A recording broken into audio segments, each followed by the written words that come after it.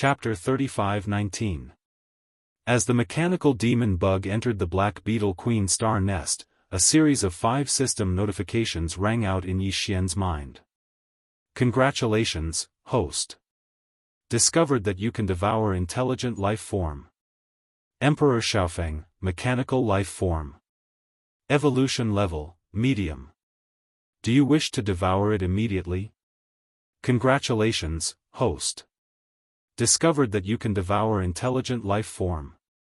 After experiencing such inhumane torture, these 5 fellows' electronic consciousnesses had actually weakened to such an extent. On the surface, the 5 mechanical battle bugs did not seem to have suffered any damage at all. However, the moment Yi Xian appeared, the system had already determined that their condition was so weak that they could be devoured. Hence, they were devoured. This was naturally a good thing. Yi Xian would not hold back at all. He immediately leaped forward, and the energy wings on the mechanical demon bug's back flapped.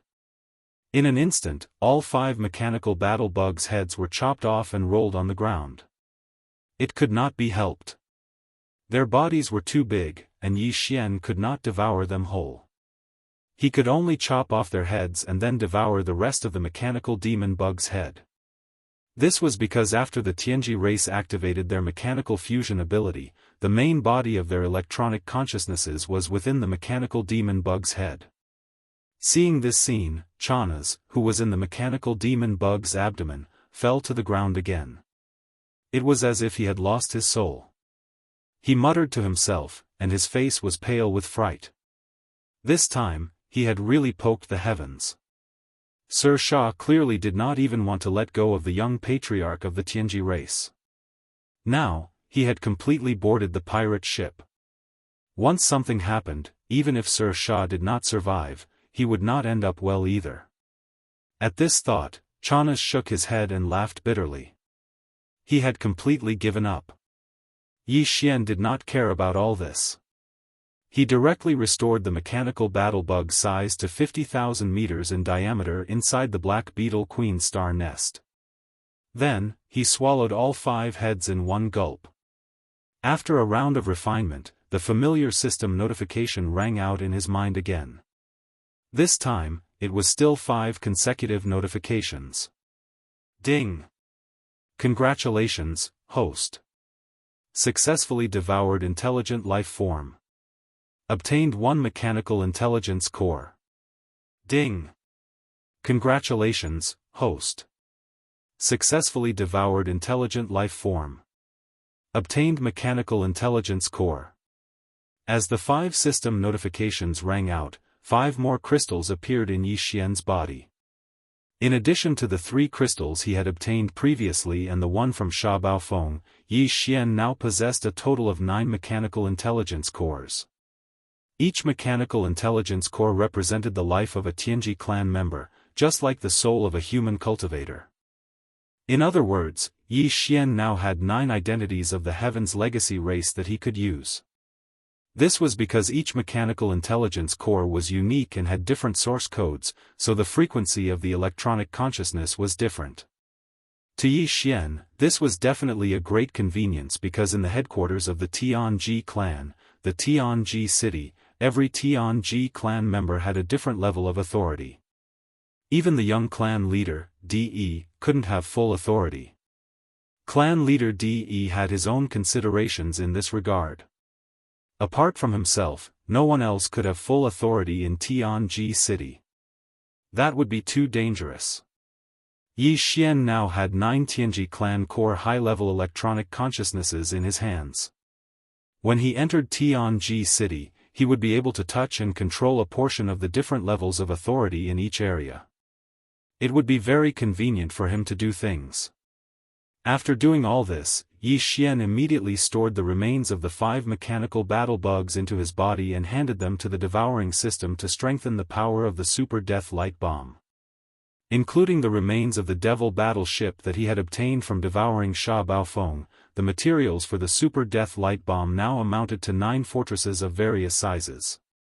2 of them were even large fortresses with a diameter of 100,000 meters. If the kinetic energy compartments, antimatter light energy generators, space oscillators, and other components were used, the bomb would be destroyed. Yi Xian didn't even dare to imagine how terrifying the power of the super death light bomb would be when all the components and equipment were put together. After doing all this, Yi Xian immediately left the Black Beetle Queen's star nest. The mechanical battle bug appeared at the edge of the root of all evil's core hinterland and then entered the central region's buffer zone. After completing the system title exploration mission this time, Yi Xian's system title had jumped to Interstellar Raider. He now had the ability to imprint the coordinates of two different locations in the universe at the same time. In the first universe, Yi Xian had already imprinted the coordinates of the Demonkin star field's black hole. He decided to imprint the coordinates of the second location in the root of all evil's star field. This was because not only was this place very close to the Tianji clan's headquarters, Tianji City, it was only a few days' journey away. Furthermore, there was the existence of the heaven-defying refining system like the Great Furnace. Yi Xian was still thinking about coming here every other year to collect the fruits of the Great Furnace. However, it wasn't wise to leave the coordinates of this location in the core hinterland. If he jumped here, it was very likely that his aura would be locked onto by some powerful existence. Thus, he decided to imprint the coordinates of the second location in the first universe in the central region of the root of all evil's star field. This way, it would be safer. Not long after, he found a rather remote area in the central region's buffer zone. Not only were there very few void rifts in the surroundings, there weren't even many black beetles to be seen.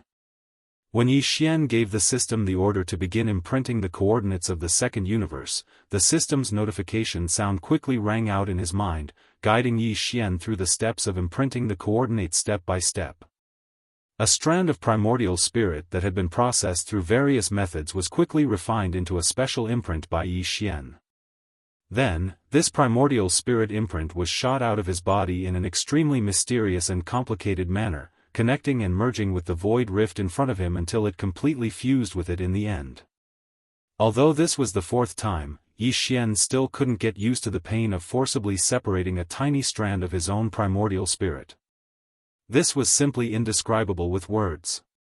After this strand of primordial spirit was separated, Yi Xian didn't immediately adjust his breathing to recover and repair his mind.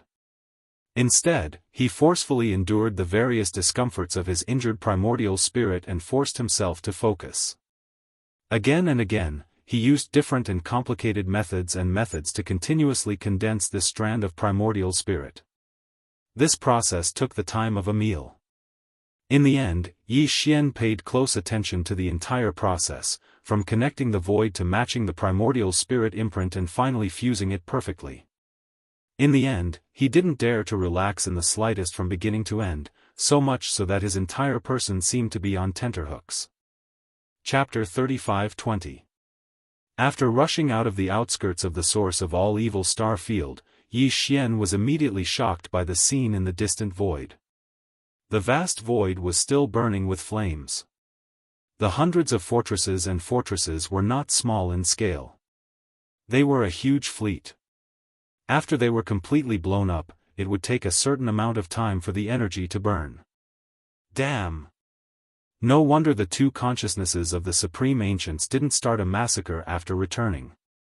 It turns out that there is already such a huge fleet outside acting as scapegoats. Seeing this spectacular scene in front of him, Yi Xian was stunned for a while before coming back to his senses and muttering to himself. Then, a warning sign appeared in his heart.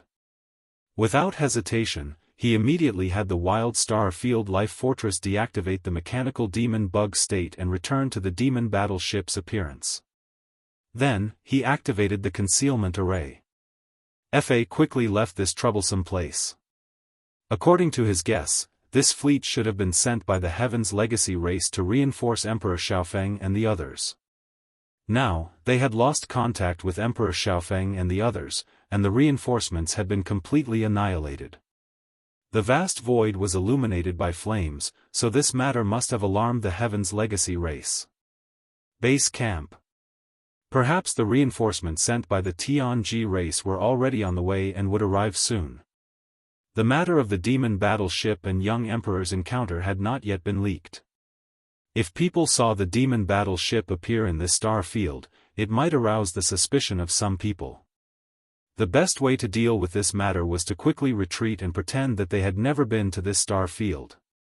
In this way, not only would Sha Baofeng's identity not be suspected, but the identities of young emperor and the others would also not be too troublesome in the future. After the reinforcements of the Tianji race entered the star field and searched for no results, the 8 of them would be listed as missing, not dead. At that time, if necessary, Yi Xian could completely transform into young emperor's appearance and find a reasonable excuse to return to life. After leaving the root of all evil star field, the Devil battleship continued to head for the headquarters of the Heaven's Legacy race, the Heaven's Legacy City.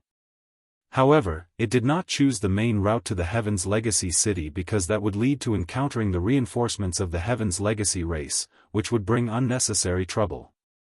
Yi Xian deliberately deviated from the main Starry Sky route and let the demon battleship travel in a more remote part of the Starry Sky. Regarding this, the Demon Royal Guard Commander Chanas did not have any objections. He did not even say anything. The old man was still in shock. The reason he left the Demon Royal Star with Yi Xian was to come to Tianji City to get promoted and make a fortune, but now, it seemed that this trip to Tianji City had turned into a horror trip. Even young emperor's young emperor in front of him was killed by him. In short, no matter what Lord Sha did now, he could only follow. The two were already grasshoppers on the same rope. Chanas had a sullen feeling of being lured into a den of thieves for no reason, but there was nothing he could do. One day later, the demon battleship stopped in a remote part of the Starry Sky.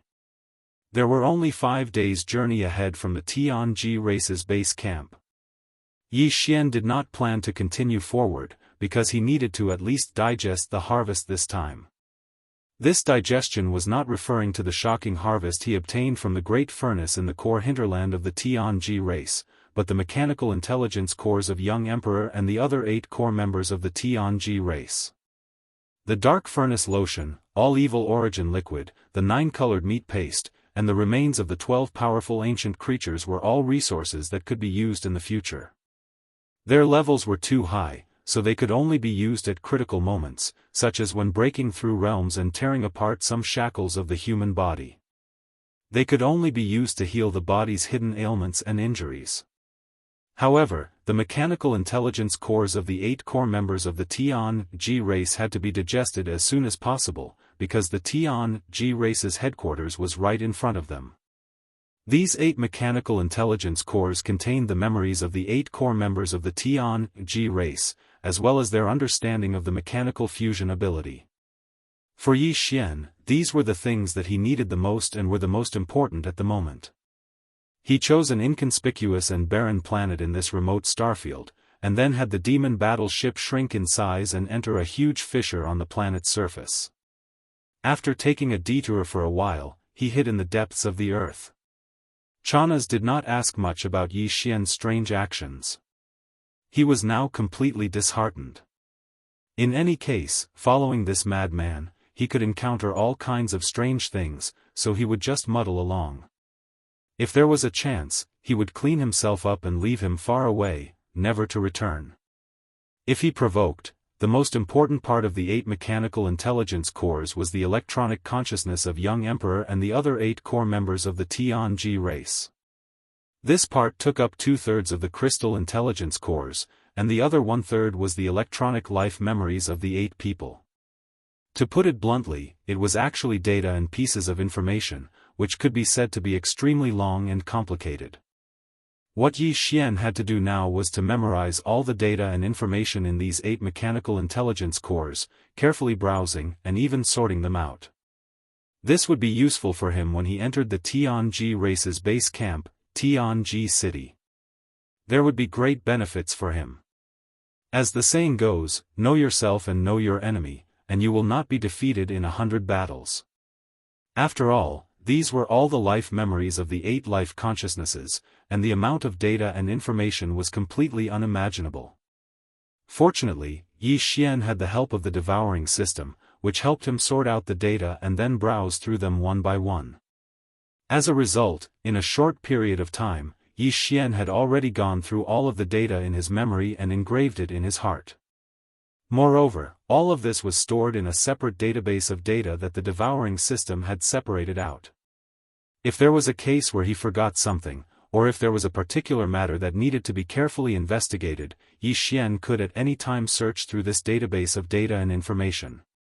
Apart from these life memories, what Yi Xian gained the most was the understanding of the various mechanical abilities of the Tianji race contained in these 8 mechanical intelligence cores. Basically, they were all electronic abilities, and Yi Xian studied them one by one. Then, he focused on young Emperor and the other 7's understanding of the Tianji race's ultimate secret technique, which was the fusion ability of machines. The Starfield Life Fortress was truly formidable. As the only life fortress in the world, its abilities in many aspects even surpassed that of the Heaven's Legacy race. Otherwise, when young Master Linghu had brought the Starfield Life Fortress into the world, he wouldn't have been so shocked by the various large factions. He had the Yuan in his hands. Chapter 35-21. The reason why Yi Xian was studying Emperor Xiaofeng and the rest of the Tianji clan's upper echelons was because he wanted to see what kind of creativity they had when it came to this ability. This would serve as a reference for SW, Wild Star Fortress.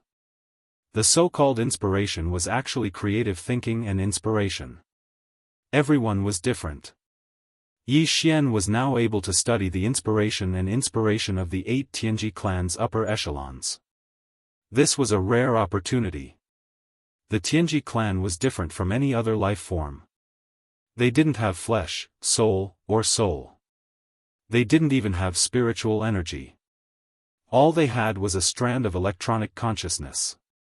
They couldn't even be considered a life form born from heaven and earth. They could only be born from intelligent robots. Once they gained self-awareness, they could be considered to have awakened and become members of the Tianji clan. As for intelligent robots, they weren't born naturally. They were created by themselves. Therefore, the Tianji clan couldn't be considered a life form of this world. It was also because of this that they could cultivate and absorb energy from the planet's core. They could also use various methods to strengthen their electronic consciousness. In addition, they could also use all kinds of rare minerals, heavenly materials, earthly treasures, and other precious metals to build a body for themselves. Moreover, in the process of becoming stronger step by step, they would constantly, countless times, carry out new changes to this body.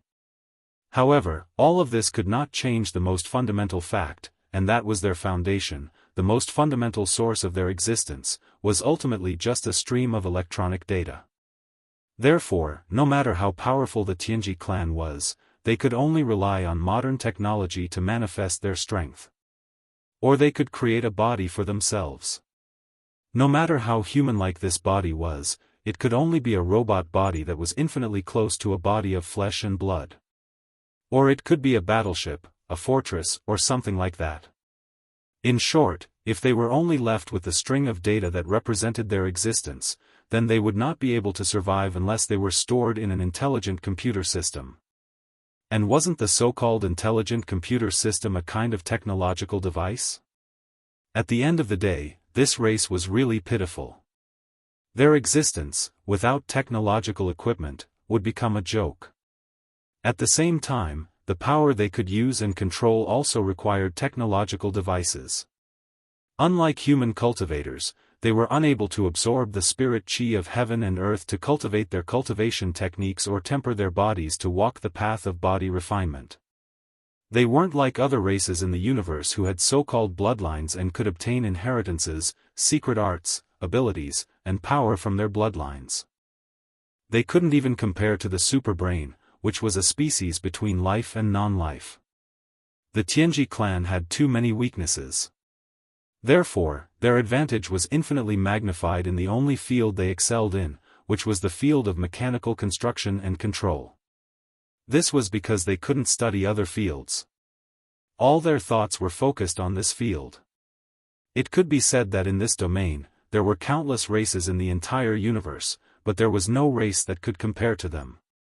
They could be said to have a unique advantage. Therefore, even though Di Xiaofeng and the other core members of the Tianji clan were like Sha Baofeng and were direct subordinates of clan leader De, they were only given a part of the true essence of the mechanical fusion ability. However, to Yi Xian, they had different levels of understanding and were only a part of it. However, the mechanical fusion ability was still an eye-opener for him. It could be said to be a real brainstorm. After carefully studying the insights and memories of young Emperor Di and the others on the level of mechanical fusion, Yi Xian was enlightened and his entire body was enlightened. He sent all the information to the central database of SW, Star Field Life Fortress, and gave the order to deduce it immediately. Everything unfolded silently. 2 hours later, Yi Xian finally received a response. A familiar system notification sounded in his mind, telling him that the Life Fortress had undergone a qualitative transformation and its ability had greatly increased. It asked Yi Xian if he wanted to demonstrate it immediately. A qualitative transformation. A substantial increase in ability. Just these two keywords were enough to make Yi Xian extremely excited. He couldn't wait and immediately gave a definite answer, wanting to see it immediately. Immediately, the Life Fortress, which had transformed into the demon battle ship, shook slightly. Yi Xian and Chanas both felt the ground under their feet begin to move. The originally vast top-floor command cabin and dome also changed, gradually shrinking. At the same time, they could no longer pass through the one-way transparent cabin. They could directly see the scene outside the ship with their naked eyes. They could only use the holographic 3D screen in the shrunken cabin to achieve this. In the holographic 3D screen, the entire shape of the demon battle ship could be seen clearly. Then, the transformation began. Rumble. Ka-cha-cha, a faint roar, accompanied by the continuous grinding sound of machinery, sounded at the same time. The demon battle ship first transformed into the appearance of a mechanical demon bug, and then it transformed into the different forms of mechanical battle insects created by the fusion of Sha Baofeng, Emperor Xiaofeng, and the other Tianji clansmen. In the end, it even combined the appearance of these 10 different battle insects and demon bugs, taking advantage of their advantages and transforming them into an extremely strange insect-like mechanical monster. All of this was within Yi Xian's expectations, including the giant skull that looked like a claw of the netherworld. Yi Xian had come into contact with all of this before, or the Life Fortress had transformed before. But this time, the Life Fortress's transformation speed was much, much faster. This was clearly due to Emperor Xiaofeng and the others' comprehension of mechanical fusion. But this was not the end. The so-called qualitative transformation clearly did not just mean that the Life Fortress's transformation speed had increased. Then, the style of the Life Fortress suddenly changed. The grinding sounds of machinery suddenly rang out, and the Life Fortress's external form suddenly turned into a 9-hell demon crocodile, then a blood unicorn, a void tortoise, a golden divine dragon, and even a desolate ancient Yiksha with a pair of giant wings on its back. In short, the Devouring Systems database recorded this. Chapter 35-22. Looking at the holographic 3D screen in front of them, Yi Xian and Chanas were both dumbfounded. Their mouths were wide open, and their faces were filled with astonishment. This was truly a stroke of genius. They had never thought that a small fortress could have so many transformations. Apart from the mechanical battle bug, it could also transform into the golden divine dragon, desolate ancient Yiksha, and other forms. It was practically every life form they had ever seen or heard of. It had demonstrated all the transformations of life forms just now. In the end, it had directly transformed into an alloy battle god that was more than 50,000 meters tall, holding a giant shield and a spear that was more than 100,000 meters long in its hands. This completely subverted the Tianji race's mechanical fusion ability. There was nothing impossible, only unexpected. It was no wonder that the devouring system in Yi Xian's body had evaluated it as a life form that had undergone a qualitative transformation. Wasn't this a qualitative transformation? The significance of this transformation was tantamount to opening a door that had never existed before for the Life Fortress. It broadened the scope of its existence. It was no longer just a battleship. It could even be a battle beast, or a giant humanoid mecha. For example, right now, Yi Xian and Chana's were in the inner space of the alloy battle god's chest. All of the alloy battle god's movements were under Yi Xian's control. In a sense, wasn't it like Yi Xian wearing a giant humanoid mecha and charging onto the battlefield to fight? Was that so? In the vast universe, there was no such thing as a life form. Every life form had its own reason for existence, and also had its own strengths. For example, the Zerg race in the universe. Their powerful vitality and terrifying jumping ability when they exploded were their unique advantages. As for other species, the reason why they were in their current form and not other forms was also for their own reasons. Existence was reason. That was what it meant. In different environments and situations, you might need to strengthen differently. Yi Xian, on the other hand, had a life stronghold that could change its shape at will. When he needed it, he could do whatever he wanted. It was perfect to the extreme. However, compared to other life forms, such as the Zergs, Yi Xian was more inclined toward the final form of the alloy battle god that the Life Fortress had transformed into. He immediately ordered the Life Fortress to maintain its current form and not continue transforming. This was because Yi Xian wanted to properly study the alloy battle god's form. He was even vaguely looking forward to the moment when he could transform the Life Fortress into this form and control it to charge onto the battlefield to fight the enemy. This was just a random thought. At this moment, Yi Xian would never have imagined that this wish of his would actually come true. Of Ye's order, and under Yi of the Life Fortress, Yi Xian excitedly began to study all of the alloy battle god's combat techniques, as well as the various abilities represented by its internal structure. The alloy battle god's body was over 50,000 meters long. This was the current limit. If they wanted to make the alloy battle god even larger, they would need the micromolecules of the Zerg that made up the Life Fortress to multiply again. Of course, 50,000 meters was the upper limit. As for the decrease, it reached 500 meters, which was a bit smaller than the mechanical devil bug from before. This was also because the Life Fortress had just reached its lower limit after digesting the insights of young Emperor and the other Tianji race higher-ups regarding the fusion of machines. Similarly, if it transformed into the mechanical devil bug form, it could also reach 500 meters. This was completely different from the previous limit of 1,000 meters. If young Emperor was still here and saw this scene, who knew how shocked he would be? Although 500 meters was the lower limit of the body size, as a human, it was really too shocking. Think about it, among the standard warships of the various large and small countries in the territory of the Immortal dynasty in the human technological camp, the smallest planetary warship was only 1,000 meters long. If it was compared to the alloy battle god vertically, it would only be twice the size of the alloy battle god. As for the upper limit of 50,000 meters, that was even more shocking. Everyone was used to the sight of a 50,000 meter wide interstellar fortress hovering in the void of the universe. However, if there was a humanoid alloy war god standing next to this interstellar fortress that was as tall as it, or even slightly taller, everyone's eyes would definitely fall to the ground in shock. 50,000 meters, that was 50 kilometers. This kind of height made people speechless. With one large stride or leap, it was at least several hundred kilometers. It was absolutely terrifying. And this was just the basic performance. In addition, in terms of defense and attack, the alloy battle god also stunned Yi Xian. First of all, the energy shield of the Universal Fortress's defense system would normally appear as a pair of light beams behind the alloy battle god.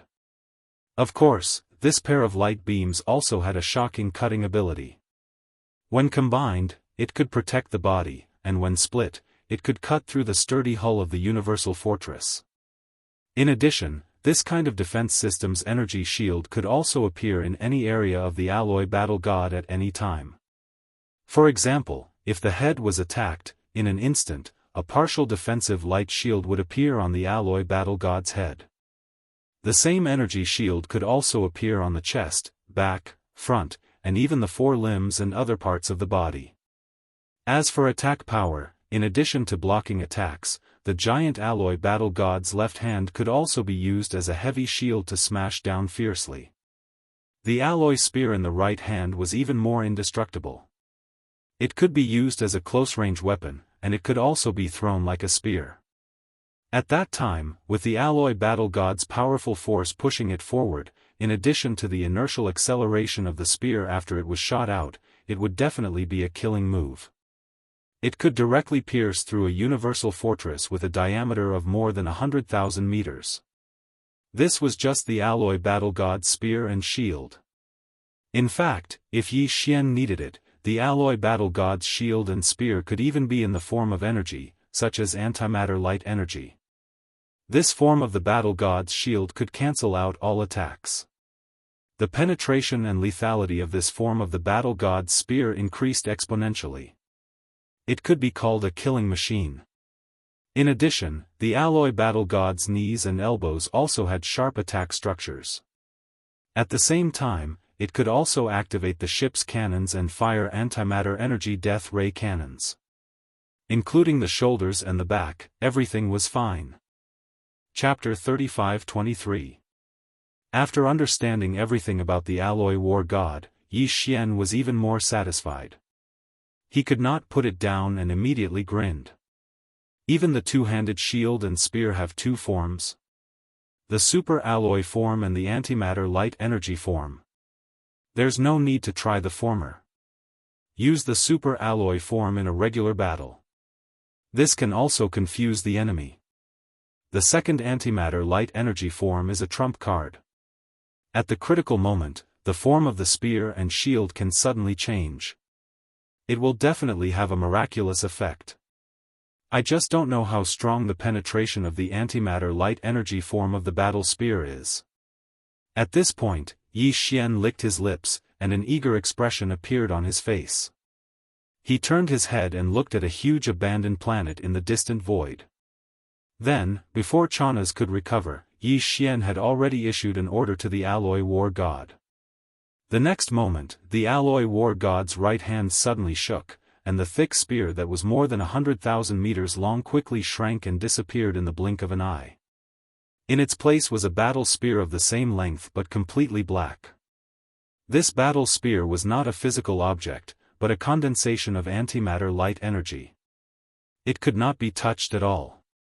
Otherwise, anything that touched it would be destroyed. The reason why the alloy war god could hold it unscathed was that its palm and other parts were originally the energy vent of the antimatter light energy generator. It was made of a special material. Rumble. Whoosh, with a deafening roar, the alloy war god abruptly came to a halt, and its figure instantly shot up hundreds of kilometers into space. At the same time, it raised its right hand, gripping the antimatter energy spear, and threw it with all its might without hesitation. At this moment, the void was torn apart, and there was an ear-piercing sound. A black light pierced through the sky, and in the blink of an eye, it had already reached the huge abandoned planet in the distant void. With a roar and explosion, it pierced through without any suspense and finally disappeared into the void of the universe at the end of the line of sight. In space, gurgle gurgle, it was just a throw of the spear, but a hole with a diameter of 100 meters appeared in the center of the huge abandoned planet. Looking from this side of the void, one could see the void on the other side of the planet. This scene was too shocking. Chanasi was stunned. His mouth was wide open, but he didn't say anything. His throat kept moving as he swallowed his saliva. Even though Yi Xian had already guessed that this might be the outcome, seeing it with his own eyes gave him a different feeling. He was equally shocked. Heavens, Sha. Lord Sha, how did you do it? Was this really the devil battle horn? My goodness, you almost scared this old man to death. After staring blankly for a long time, Chanas finally came back to his senses. Looking at the huge abandoned star with a hole in it, he stammered, obviously still unable to break free from the great shock in his heart. Such a huge star, even if it's 100,000 meters in diameter, it's still not that big of a star. Even the battleship's death ray cannon from the empty fortress would definitely not be able to pierce a hole in it. This is simply illogical. Yi Xian patted Chana's on the shoulder with a sympathetic look. Don't worry, you'll get used to it slowly. The reason why he brought Chana's out of the Demon Emperor planet was partly because he didn't want to leave this hidden danger there. Secondly, he also considered that after entering the Tianji city, he might need help in some aspects, so he brought one with him just in case. It was indeed hard on this old man along the way. However, this place was only a 5-day interstellar voyage away from the Tianji city. Once they reached the Tianji city, regardless of whether he was of use to Yi Xian, he wouldn't bring him with him when he left. To him, this should be considered a release. As for whether there would be a situation where the matter would be exposed after they left, and whether Chana's would be implicated if it really happened, this was not a problem that Yi Xian had to consider. Immediately, Yi Xian issued another order to Life Fortress to deactivate the alloy war god form and return to the demon battle cruiser form. Then, he stepped on the interstellar main route to the Tianji city and sped towards the Tianji race's headquarters at full speed. Tianji city, as the headquarters of the Tianji race, the overlord of the first universe, naturally couldn't be an isolated city. In fact, it was a collective name for a cluster of buildings in the starry sky. Tianji city was located in the central region of the first universe. The starry sky that its territory covered was extremely vast. In a broad sense, Tianji city was divided into the outer region, the inner region, and the core region. The outer region was made up of a large number of planets. These planets looked no different from the planets that the human race lived on.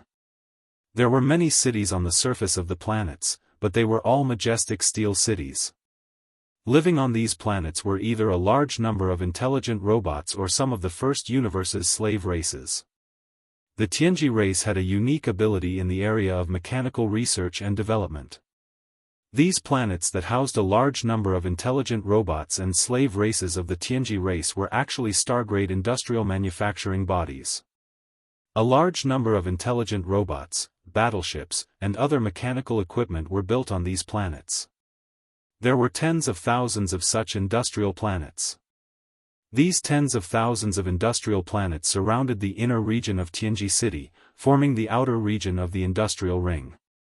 As for the inner region, it was formed by more than 10,000 star fortresses that were built into fixed space fortresses scattered throughout the void.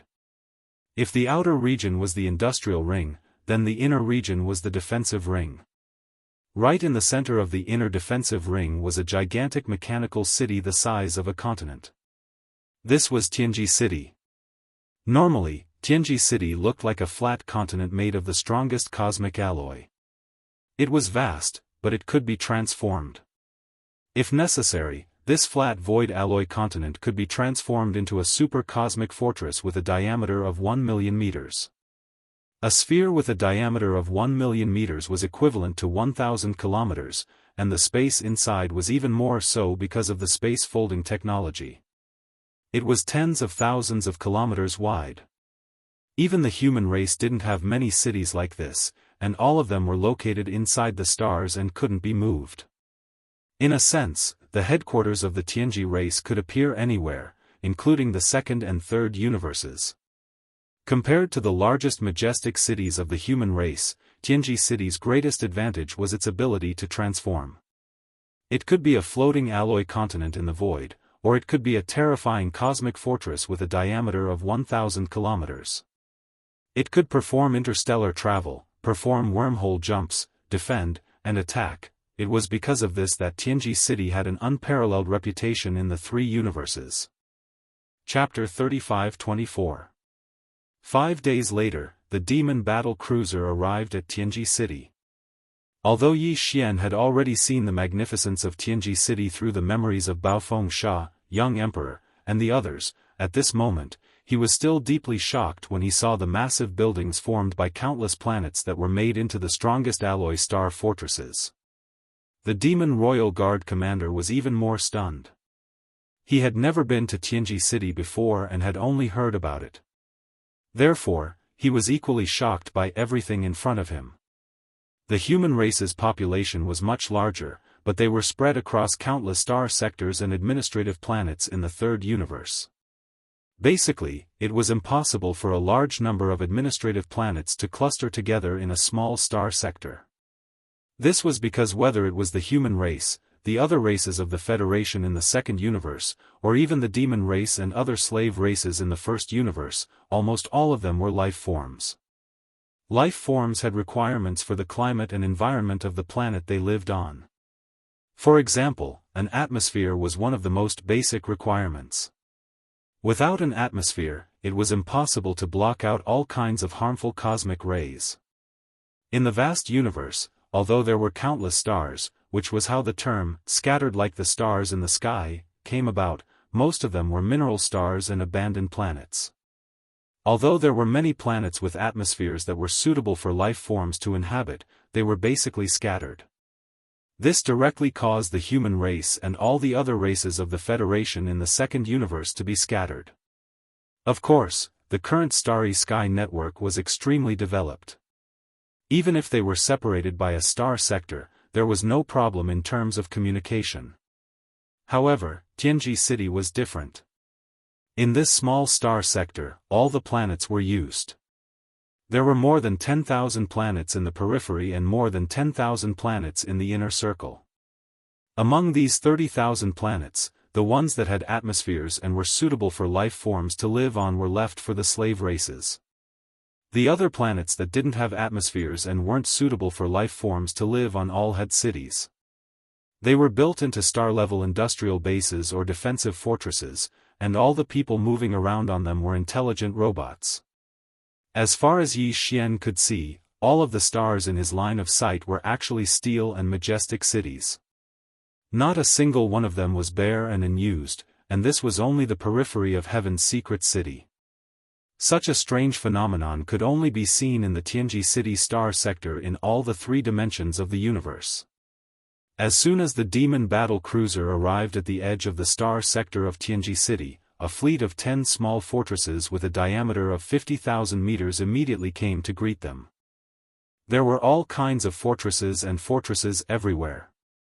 After all, this was the headquarters of the Jianghu race. The race's warship manufacturing center was also here.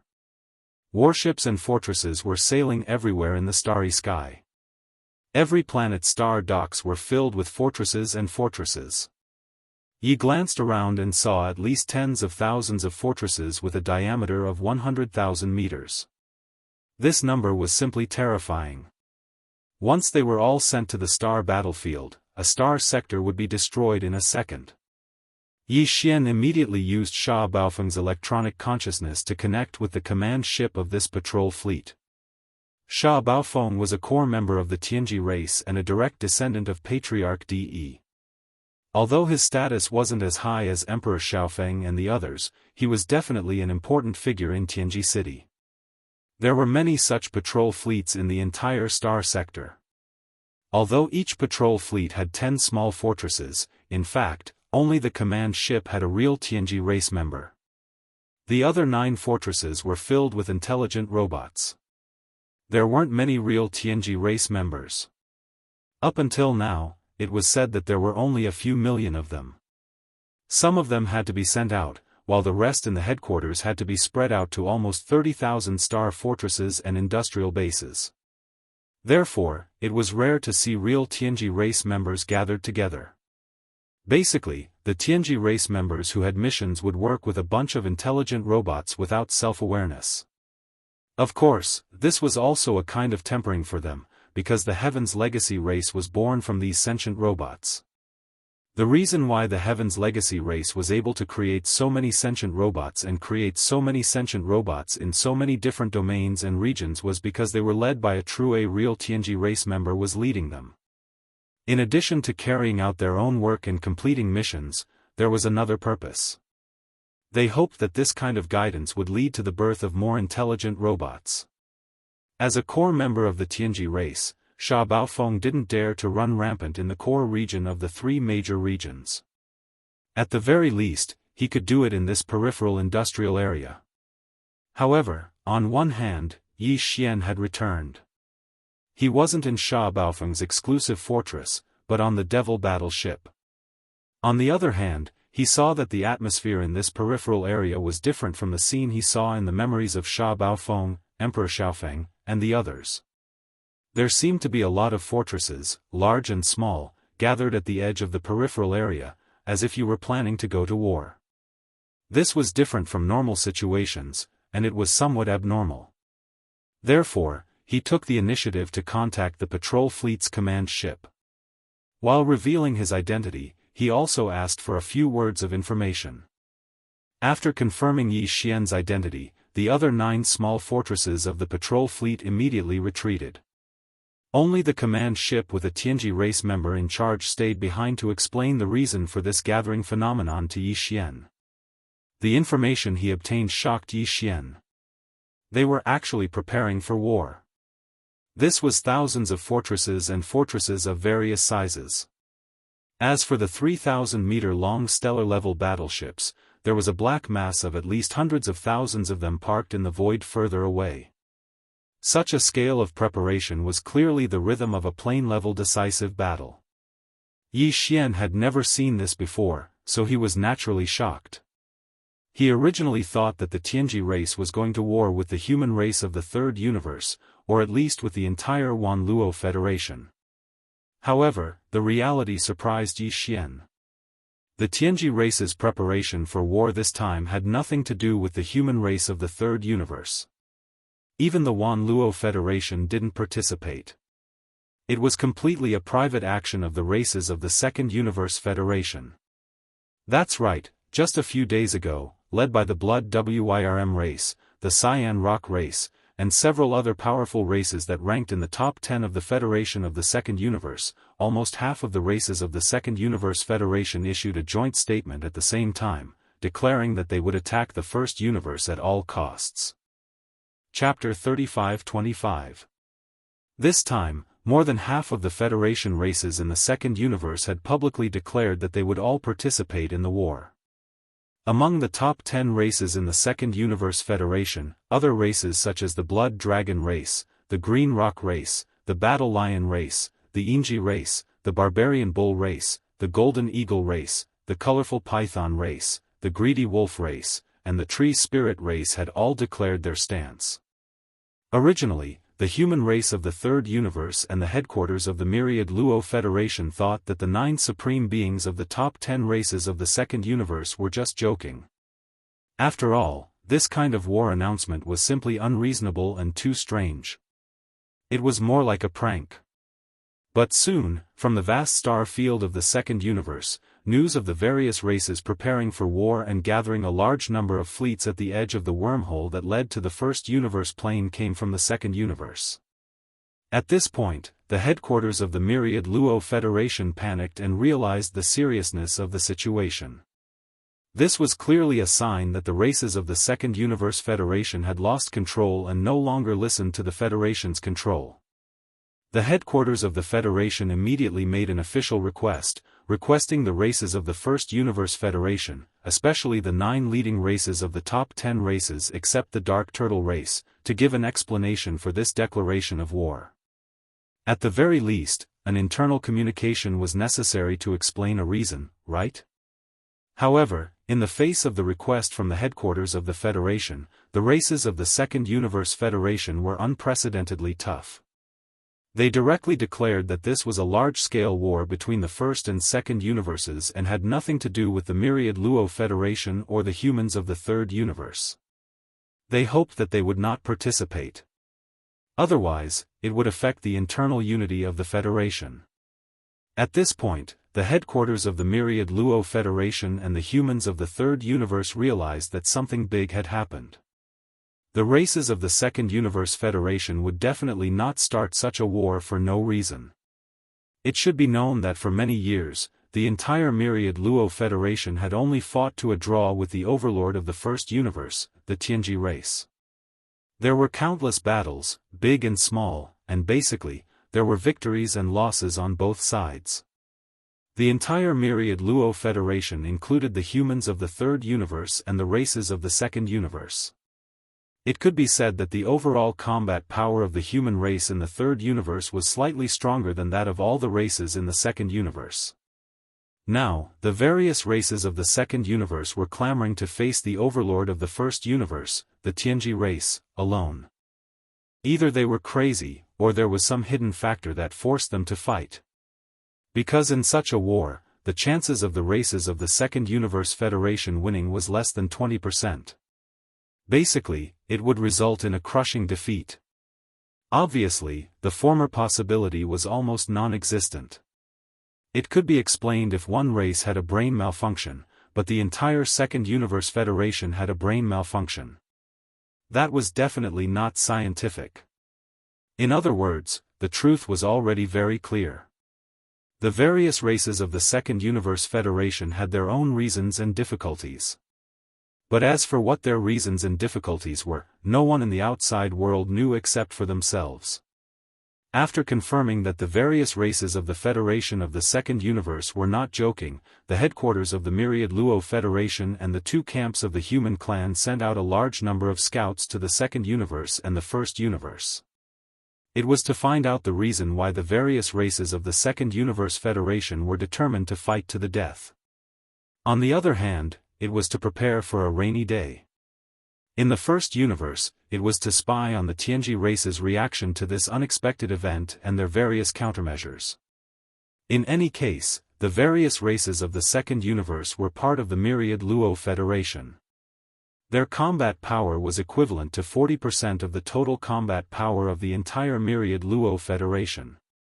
If the various races of the Second Universe Federation suffered a crushing defeat in this battle and suffered too great a loss, the strength of the entire Myriad Luo Federation would be greatly damaged. For the Federation and the two camps of the human clan in the Third Universe, this was not a good thing. It could even be a disaster. This was because the overlord of the First Universe, the Tianji race, had been waiting for this opportunity to separate the various races of the Second Universe Federation from the human clan and defeat them one by one. This time, the various races of the Second Universe Federation were clearly offering up the opportunity that they had been dreaming of. How could the Tianji race not grasp this opportunity? There was no doubt that as long as the various races of the Second Universe Federation were defeated, the Tianji race would definitely go all out and target the two camps of the human clan in the Third Universe. In this way, the entire Myriad Luo Federation would be completely annihilated because of this battle. In the end, it was not impossible for the Tianji race to dominate the three universes. This matter was too important. Therefore, even if the Myriad Luo Federation was extremely dissatisfied, even if the two camps of the human clan were furious, they felt as if they were being shamelessly dragged into this mess by the various races of the Second Universe Federation. But for the sake of the overall situation, the human clan in the Third Universe was forced to helplessly prepare for war. After all, they were allies on the same front. The human clan and the headquarters of the Federation could not just watch as the various races of the Second Universe Federation were annihilated by the Tianji race. When it came to the critical moment that would decide the overall situation of the war, the armies of the two camps of the human clan would definitely enter the battlefield through the wormhole and helplessly participate in this war. They could only hope to maintain the balance of strength between the enemy and themselves. It could be said that the three universes had become hostile because of the sudden brainwashing of the various races of the Second Universe. An all-out war between the three universes had never been so close before.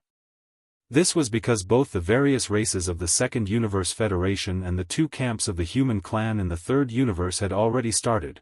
They had begun to gather their forces near the wormhole of the universe. The overlord of the First Universe, the Tianji race, was the same.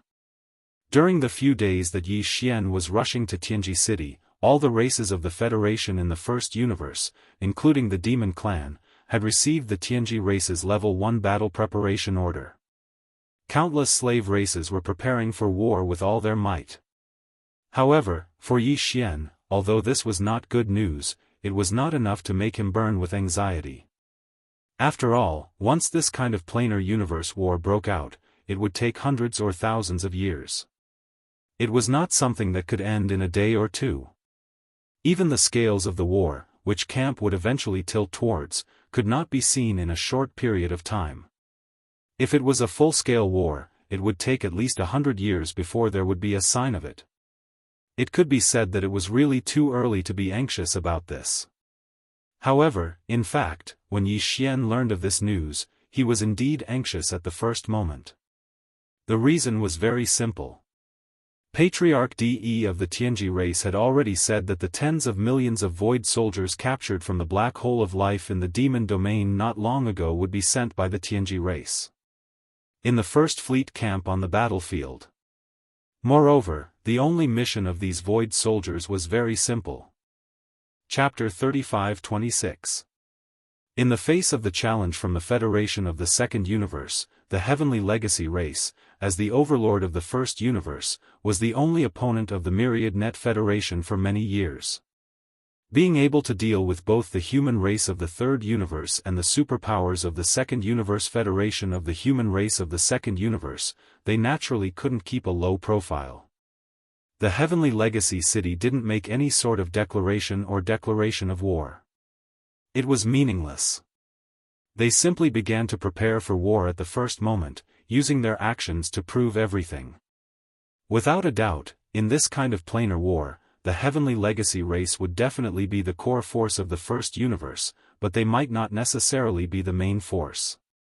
This was because in the First Universe, there were still countless slave races, including the demon race. The Heavenly Legacy race didn't have many clansmen. The true Heavenly Legacy race only numbered in the millions. It was impossible to place all of them on the front lines. The main force of this war, at least, the vast majority of the war of attrition, still had to rely on the fleets of the many slave races of the First Universe. Of course, the AI robot squadron under the Heavenly Legacy race was also one of the main forces. The Heavenly Legacy race was mysterious. The forces dispatched from the Heavenly Legacy race's main camp to participate in the war, such as a massive fleet of tens of thousands of warships, might only have one true Heavenly Legacy race clansman. However, the terrifying combat strength of this fleet was real and couldn't be ignored. A single Heavenly Legacy race clansman with an electronic consciousness could control countless AI robots at the same time. Battleships, or even entire fleets, were all controlled by intelligent robots. That would be enough. Otherwise, how could the Heavenly Legacy race, which only had a few million true clansmen, dominate the entire First Universe? In the First Universe, there were more than a few hundred slave races in the First Universe. There was once a joke that circulated in the three universes. At the time, the Heaven's Legacy race had yet to dominate the First Universe. There was a time when a massive fleet of several thousand warships, fortresses was sent to attack a race that refused to submit. In the end, the Heavenly Legacy race's fleet won, and this race became a slave race of the Heavenly Legacy race. In the end, the patriarch of this race raised his head and sighed. He said that the Heavenly Legacy race had mobilized thousands of warships and tens of billions of clansmen to attack a small race. How could they not sweep it away? This was clearly self-reproaching and lamenting the unfairness of the world. As a result, the several thousand fortresses of the Heaven's Legacy race fleet opened all of their hatches. Countless sentient robots lined up and walked out, flooding the void. But there was only one true member of the Heaven's Legacy race. A single member of the Celestial Legacy race with an electronic consciousness was enough to lead an enormous fleet into battle. All orders would be transmitted to the entire fleet in the form of an electronic consciousness and received by all the sentient robots. Not only was the command instantaneous and comprehensive, but there was also no deviation in the execution of the command. This was because they were all intelligent robots and did not have their own consciousness. They only had the consciousness to carry out orders. This was much more efficient than humans and other races, who followed the example of their superiors and passed down orders one by one. This was why the Heaven's Legacy race's fleet was so frightening. Of course, this was only referring to regular battles, and it didn't include the battle between the Supreme Primordial Age and the Heaven's Fate clan's fleet that had occurred in the source of all evil. That was purely a special case. The two sides involved in this battle were simply not on the same level of strength. In short, for the Heaven's Legacy race, it was completely normal for an enormous fleet to only have one or two true members of the Heaven's Legacy race presiding over it. For example, this was the case this time. The vanguard fleet of the Heaven's Legacy race was enormous. There were 1,000 fortresses of various sizes and 100 fortresses of various sizes. In addition, there were over 10,000 star-level warships that were 3,000 meters long and star-level warships that were 1,000 meters long. Such a massive vanguard fleet was completely controlled by sentient robots. Countless sentient robots were sent to the battlefield, but there were only two members of the upper echelon of the Heaven's Legacy race who were in charge of commanding the flagship. These two positions were enthusiastically contested by the upper echelons of the Heaven's Legacy race. In their view, this was an excellent opportunity to perform a great service. Just that the various races of the Federation of the Second Universe had sent a fleet over, and they had even taken the initiative to invade. The battlefield was in the First Universe, their own territory. They were afraid. Also, this time, the vanguard fleet was carrying the tens of millions of void soldiers that had been captured not long ago. They would be deployed on the battlefield as cannon fodder to consume the enemy's strength. It was safe to say that the Heaven's Legacy race's fleet would definitely win the battle no matter how one looked at it. The various races of the Federation of the Second Universe were invading. He would be beaten to a pulp. If the young chief, Di Xiaofeng, were there, nobody would have been able to take away the command of the vanguard fleet. The other upper echelons of the Heaven's Legacy race would have been able to compete for the position of deputy commander at best. However, the young chief, Di Xiaofeng, was missing. It was said that a major accident had taken place in the root of all evil. The entire fleet that was sent to reinforce Di Xiaofeng was annihilated. They didn't even have the chance to send out a distress signal. It was definitely because of a great disaster. Otherwise, how could such a thing have happened? There were already rumors in the Heaven's Legacy city, claiming that there was a terrifying being beyond the Star Lord stayed in the depths of the root of all evil, and that the young chief, Di Xiaofeng, had already perished and would never return. That was why the upper echelons of the younger generation of the Heaven's Legacy race were all fighting for the position of commander of the vanguard fleet as if they had been injected with chicken blood. In their eyes, they were no longer fighting for the position of commander of the vanguard fleet, they were fighting for the position of commander of the vanguard fleet in the future. They were fighting for the future of the Heaven's Legacy race. Now that Di Xiaofeng had perished, the clan chief would definitely choose a new person from the younger generation to replace him. If the commander who led the vanguard fleet to the space battlefield performed well, he would undoubtedly have a better chance. Under such circumstances, even the senior members of the Heaven's Legacy race had secretly reached a consensus that they would no longer fight for the position of commander of the vanguard fleet, leaving the opportunity to the younger generation. In the end, due to the fierce competition, everyone wanted to be the first to obtain the position of commander of the vanguard fleet. The Heaven's Legacy race was in turmoil for a while. In order to prevent internal strife, the clan chief, De, stated that the position of commander and deputy commander of the vanguard fleet would no longer be decided by the clan. Instead, the younger generation of the clan would be allowed to compete with each other and launch a fair competition. Yi Xian's eyes glittered when he heard the news. Since it was a fair competition, it couldn't be better. Chapter 35-27. Although it was confirmed that the commander of the vanguard fleet would be chosen by the younger generation of the Tianji clan through a fair competition, there was still no conclusion as to how this competition would be held. Clan leader De had yet to make a final decision as to the rules of the competition. However, with the fleet about to depart, the rules of the competition would be announced very soon. If it was not today, it would be tomorrow. Yi Xian was already determined to win. He sneered to himself and did not ask any more questions. He immediately steered the demon battleship toward the core area of Tianji City. Along the way, they passed through the outer industrial zone and the inner defensive circle. Along the way, every star that Yi Xian saw in this vast star domain was forged into a majestic alloy city. There was almost no rocky land on the surface of the star. It was all cold alloy, as if the entire body of the star was made of metal. It was as if it was made of alloy. It was shocking. Soon, a continent appeared in front of them. A continent in the starry sky. In the boundless starry sky of the universe, the three known universes were already vast and boundless. In these three universes, there weren't only stars in the universe. In some peculiar universes, there were indeed strange continents. However, there was only one continent in the three universes that was entirely made of alloy. This was the real Tianji City in a narrow sense, the core headquarters of the Tianji clan. Tianji City did not look big on the surface. It was only 1,000 kilometers in radius, which was about 1,000,000 meters. However, it was divided into two layers. The outer layer was the surface of this alloy continent.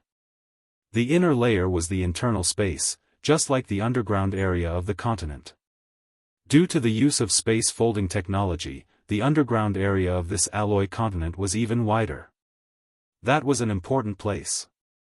Other than clan leader De and a few of his core subordinates, no one was allowed to enter. Among the 9 mechanical intelligence cores in Yi Xian's hands, only the young clan leader Di Xiaofeng had the authority to enter the core area of Tianji City. The other 8, including Sha Baofeng, were all direct subordinates of clan leader De. However, because they were not core members, they were all only allowed to enter. They had the right to enter and exit the outer layer of Tianji City. The Heaven's Legacy race was different from other races. They would not have a high population density because they had very few people to begin with. The entire Heaven's Legacy race only had a few million people. A large number of clansmen were sent out. Among the clansmen stationed in Tianji City, some had to lead patrol fleets to patrol this vast star region. In addition, the industrial perimeter and inner defensive perimeter all required 1 or 2 members of the Heaven's Legacy race to stand guard. In addition, the inner area of the Tianji continent also needed some core higher-ups to guard some important places, as well as the higher-ups sent over by the First Universe's slave races. Therefore, on the outer surface of the Tianji continent, it was basically deserted. However, there were still groups of intelligent super robots. Now and then a patrol team would pass by. Sha Baofeng had a villa on the outskirts of the Tianji continent. It was his private territory. Other higher-ups of the Tianji tribe were not allowed to enter. Only Sha Baofeng's electronic consciousness could open it. After the Devil battleship arrived at the edge of the Tianji continent, it was no longer allowed to move forward. Yi Xian was aware of this. He immediately walked out of the Devil battleship with Chana's. He waved his hand and stored the Devil battleship into his undying world. Then, he landed and walked towards his villa. Although this was an alloy space city, because the Tianji tribe had always yearned for the life of the human race, even their own appearance was very similar to that of the human race. Therefore, the surface of the Tianji city's outer land looked very similar to the environment that the human race lived in. The ground, buildings, and vegetation. Everything was there. Of course, they were all simulated with the super memory alloy and the super biological alloy. Even an inconspicuous tree was shockingly tough. Even the star-obliterating cannons of a planetary warship might not be able to destroy it. Along the way to Sha Baofeng's villa, they did not encounter other higher-ups of the Heaven's Legacy race. Instead, they encountered many patrol teams of super battle AI robots. However, they were able to detect the electronic consciousness of the Heaven's Legacy race members. Therefore, they did not stop Yi Xian and mistook him for Sha Baofeng. The exterior and interior of the villa were the same as ordinary villas in the human world. However, it was made of top-grade alloy and was extremely sturdy. It could withstand the bombardment of Star Destroyer cannons. After all, this was the core of the Tianji city on the Tianji continent. Yi Xian had Sha Baofeng's electronic consciousness. He was the owner of this villa. Therefore, he easily entered the villa. After a round of searching, Yi Xian took all the rare minerals, materials, and cultivation resources that Sha Baofeng had left behind in the villa. It was a great harvest.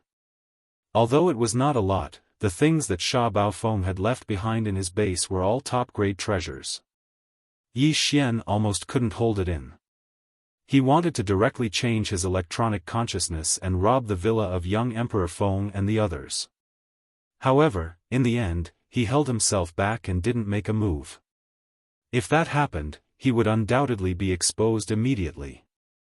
Young Emperor Feng and the other 8 upper echelons of the Heavenly Legacy clan were currently missing people. If they appeared outside of Heavenly Legacy City, it would be possible for them to find an excuse to avoid it. If they suddenly appeared in the core of Heavenly Legacy City like this, it would definitely arouse suspicion, unless Yi Xian already planned to do something. Otherwise, he would not have acted in this way. While he was looting Sha Baofeng's villa, the commander of the Demon Royal Guards, Chanas, had been watching from the side. He shook his head and sighed from time to time. In his opinion, Yi Xian was not robbing Sha Baofeng's villa. Instead, he was packing up his belongings and preparing to run away. After all, if he committed a big crime, he would be exposed one day. Therefore, when Yi Xian finished looting everything in the villa and pretended not to care, he told Chanas that he would be staying here for the time being and that he would give him the authority to freely enter and leave the villa. The old thing didn't hesitate in the slightest and immediately shook his head like a rattle drum. There's no way. Wherever Lord Sha goes, this old man will go. If you want to leave me here as a scapegoat, that is absolutely impossible. Yi Xian turned his head in surprise and sized up Chanas. He did not expect this old man to be so shrewd. Did he see through something? Without waiting for him to mutter, Chanas, who was at the side, spoke again. Humph, you've just returned and you're already taking care of the women. This is clearly the rhythm of running away. Sir Sha, I didn't give you any trouble along the way. Didn't you say so? We are grasshoppers in the same boat, and now you want to put me down. I assent it a little unkind of you to leave me behind? Packing up your belongings? Yi Xian was stunned and then speechless. After all this time, this old man was actually thinking this way. He was really speechless. Chapter 35-28. The information displayed on the holographic screen was the rules of the election for the commander and deputy commander of the Tianji race's vanguard fleet. It was very simple. All the higher-ups of the younger generation who were currently in Tianji City could participate. As for the content of the competition, it was a competition of mechanical fusion abilities. This also limited the final winner to only the direct subordinates of the clan leader, DE. This was because only DE's direct subordinates would be allowed to participate. This was the so-called ultimate secret technique of the Tianji race. This was clearly the rhythm of the selection of the new young patriarch. Perhaps this matter would not be announced publicly before confirming that young Emperor De had met with misfortune. However, everyone knew that Patriarch De definitely had this intention and had brought forward the selection of the new young patriarch. This was because to the Tianji race, one's talent could be seen from the degree of comprehension of mechanical fusion abilities. Young Emperor De's talent in this ultimate secret technique far surpassed the other higher-ups of the younger generation of the Tianji race. However, to Yi Xian, this was good news. He did not care about the young patriarch of the Tianji race, but Yi Xian had to obtain the commander of the vanguard fleet. If it was a competition of other domains and electronic abilities, Yi Xian might not dare to boast. However, in terms of mechanical fusion abilities, in the entire Tianji race, other than Patriarch De, who had created this ultimate ability, Yi Xian was not afraid of anyone else. This included the few elders in the race. Although Yi Xian had never seen them before, he still had a certain understanding of their mechanical fusion abilities through the memories of young Emperor De and the others.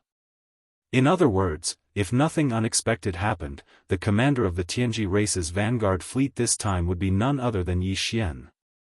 The problem of the Void Soldier Ladle race could be considered to have been solved. Yi Xian was now thinking about the rescue problem of the demon people's royal uncles. After the thousands of slave races in the first universe were conquered by the Tianji race, every race's patriarch or emperor had to send an elder they had the best relationship with to Tianji city as a hostage when they ascended the throne. Because of this, it was said that there was an independent area inside Tianji city called the Imperial Prison. Those who were imprisoned were all members of the royal family of each race. In order to get close to the Imperial Prison, one had to enter the Tianji continent. Among the 9 mechanical intelligence cores in Yi Xian's hands, only young Patriarch Di Xiaofeng's electronic consciousness had this authority. However, Xiaofeng could not show himself now. Otherwise, it would cause trouble for Yi Xian. Everything would be exposed before he could take over the entire soldier ladle race. This matter was clearly at a dead end. If young Emperor Di used his identity to rescue the past generations of demon emperors, then the rescue of the Bingdiao clan would encounter a change. If he didn't move and waited for the commander of the vanguard fleet to take over the entire soldier ladle clan, then Yi Xian would immediately head to the front lines and wouldn't have the time to rescue the past generations of demon emperors. Looks like I can only wait until I return to Tianji city from the battlefield before I think of a way to save those old guys. After thinking for a while, Yi Xian shook his head and sighed. This is clearly a long-term plan to hide behind the enemy. But the demon race is too strong. Unless I have no other choice, I don't want to give up. Sigh, this matter. Sighing, Yi Xian had no choice but to confirm the general direction of the follow-up action. First, he would get the commander's hat of the vanguard fleet and take over the soldier ladle race. Then, he would return to Tianji city and rescue the demon race's royal uncles. At this time, the holographic 3D screen in the villa's living room flashed again. A middle-aged man with a square face and a dignified face appeared on the 3D screen. Yi Xian's heart skipped a beat. He quickly got up and bowed slightly. Patriarch. Bang! Just as he finished speaking, a loud sound came from the sofa beside him. Yi Xian turned around and saw the commander of the demon royal guards, Chanas. He hurriedly got up from the ground and stood respectfully in front of the sofa. His body was trembling slightly. Greetings, Patriarch. To the thousands of slave races in the first universe, the Patriarch of the Tianji clan, De, was a god. He was a supreme existence. The entire first universe was his territory. In fact, there were only a few races in the first universe who had seen De in person. Even Chanas had never thought that he would be able to see the patriarch of the Tianji clan, De, with his own eyes when he came to the Tianji city this time. Even if it was through a holographic 3D screen. Therefore, he was caught off guard and panicked. This was like the ordinary people in the dynasty suddenly seeing the arrival of the immortal emperor. It was inevitable. At this moment, Yi Xian's heartstrings tightened. He was not particularly reassured about Chanas. He was afraid that this old man would suddenly say something that he should not say. Originally, Yi Xian was also thinking of ways to avoid this. However, De's appearance was too sudden. He was caught off guard. Fortunately, this was only an image of De's doppelganger. There should not be too big of a problem. The core of the Tianji clan's existence was actually an electronic consciousness. Therefore, in the huge Tianji city, Patriarch De could transform into thousands of doppelgangers at any time. As long as there was an electronic device, he could appear at any time. Even if it was an intelligent robot patrolling in the starry sky, one moment it was normal, the next moment it might become the carrier of De's electronic consciousness. Yi Xian had already known this through Sha Baofeng's memory. Therefore, in Tianji city, he was very careful. No matter what he said or did, he had to pay attention at all times. Perhaps there was an electronic eye somewhere that had transformed into De's eyes and was spying on him. This terrifying ability to transform into thousands of doppelgangers was similar to the human clan's cultivation camp. Perhaps a certain super-old monster also had this ability. At the very least, the palace master of the 6th palace of the 10 ultimates, Tian Qianzi, was quite accomplished in this aspect. However, in comparison, in such a majestic mechanical city like Tianji City, even if a super-old monster of the human clan who was proficient in this aspect came, he would definitely be suppressed by DE. Here, he had a natural advantage. The doppelganger that appeared in front of him was not DE's actual body. It was only an image of his doppelganger. Chapter 35-29. Yi Xian was actually very nervous.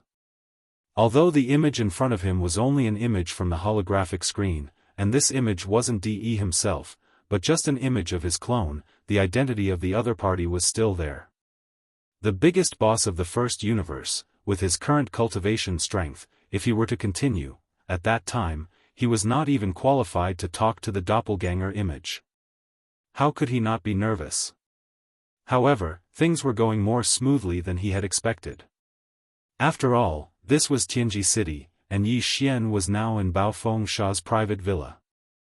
Except for Bao Fengsha's electronic consciousness, in the entire Tianji clan, only DE and his doppelganger could come here at will. Even the super-old monsters in the clan did not have this authority. The fact that Yi Xian could come here was enough to explain the problem. Of course, this was also the result of DE being too conceited about the existence of the Tianji clan.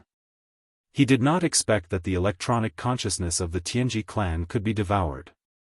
After all, he was a mechanical life created by the human technological pioneer Xing Bo, and the devouring system was a posthumous work of Xing Bo.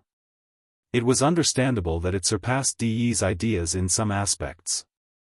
With anxiety, Yi Xian reported in detail the details of the mechanical battle that had happened in the Heavenly War Star area that day. Of course, he reported from Bao Fengsha's point of view. All the memories and Bao Fengsha's own inferences and guesses were stored in Bao Fengsha's mechanical intelligence core. Yi Xian was just reading and narrating at the same time. Because he was directly reading Bao Fengsha's memory data, his narration habits, inferences, and guesses were completely consistent with Bao Fengsha's own style. Therefore, until he finished everything, it did not arouse the suspicion of DE's doppelganger image on the holographic three-dimensional screen. Hesitation. In his opinion, Yi Xian in front of him was Bao Fengsha. All his habits and temperament were the same as usual. In short, Yi Xian passed this test smoothly. As the clan leader of the Tianji clan, DE couldn't come to talk to him and ask questions every few days. DE had countless trusted subordinates of the younger generation like Sha Baofeng. The reason why he had sent a doppelganger to question Yi Xian was because he had personally experienced the great battle with young Master Linghu and possessed first-hand information.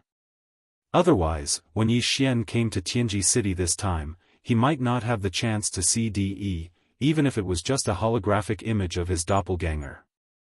In other words, after passing this hurdle, as long as nothing unexpected happened, Yi Xian would not have too much trouble in Tianji City. He would need to carefully deal with them. Of course, the upcoming Machinery Grand Tournament was an exception. He had to fight for this. Otherwise, with Sha Baofeng's character, if he gave up for no reason, he would attract suspicious gazes. You should have heard the news of Xiaofeng's accident.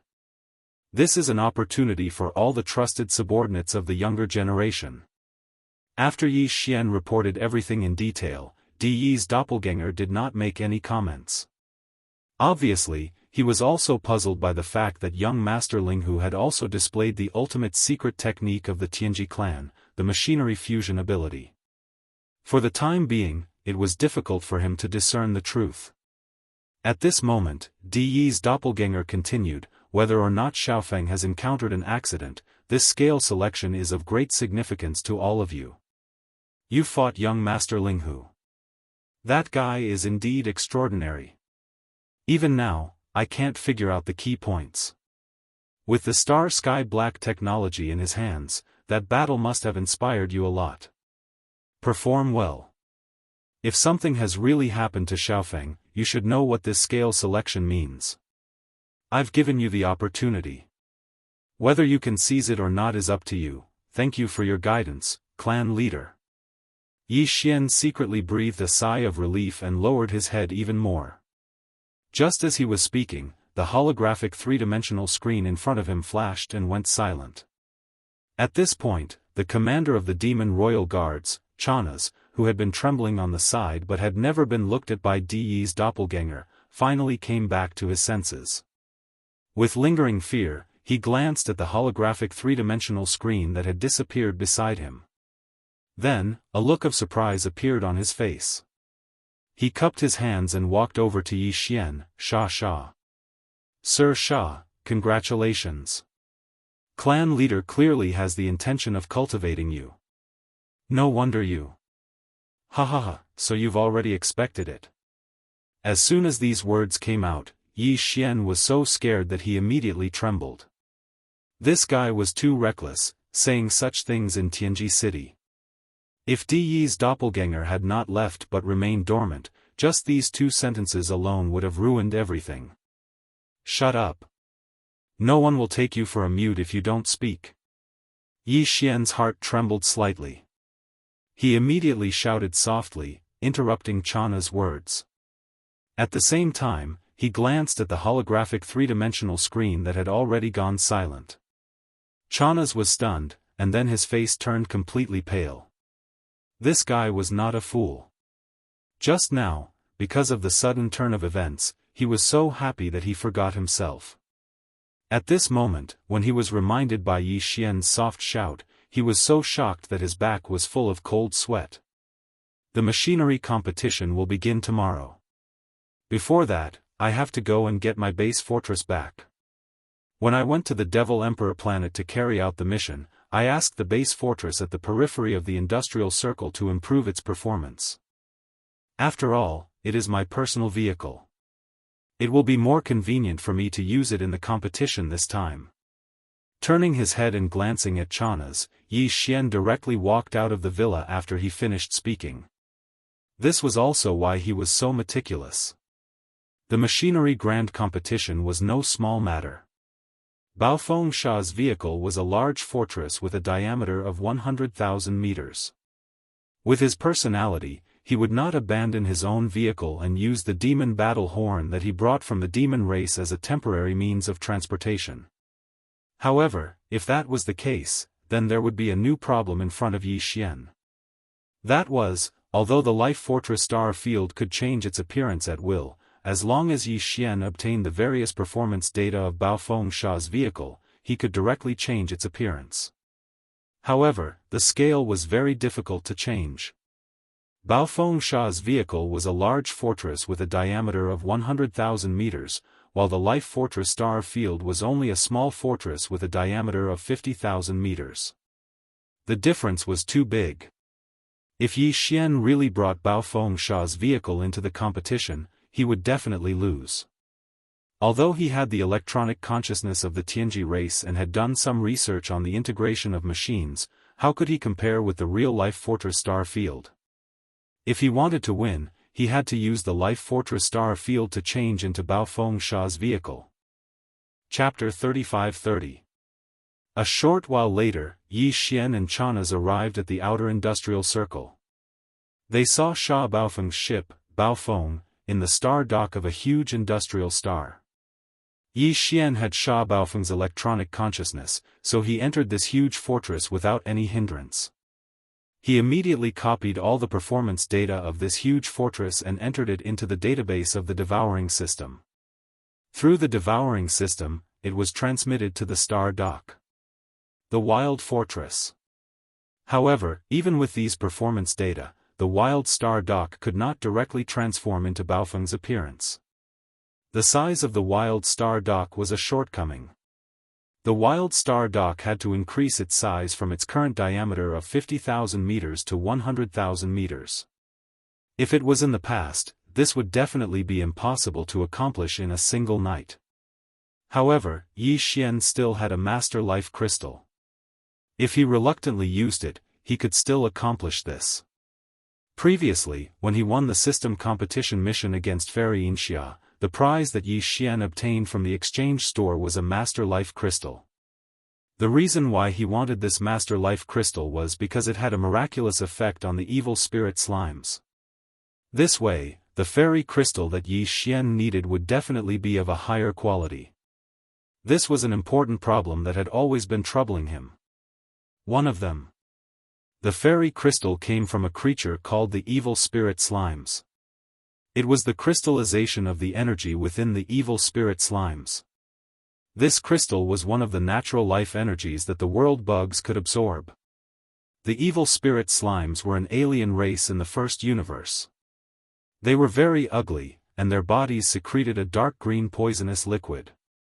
Even among the hundreds of slave races of the Tianji race in the first universe, this race was an extremely disliked existence. Yi Xian had discovered this by accident. The crystal in their bodies was one of the energies that the world bugs needed to grow. After the Master Life Crystal was used, the world bugs' evolution slimes grew crazily. Countless micromolecules erupted, and in the end, the wild star dock grew into a small fortress with a diameter of 50,000 meters. After that, Yi Xian won 3 competitive quests from the system.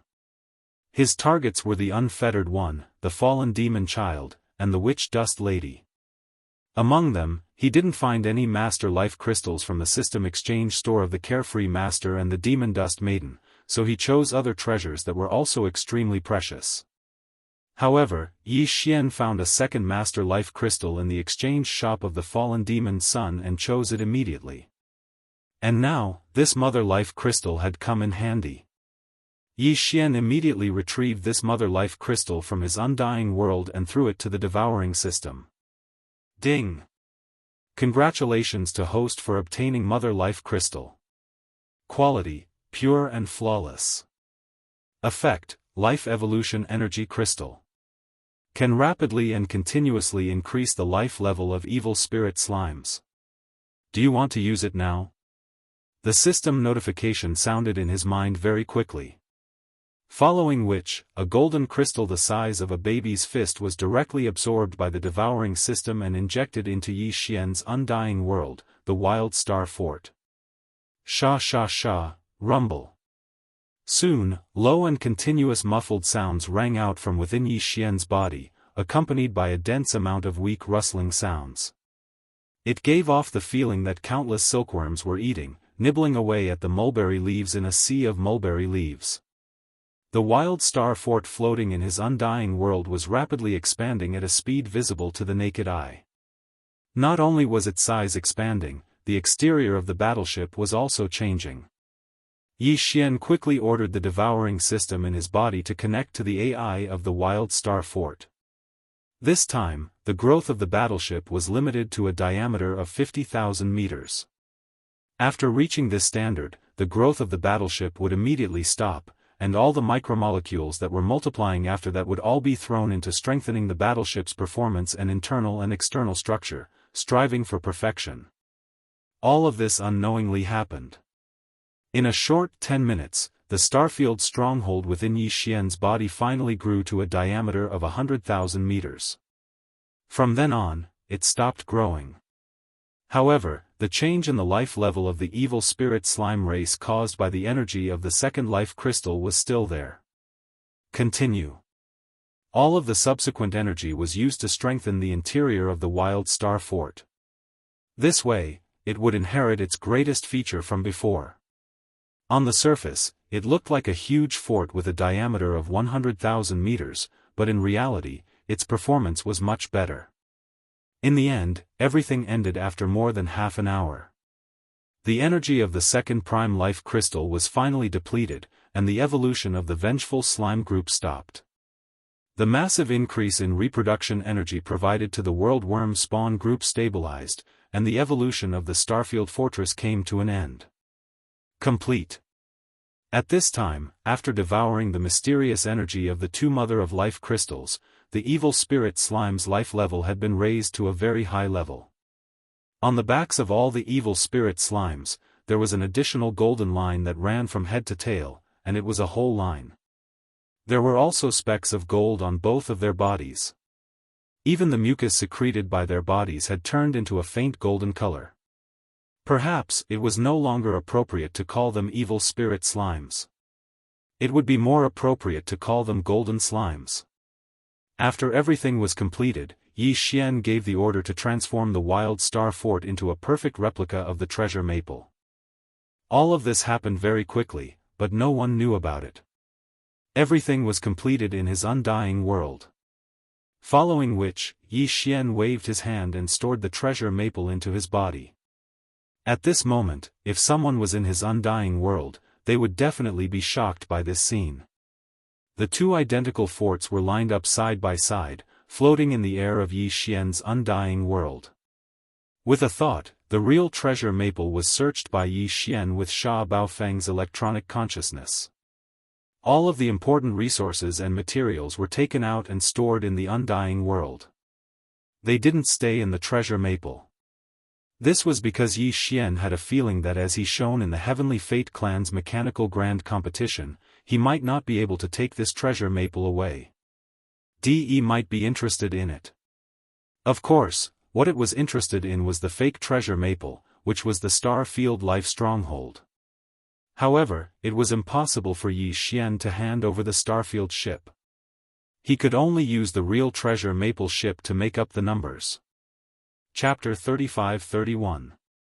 In this Heaven's Legacy Races Machinery Grand Tournament, although the gimmick on the surface was only the position of commander and vice-commander of the Vanguard fleet, in truth, all the upper echelons of the Heaven's Legacy race were well aware that this was a secret early selection of the new young patriarch. The winner would very likely become the next Heaven's Legacy race. The young tribe leader. Of course, this had to wait until the news of the current young tribe leader Di Xiaofeng's death was confirmed. The grand competition of machinery was the ultimate secret technique of the Tianji clan, the machinery fusion ability. Patriarch De only opened this ability to his direct subordinates. Therefore, it was destined that many of the younger generation of the Tianji clan would not be able to participate in this competition. Not all Tianji tribe members had the qualifications to become the tribe leader's trusted subordinates. This was closely related to talent. The mechanical grand tournament was a test of one's ability to fuse machines, and those who could obtain this sort of ultimate secret art from Patriarch De were only his trusted subordinates. Even amongst the younger generation of the Heaven's Legacy race, such existences were all upper echelons.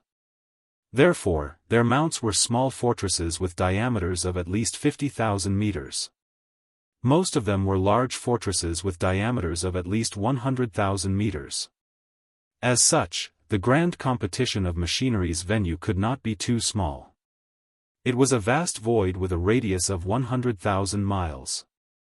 It was in the star sector outside the industrial area of Tianji City.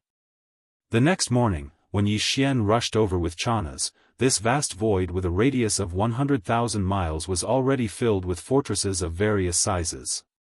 There were even some large and small fortresses. Other than the millions of Tianji tribe members watching the battle, there were also many intelligent robots that had the privilege of watching the battle. The members of the Heaven's Legacy race had developed their own consciousness from these sentient robots and gained intelligence. Thus, within the Heaven's Legacy race headquarters, all the members of the Heaven's Legacy race would consciously guide the countless sentient robots under their command. For example, when watching the upper echelons of the Heaven's Legacy race display their ability to fuse machines together, there was a chance that some of the AI robots would mutate and gain self-awareness. This meant that a new member of the Heaven's Legacy race had been born. In addition, there were also some fortresses that carried the hostages sent to Tianji City by the slaves of the Tianji clan. They were originally imprisoned in the imperial prison in the depths of the inner city of Tianji City. However, De obviously would not let go of this opportunity to show the power of the Tianji clan. He had personally ordered the Heaven's Legacy race's imperial prison guards to escort them over so that they could witness the power of the Heaven's Legacy race's ultimate secret art. Patriarch De had yet to appear, but there was no doubt that there were many of his clones in the countless battleships, fortresses, and fortresses. In this mechanical grand city, De, as the ancestor of the heavenly legacy race, could be said to be everywhere. The grand tournament of matches was about to begin. The rules were simple, so simple that there were no rules at all. Therefore, the candidates could enter the arena to challenge at any time. When they were defeated and withdrew, it meant that they had lost their qualifications. If you were strong enough, you could stand firmly in the center of this vast void with a radius of 100,000 miles from the beginning. You could accept everyone's continuous challenges and stand until the end, with everyone's attention on you. Yi Xian was not impulsive. Although he was confident that he could do this, it would be too eye-catching. This was Tianji City. Yi Xian was not afraid of other existences, but he could not help but be afraid of the patriarch of the Tianji clan, De. Although De was only an intelligent life form created by the human race's technological pioneer, Xing Bo, he had proven his ruthlessness by killing Xing Bo. Moreover, as a newly born mechanical intelligent life, De was able to lead a large group of intelligent robots to gradually grow stronger and guide them step by step. From them, more mechanical intelligent life forms were born, and he successfully dominated a universe for hundreds of thousands of years. This in itself was already very impressive. This already showed how terrifying his methods were. Not to mention an extremely intelligent mechanical intelligent life form, even a pig, after living for hundreds of thousands of years, could become a powerful figure in the pig world. Yi Xian knew that he could not defeat such an existence at the moment. Therefore, there was no need to attract too much attention. He had to win the machinery grand competition, but at most, he would be like a dark horse, appearing at the crucial moment and giving people the impression that he had won by luck. Otherwise, if the tree stood out from the forest and attracted De's suspicion, it would be really troublesome. The battle quickly unfolded. The two core members of the younger generation of the Tianji clan fought each other in this void with a radius of 100,000 miles. From time to time, there would be rumbling sounds of thunder, and a large part of the void was disturbed.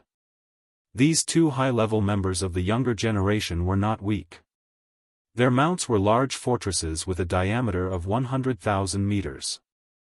Moreover, because the competition was the ultimate secret technique of the Tianji clan, the machinery fusion technique, these two fellows directly began to fully integrate with their mounts as soon as they entered the arena. Both of the mechanical battle insects looked extraordinary. One turned into a mechanical knife puppet, similar to Sha Baofeng's original form, but more powerful, and walked the path of strengthening close combat. The other one turned into a starry sandworm. Its entire body was covered with dense barbs and soft tubes that looked like mouthparts. Each soft tube was actually a cannon muzzle.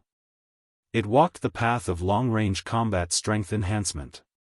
Although the mechanical battle insects transformed from the two fellows' machinery fusion technique were nothing new, at least Yi Xian did not find any highlight. As the battle unfolded, he gradually felt that he was rather inspired. The Tianji clan was indeed full of talents. When it came to the cultivation of the human race's cultivation methods, the cultivation of the demon's mental power, and the cultivation of the bloodline talents of the various races of the Second Universe Federation, the Tianji clan was nothing, and definitely was not outstanding. However, in the field of machinery and electronics, every member of the Tianji clan definitely had a unique talent. And the core members of the younger generation who were able to become the trusted aides of clan leader D were naturally the best of the best. The degree of transformation of these two mechanical battle insects was not amazing, and Yi Xian even felt that they were a little too conservative and backward. However, as the battle unfolded, Yi Xian opened his eyes in terms of the battle skills of these two fellows after they had fully integrated with their mounts. Yi Xian did not miss any of this. He directly transmitted the images to the life fortress that had transformed into the Baofeng through the devouring system in his body. Chapter 35-32. In the previous battle, the two core members of the Tianji clan's younger generation had transformed into a mechanical blade mantis and a space sandworm after activating their mechanical fusion ability with their mounts. One was strengthened for close combat, while the other was strengthened for long-range attacks. In the end, The one who emerged victorious was the one with the strengthened close combat. The Blade Mantis. It had to be said that among all the members of the Tianji clan who had comprehended mechanical fusion, there were quite a few who preferred the Blade Mantis. In Emperor Xiaofeng's impression, about 40% of them preferred the Blade Mantis. For example, Emperor Xiaofeng's own Blade Mantis was a Blade Mantis. Even Sha Baofeng, who had fought against the Life Fortress at the beginning of the battle, was the same. The Blade Mantis was a space bug with an advantage among all the bug forms. It belonged to the combat bug race, especially in close combat. Its pair of giant blade-like mantis arms were extremely eye-catching, so it was very popular. Although more than half of the upper echelons of the Heaven's Legacy race had fused with their mounts and transformed into mechanical war insects called Blade Mantis, each person's transformation was different in minute detail. No two Blade Mantis were exactly the same. These subtle changes had their own special effects and attack effects. For example, the Blade Mantis that had defeated the other sand bug in the first battle had a beehive-like mechanical jet port on its tail. It was densely packed with jet holes. These holes were packed together like a beehive. Not only could they shoot out super alloy spikes, but they could also shoot out mini death ray cannon energy beams. Because the interior must have been specially processed, it was extremely fast and impossible to guard against. While the praying mantis waved its gigantic mantis arms to engage in close combat, its tail suddenly shot out a wave of super alloy spikes, followed by a wave of concentrated mini death ray cannons, the effect of which was absolutely fatal. Even Yi Xian was inspired. The guy who had won the first battle was called Seinas. In Sha Baofeng's memory, this guy's cultivation was above Sha Baofeng's. Although his talent was not as good as the young patriarch Emperor Xiaofeng's, the difference was not too big. This time, he had entered the battle at the beginning and was domineering. It was clear that he wanted to dominate the competition from the very beginning and seize the first place with an absolute advantage. There were almost no rules in the grand competition. As long as you had the ability, you could go up the stage from the beginning. What you would face would be one battle after another. This seemed to be a huge disadvantage, but in reality, as long as you displayed enough strength, you would be able to scare off many competitors. However, the allure of the Vanguard Fleet Commander truly wasn't small, and the allure of the future young patriarch was even greater. No matter how strong Seinas was, the core members of the younger generation of the Heaven's Legacy race couldn't all give up without a fight. The second challenger quickly went up. This battle was even more intense and lasted for almost an hour. Finally, Seinas won by a narrow margin. However, he was still brimming with vigor, not at all tired after fighting 2 battles in a row. This was related to the special characteristics of the Tianji race mechanical life form. The total amount of cultivation power of the human race experts was limited, and it was continuously depleted in battle. Moreover, there was no time to replenish it. This was the same for the experts of the various races of the Federation of the Second Universe.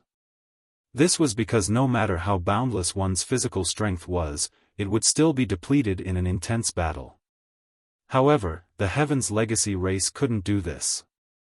After activating their mechanical fusion ability, as long as the energy in the kinetic energy cabin of the stronghold didn't run out, any member of the Heaven's Legacy race could always maintain their vigorous energy and strongest battle state.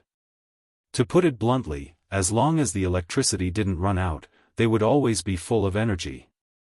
Is there anyone else who isn't convinced? He had defeated 2 opponents in a row, especially the second one. Amongst the core members of the Heaven's Legacy race's younger generation, he had a very high reputation. At this moment, Seinas was in high spirits.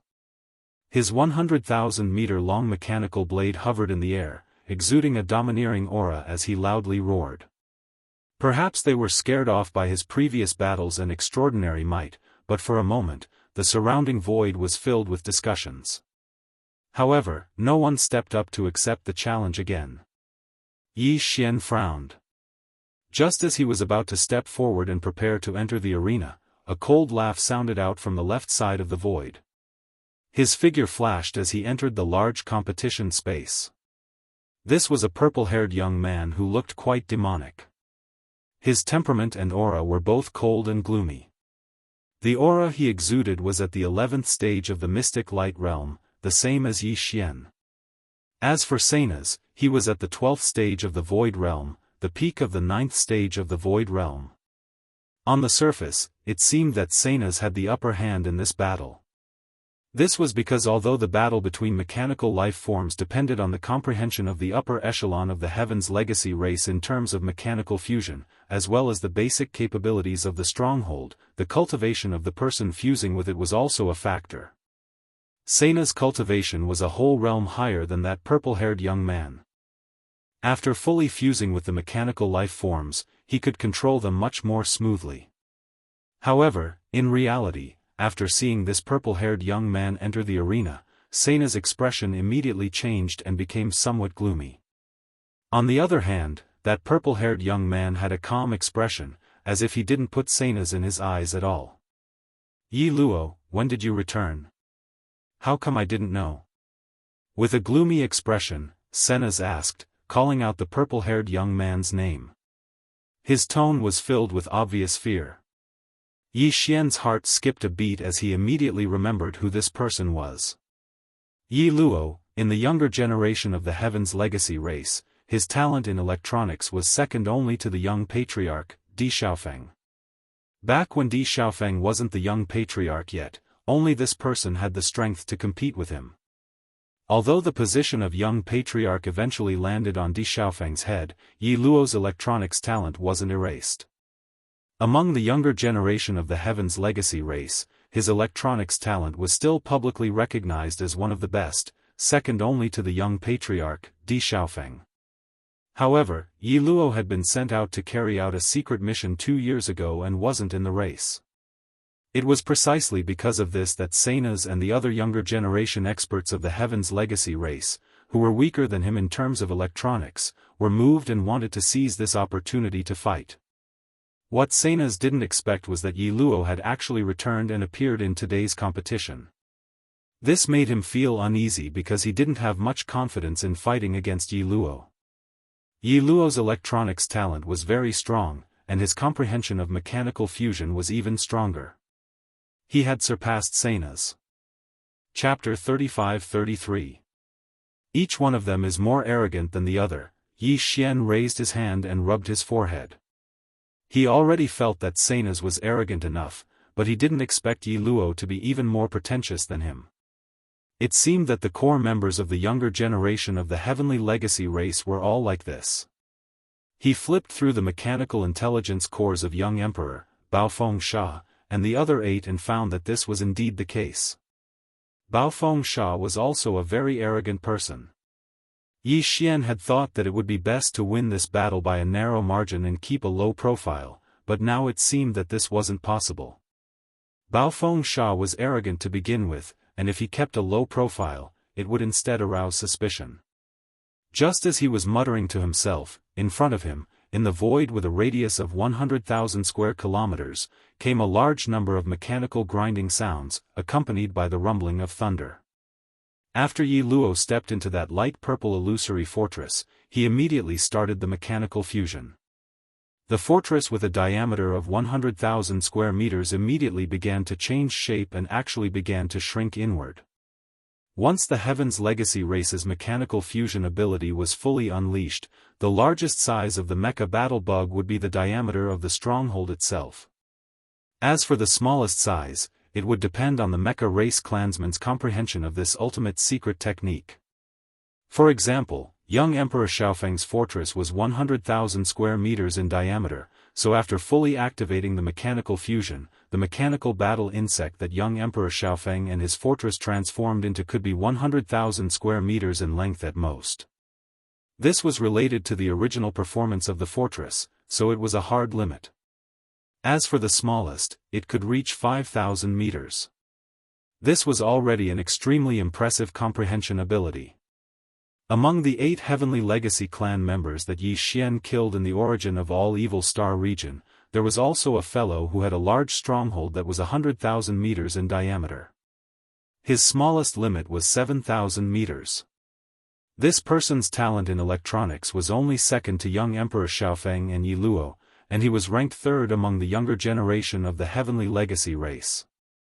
However, in general, unless it was in a special environment like the root of all evil, which was filled with countless void cracks, the Heavenly Legacy race members would fight in their largest form after performing mechanical fusion with their fortress. At this moment, Yi Luo was doing the opposite. He could clearly transform into a giant battle insect with a diameter of 100,000 square meters, but after activating the mechanical fusion ability, this light purple illusory fortress kept shrinking in size. What surprised Yi Xian even more was that upon seeing this, Sana's expression became more solemn.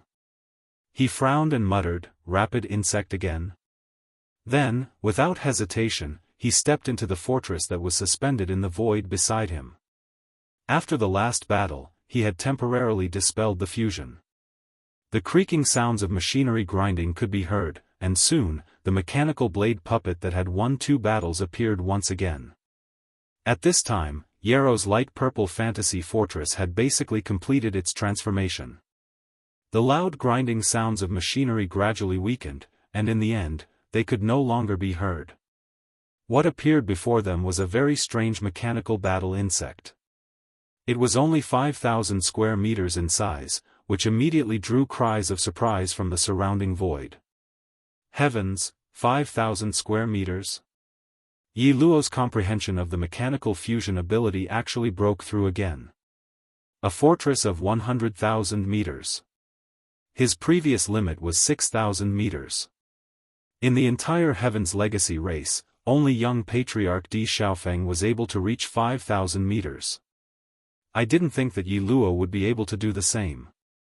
Without a doubt, Sana's will definitely lose this battle. In terms of talent in electronics, he is still far inferior to Yi Luo. That's right. Yi Luo transformed into a rapid insect. He is most proficient in the speed domain. Unlike other battle insects, the smaller the size of the rapid insect, the faster its speed. Sana's fought with Yi Luo once at 6,000 square meters and was slightly at a disadvantage. Now, Yi Luo has broken through again. The rapid insect has shrunk to 5,000 square meters. Sana's will definitely lose. As these cries of surprise sounded out, a strange expression couldn't help but flash across Yi Xian's face. He was not surprised by Yi Luo's mechanical fusion ability. He was not surprised that Yi Luo could actually shrink a fortress from 100,000 square meters to 5,000 square meters. This was nothing. Young Emperor Xiaofeng could also do it, but didn't he still lose to Yi Xian? What truly surprised Yi Xian was that the mechanical battle insect that Yi Luo and his fortress had transformed into was actually a rapid insect with all-around enhanced speed. Rapid insect, a type of space insect race. Like the space blade mantis, it was a battle insect race with an extremely violent temperament. The biggest characteristic of the swift bugs was their speed. Their whole body was covered with layers of sharp carapace blades, densely packed and stacked on top of each other. Under the extremely fast movement state of the swift worm, these carapace blades that covered the surface of its body were simply indestructible. Even a starry sky battleship could only flee in the face of the swift worm's charge. If it was enveloped, the final result would be that the entire huge battleship would be cut into pieces and directly dismembered. Countless pieces. At this moment, there was such a mechanical rapid insect across from the mechanical space blade mantis. Its entire body was covered in purple super alloy blades. Furthermore, it had clearly been strengthened. The battleship's diameter of 100,000 square meters had shrunk to 5,000 square meters, and the density of the alloy had increased countless times. However, if these blades touched a space fortress, even if it was also made of super alloy, it would definitely be cut open easily like a thin piece of paper. Coupled with the rapid insect speed, these countless purple alloy blades were simply a nightmare. It should be known that at a certain speed, even a thin piece of paper could cut through metal and stone. Seeing all of this, Yi Xian couldn't help but sigh in his heart. As expected, it was sharp. No wonder even the previously arrogant Senas had become serious. This alloy swift bug, which looked dozens of times smaller than the saber mantis, was indeed extremely difficult to deal with. Hum. A low rumble sounded in the void, and the 5,000-meter-long swift insect shot out like an arrow. In the blink of an eye, it was already in front of the praying blade. It did not stop there, nor did it have any other means of attack. It just directly crashed into the praying blade. Yi Luo, you sneak attack. The other party attacked without saying a word and arrived in front of the blade mantis in the blink of an eye. Senas screamed in horror. The blade mantis's strong legs bent slightly, indicating that it was about to bounce up. With the blade mantis's super jumping ability, this bounce would be at least a few hundred to 1,000 kilometers away. Unfortunately, he did not have this opportunity because the speedy worm had already made contact with his body. The speedy worm, which was only 5,000 meters long, instantly passed under Dao Qi's abdomen. It did not have any other means of attack because it did not need to. Countless superpowers covered its entire body. Strong alloy blades were the rapid insect's best and most powerful weapon. Whoosh. Chapter 35-34. The dense layer of sharp blades on the surface of the swiftworm's body was too powerful. A large fortress with a diameter of 100,000 meters was forcibly compressed to a length of 5,000 meters. The density of the material increased by many times, and coupled with its terrifying speed, it was simply unstoppable. In just one exchange, Sena's mechanical blade puppet was split open, and dozens of 1,000-meter-long wounds appeared under the mechanical battle bug's abdomen. Sparks flickered, and even the rumbling of thunder could be heard. This kind of injury might not be much to a mechanical blade puppet with a length of 100,000 meters, but this was only the first round. With such an outcome, it was hard to imagine how this battle would continue. The swiftworm did not need any other means of attack. It was a peerless weapon by itself. The high-density superalloy covering its body completely turned into a nightmare for the enemy under its extreme speed. Cries of surprise could be heard from all around. Heavens, this is too shocking. Senas was injured in the first round. Yarrow is indeed stronger. What terrifying speed. Furthermore, after the swiftworm shrunk to a length of 5,000 meters, the superalloy is even denser. It's simply incomparably sharp. The mechanical blade puppet simply cannot block it. There is no suspense in this battle. Yarrow is definitely going to win. Sigh, after young Emperor Feng, among the entire Heaven's Legacy race's younger generation, only Yarrow is the strongest. Senas is not his match. Will the next young patriarch be him? Crackle. Boom. Ah, as the discussions in the surrounding void rang out, the rumbling of thunder and the crackling of sparks rang out once again in the central battlefield of the grand competition within a radius of 100,000 miles. This was followed by Sena's frenzied howl of hatred and fury. He was injured once again. He was originally full of himself and was certain that he would win first place this time. In the future, he would have a chance to compete for the throne of the young patriarch of the Heaven's Legacy race. He did not expect that after just 2 victories, he would suffer such a setback and be on the verge of dying. However, Senas did not intend to admit defeat just like that. He continued to persevere. In the face of this scene, a senior member of the Heaven's Legacy race immediately stood up. This was a supreme being of the Heaven's Legacy race whose strength was equivalent to the 15th Great Realm expert of the human race. He immediately announced the end of this battle. There was no suspense in the outcome of the battle. Yarrow won, while Senas lost miserably. After all, this was just an internal competition of the race, not a battle to the death between friends and foes. There was no need for any deaths. The Heaven's Legacy race did not have many people in the first place, and the younger generation that had the mechanical fusion ability activated by Patriarch De were all true geniuses of the race. It would be disastrous. The disappearance of Emperor Xiaofeng and the other 8 core members of the Tian's Legacy race had cast a heavy shadow over the hearts of the older generation. They couldn't allow any real casualties to appear in this grand competition. Senna's was very unwilling, but in the end, he still retreated. In just 2 rounds of contact, he had suffered heavy injuries. There were cracks and gashes on the mechanical puppet's abdomen and back.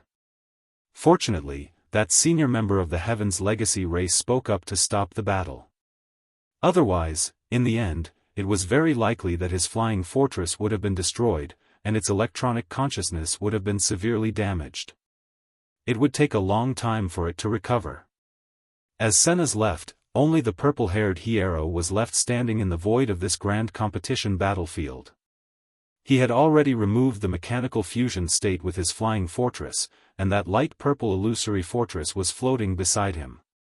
Hiero stood there with his hands behind his back. In the void, sighs and laments could be heard again. Sigh, the dust has settled.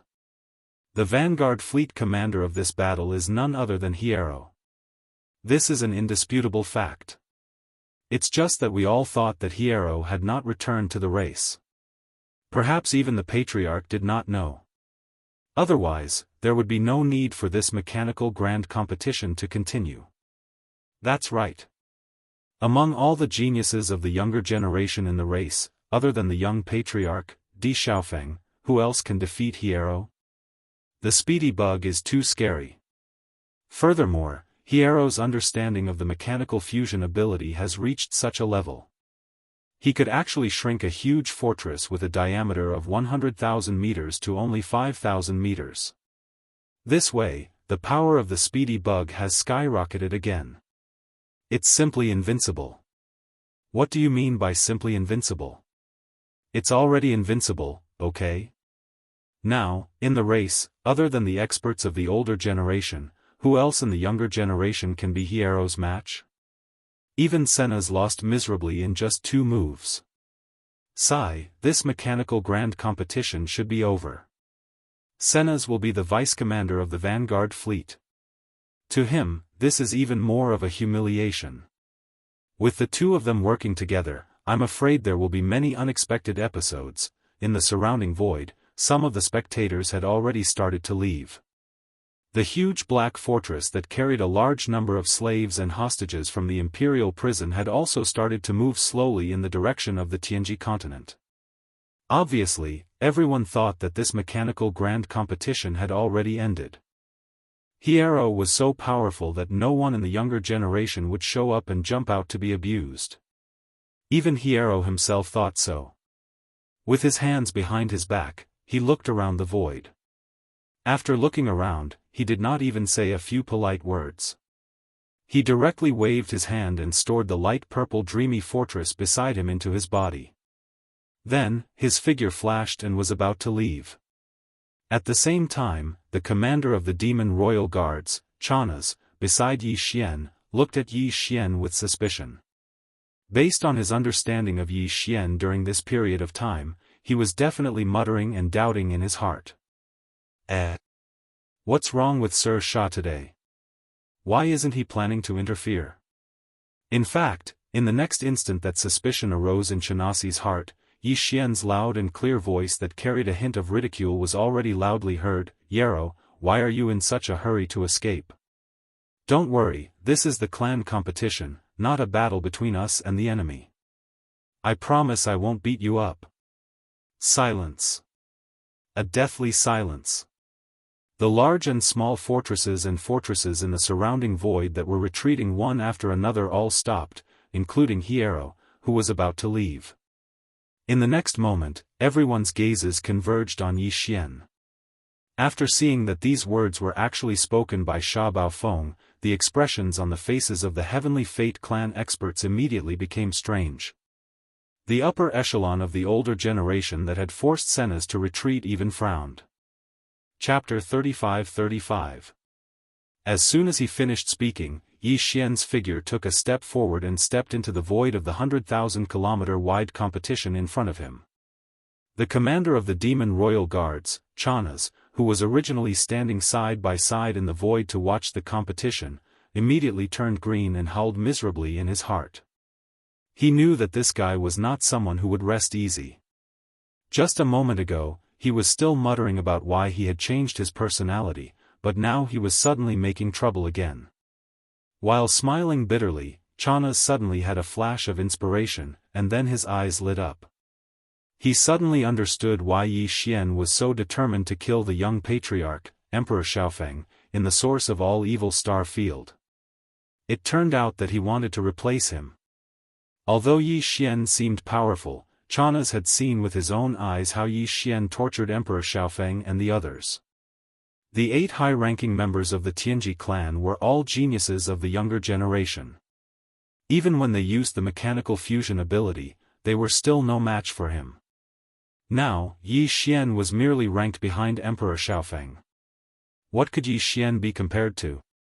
The moment he thought of this, Chanas's breathing quickened. The reason why he followed Sha Baofeng to the headquarters of the Tianji clan was to get promoted and become rich. If Lord Sha could become the young patriarch of the Tianji clan, it would be tantamount to reaching the heavens in a single step for him. It should be known that this journey was full of hardships, and he had been through it with Lord Sha. Didn't Lord Sha say it himself? We are grasshoppers on the same rope.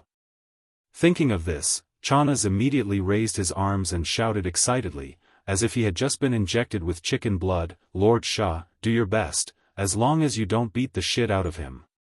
This shout almost made the eyes of the people in the void fall to the ground. Those Tianji clan members who were still in a daze because of Yi Xian's words finally came back to their senses. All kinds of discussions instantly broke out, most of them ridiculing Yi Xian. On the one hand, Yi Xian did have a lot of supporters. On the other hand, more people believed that he would be the next young patriarch of the Tianji clan. At this moment, they deliberately shouted to show their goodwill. Heavens, it's Sha Baofeng?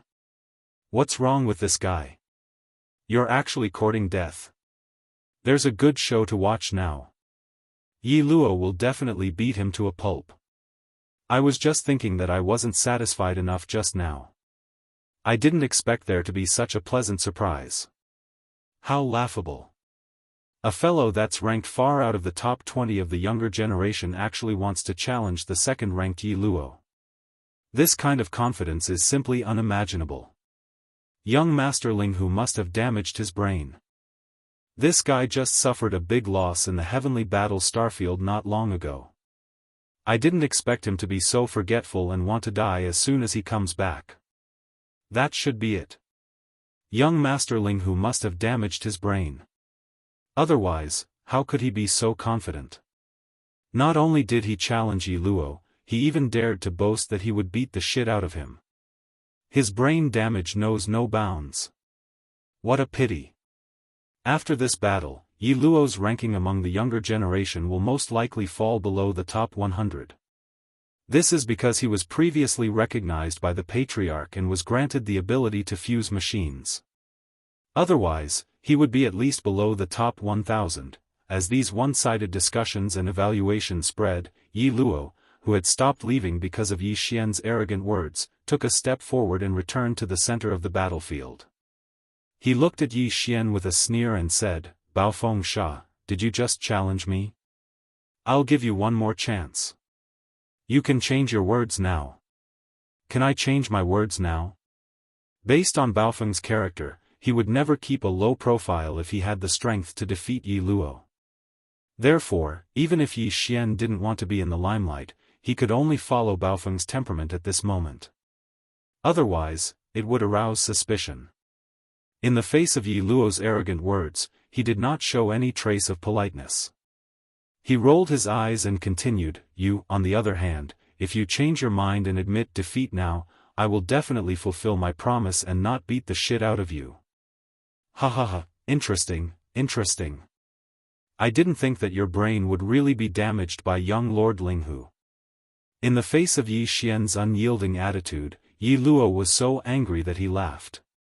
He waved his hand and brought out the light purple fortress that he had just put into his body. Before he stepped in, he looked back at Yi Xian and raised his right hand. He put his index finger across his throat and made a throat-sealing gesture.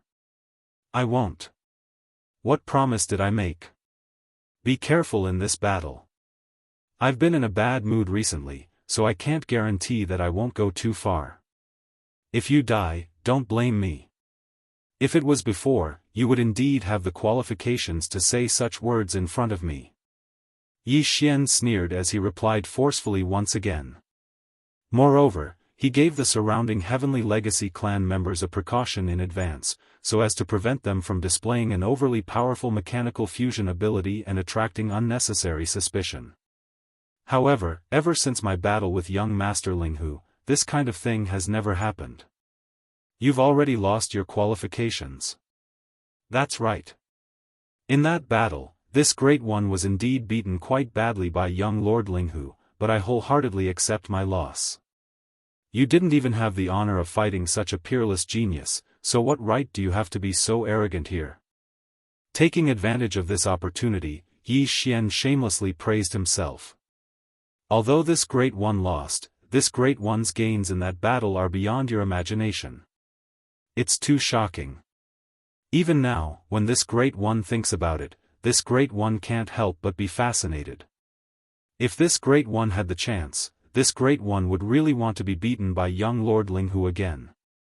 Because the gains were too great, so great that this Great One only had to be beaten by him once, and this Great One's comprehension of mechanical fusion ability is enough to surpass what you have painstakingly comprehended for 100 years. This battle, this Great One will let you see, amazing.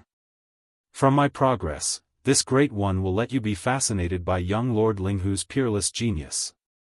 Sigh, what a pity. No matter how fascinated you are, no matter how much you cry about wanting to die and want to be beaten up, in the end, you won't have this chance. Young Lord Linghu is a hero, and has already, as he spoke, Yi Xian gradually found the feeling. His figure stood in the void, shaking his head with a regretful expression. It was as if he deeply regretted that he couldn't have another chance to be beaten up by young Lord Linghu. This scene was too strange. Everyone was stunned. All the members of the Heavenly Legacy race in the void were dumbstruck. Even Chanaz was dumbstruck. He suddenly wasn't so sure. This Lord Shah in front of him didn't look like the kind of person who had been scheming for a long time. On the contrary, he didn't look like an old schemer. It was more like his brain had really been beaten up. With this thought, Chanaz felt unwell again. Chapter 35-36 Rumble.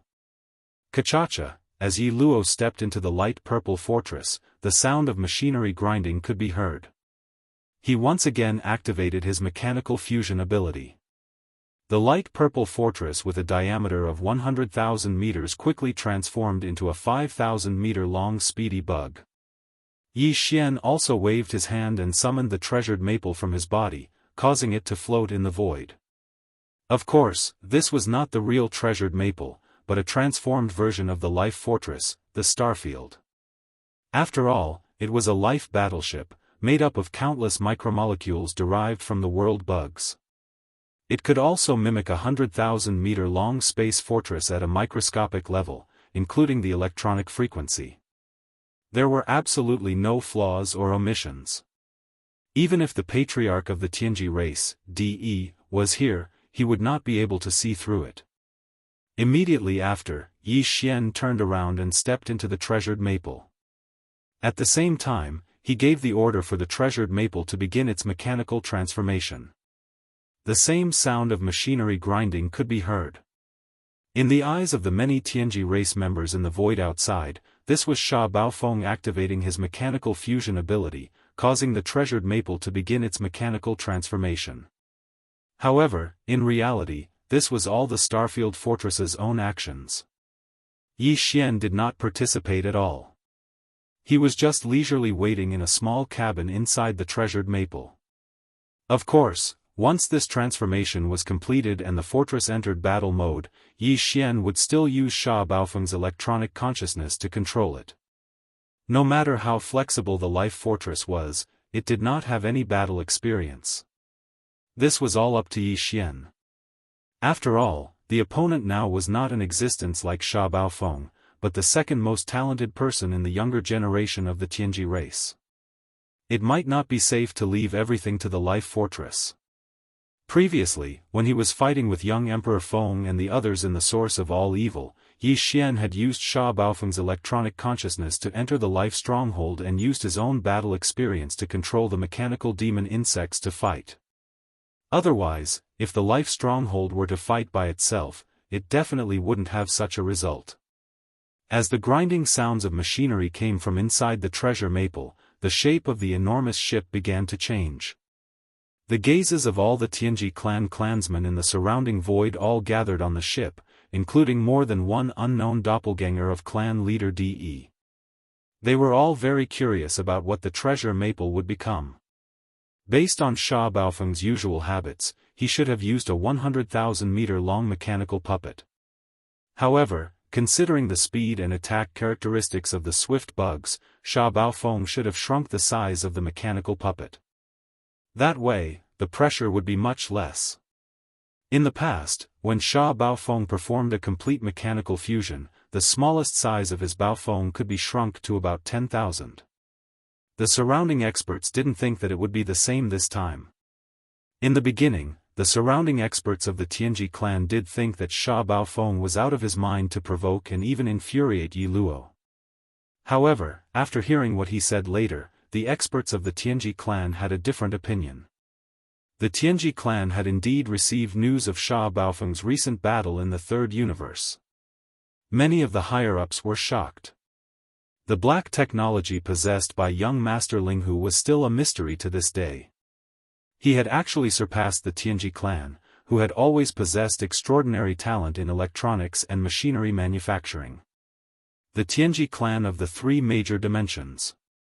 In that battle, Sha Baofeng had indeed lost miserably. However, in his own words, this fiasco was not unjustified at all. Young Master Linghu's peerless demonic talent had even amazed many of the higher-ups of the Tianji clan. Medicine, artifact, and array masters. He also had the terrifying starry sky black technology.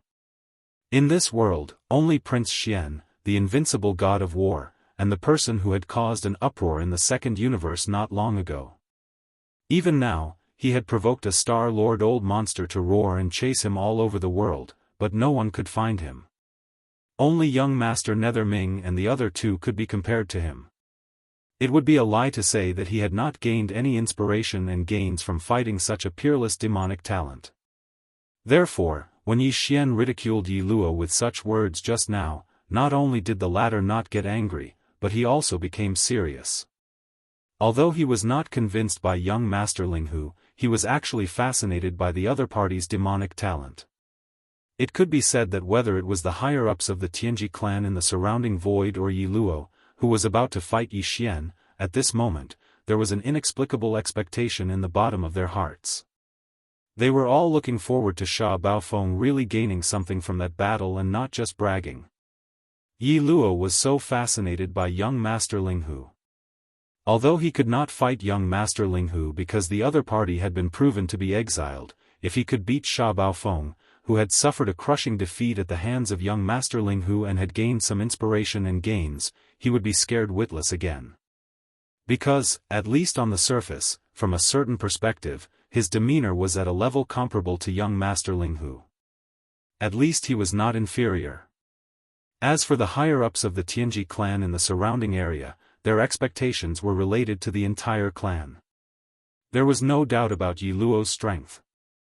If Sha Baofeng could really defeat him, even if it was a tie, it would be enough to prove that there would be another peerless genius in the Tianji clan.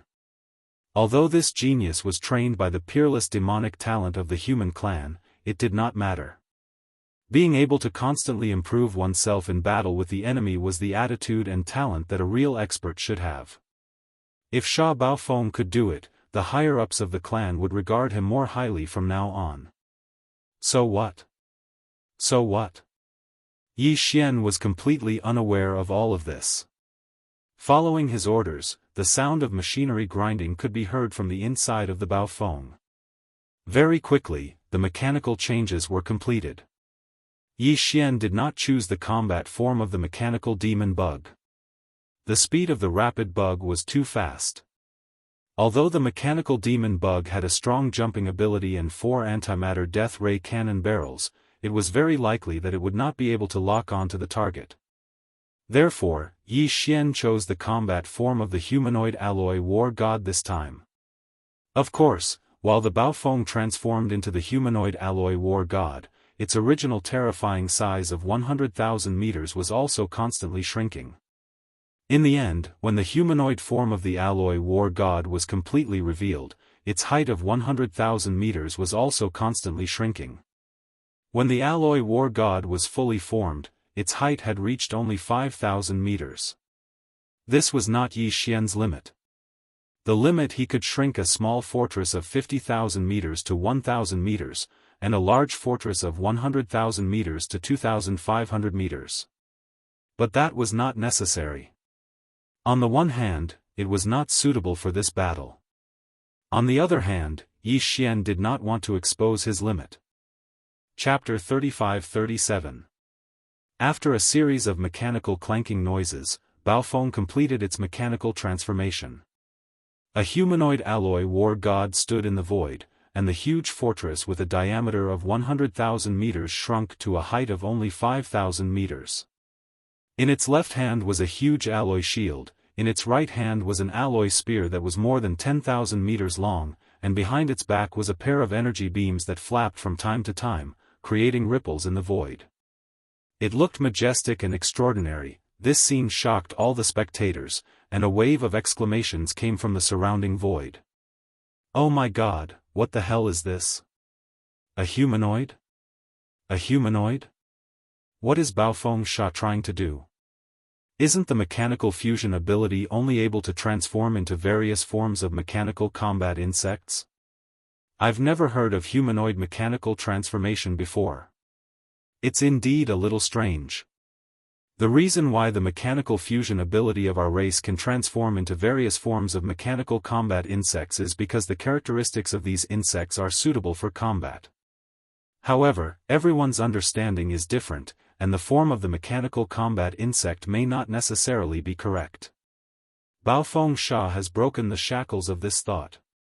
The appearance of mechanical transformation has undoubtedly opened a bigger window for the mechanical fusion ability, opening up a new way of thinking for our people. That's right.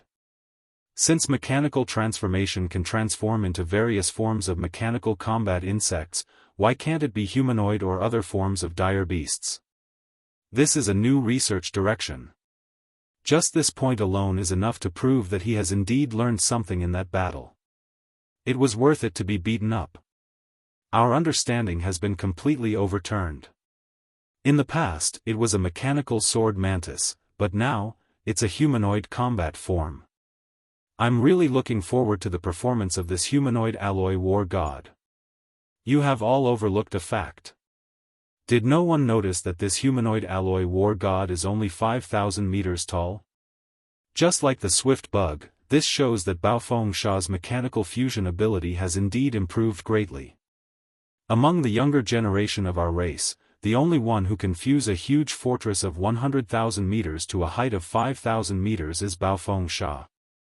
Previously, there was only young Master Di Xiaofeng, and just now, there was Yarrow. Who would have thought that in the blink of an eye, a third person would appear? That's right.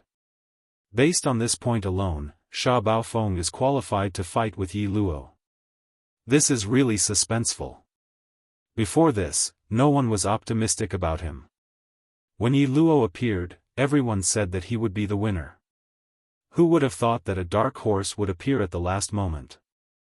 As these exclamations and discussions sounded, Yi Luo's deep voice came from the swift bug covered in sharp blades in the void ahead. "Sha Baofeng, I have to say that I have indeed underestimated you before. You just made a breakthrough not long ago and have the ability to condense a 100,000-meter-long fortress into one. With my 5,000-meter-tall body, I deeply understand how difficult it is to comprehend the mechanical fusion ability to this level. I didn't expect you to be able to do it as well. Moreover, it was after you were brutally beaten up in a great battle. That young Master Linghu of the human clan is indeed amazing. It's a pity that he has been exiled. Otherwise, I would look forward to fighting him. However, although I can't fight with young Master Linghu, if I can give you a good beating today, it will more or less dispel the loneliness in my heart. If young Master Linghu can give you a good beating, then I can too." As soon as he finished speaking, a dense and low buzzing sound suddenly burst out in the void. The swift bug in the void thousands of miles away suddenly rushed out. Even the void was torn apart by the high-density super alloy covering its body. In the blink of an eye, it was already in front of Yi Xian. Who doesn't know how to brag? You can't be compared to young Master Linghu because this great one will be beaten up by him.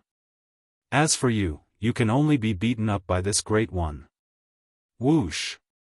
Yi Xian sneered and made a bold statement. Then, a sharp and ear-piercing sound rang out.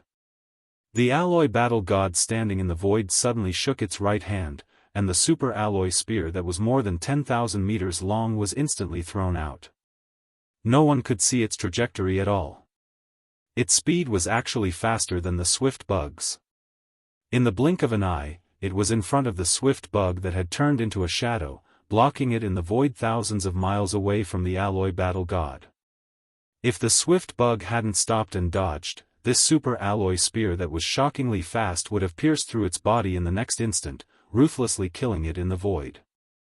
Wang, the low, high-frequency vibrating sound rang out again.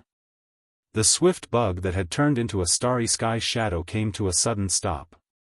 It didn't stop at all and instantly retreated hundreds of miles, barely avoiding the super alloy spear that was coming for the kill. Rumble, a huge thunderous explosion rang out. The super alloy spear smashed into a large fortress in the void below and instantly exploded. The fortress that was 10,000 meters in diameter turned into a fireball. Fortunately, there were no Tianji race clansmen inside. It was full of intelligent robots that were watching the battle. However, the power of this spear was still earth-shattering. This was because the void in the center of the grand competition had a radius of 100,000 miles. All the large and small fortresses that were watching the battle were 100,000 miles away. No one had expected that the humanoid alloy battle god's explosive power would be so terrifying. The power and speed of that super alloy spear. Its speed was so shocking that a large fortress 100,000 miles away couldn't dodge in time. In an instant, it turned into a huge fireball together with nearly 1,000,000 intelligent robots inside, illuminating a corner of the void. Screams rang out instantly. These were the screams of the senior generation in charge of supervising the grand competition: retreat, retreat immediately. The grand competition's venue has been temporarily expanded from the previous 100,000 miles to 500,000 miles. All battleships, retreat immediately. No mistakes. Rumble, in the void, the roars of countless kinetic energy cabins starting up resounded everywhere. All the battleships, fortresses that were watching the battle all retreated in a panic. The power of that spear just now was too shocking. No one wanted to be the second unlucky person to be hit by it. In the large fortress that had driven over from the imperial prison and carried a large number of slaves from the first universe as hostages of the royal family of the 10,000 races, a large number of exclamations could be heard. As hostages of the royal family of the various races, the experts in this large fortress were all the true elites of their races. Their status and strength were extraordinary. Naturally, their horizons were not low, and their intelligence was even more astonishing. Everyone was well aware of the Tianji clan's intention of bringing them to the battlefield to fight Jean Mo in this grand competition. However, although they were shocked by the Tianji clan's so-called ultimate secret technique, the machine fusion technique, they were not too shocked. The 3 battles that they had seen before were indeed amazing. However, they were not as shocking as the scene in front of them. A starry fortress could actually transform into a super alloy battle god. Moreover, this battle god had only thrown out a spear, and it had destroyed a large fortress. The latter was suspended in the void 100,000 miles away, and it didn't even have a chance to dodge. Whether it was its speed or terrifying penetrative power, it was incredible. Chapter 35-38. stop right there. Don't run. I just said that I won't beat the shit out of you. I won't go back on my word. Yi Xian sneered when he saw the speedy bug's body suddenly stop and quickly retreat. His arrogant voice rang out from the alloy war god's body, resounding through the void and causing everyone to stare at him in awe. It's just the power of a spear. How can it be so strong? It directly blew up a 10,000-meter tall fortress. This is impossible. At this moment, Yi Luo was already shocked beyond words. He had seen clearly just now that Sha Baofeng had raised his hand and thrown out an alloy spear. Because the alloy war god was formed by the extreme condensation of a 10,000-meter wide fortress, the battleship alloy used to build the fortress was densely denser. The density of the battleship was increased countless times, just like the dark purple blades all over its body. However, no matter how dense it was still just an alloy spear. Even if it could penetrate a 10,000-meter tall fortress, it definitely wouldn't be able to blow it up completely. Even if it hit the kinetic energy cabin of the fortress, it wouldn't be able to cause such a scene. Battleships above the level of the fortress all had kinetic energy protection systems inside. Even if the kinetic energy cabin exploded, it would only affect a small part of the overall area in a short period of time. Unless it was uncontrollable, it would explode completely. There would be a time difference between this. However, a 10,000-meter tall fortress had actually turned into a fireball in an instant. This feeling was as if what had hit him was not an alloy spear at all, but a super-energy cannonball that had been condensed to the extreme. In fact, this was indeed the case. The Starfield Life Fortress was formed by the evolution of the world bugs. This kind of mysterious existence between life and non-life could evolve everything, including the antimatter death ray cannons fired by the Life Fortress. They were all evolved from their micromolecules. They were all transformed.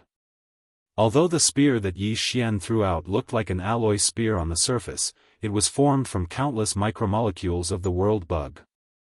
The moment it hit the fortress, all of the micromolecules changed shape, transforming from the super alloy into a super concentrated form of energy. Then, it exploded.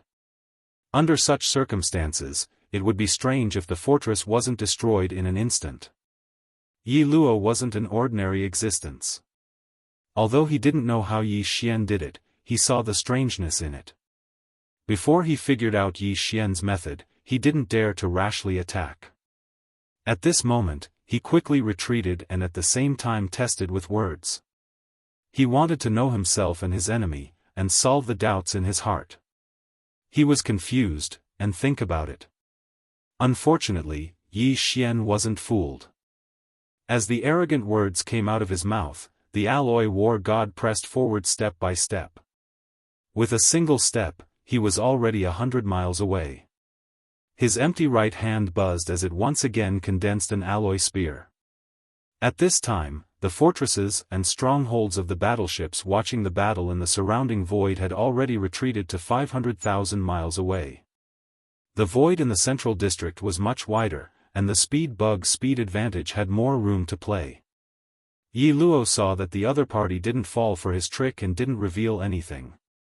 He could only grit his teeth. The void hummed, and his body instantly turned into a starry afterimage. He circled around and shot toward the alloy war god's left arm. The alloy war god's right arm held the terrifyingly powerful alloy spear. Once it was thrown, even the speed bug could only narrowly avoid it with its terrifying speed. Yi Luo didn't dare to take the risk again. At this moment, he attacked from the left side of the alloy war god. As a result, the alloy spear in his right hand was blocked on the other side. It could be said that he was using the alloy war god's body as a shield. Of course, the alloy war god could turn around and throw again, but the speed bug needed a very short time. With its speed, it could reach the front of the alloy war god in one charge. Then, with a scratch, the super alloy blades all over the speed bug's body could easily cut off the alloy war god's left arm. In the void. Wang, With a heart-shaking buzzing sound in the void, the speed bug arrived at the left side of the alloy war god in the blink of an eye. The speed of the alloy war god's spear could match or even surpass the speed bug's, but this didn't mean that the alloy war god's original speed was the same. At this sight, some of the Celestial Legacy race members in the distant void sighed. They could almost see the alloy war god's entire body being dismembered. The speed bug was too fast. After dodging the terrifying spear in the alloy war god's right hand, it only needed to circle around the alloy war god's body a few times, and the human-shaped alloy war god would be reduced to giant pieces of alloy scrap and fall into the void. In the void. Yi Luo also thought the same. At this moment, even his heart, which had been in his throat, gradually calmed down. At this time, the alloy war god's left shoulder and left rib suddenly burst with light. A partial energy shield was raised, protecting half of the alloy war god's left body. It seemed to want to use this to block the cutting of the dark purple alloy blades that covered the speed bug's entire body. Yi Luo laughed. His mocking voice came from the speed bug. It's useless. It's just an energy shield. It can't block it at all. Wang. Chi La. The next moment, there was a slight sound like silk being torn apart. The super alloy blades on the speed bug's back cut through the energy shield and pressed down on the alloy war god's left shoulder. If nothing unexpected happened, the alloy war god's left arm would fall into the void and be cut open in the blink of an eye. Yes, it's useless. This is exactly what I wanted to tell you. Within the alloy war god, Yi Xian laughed coldly. Did you forget? I still have a battle shield in my left hand. Contradictions are one. If the battle spear can make you afraid, how can this shield be simple? When he finished speaking, the alloy war god had already raised its left arm. The huge alloy battle shield protected the left side of its body, replacing the previous layer of energy light shield that had been cut open by the alloy blades in an instant.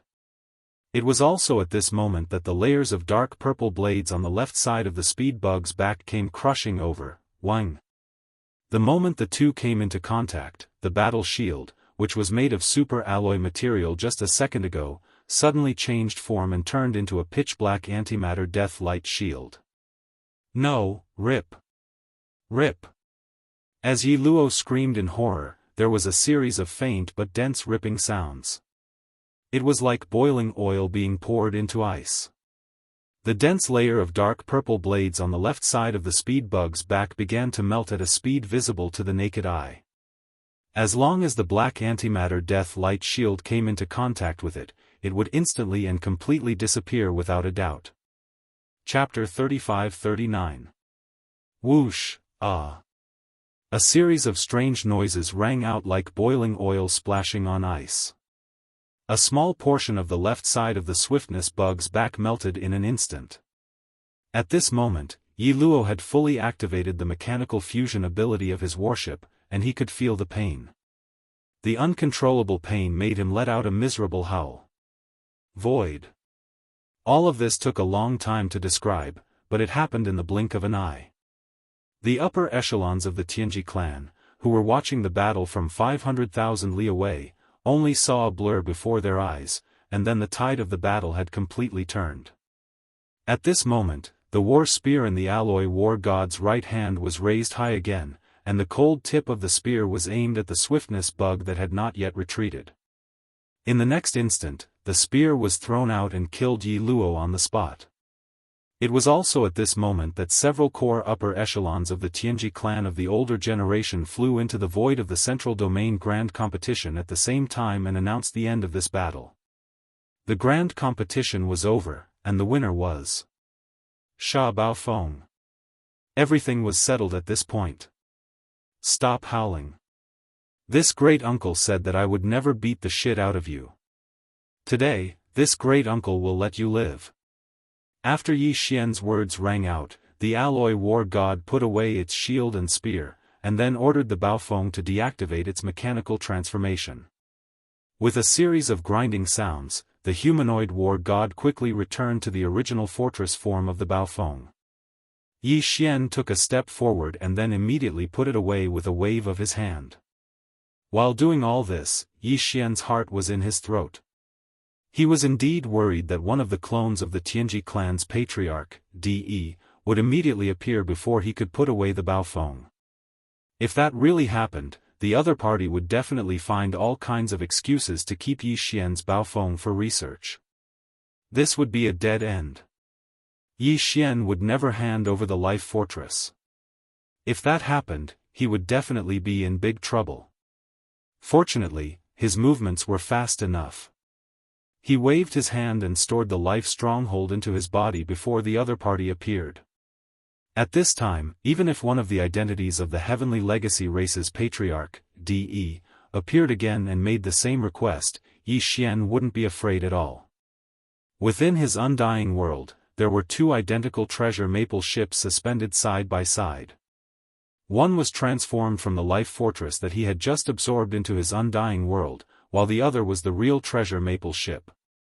At that time, he would just have to hand over the real treasure maple. Yi Xian wouldn't feel any heartache.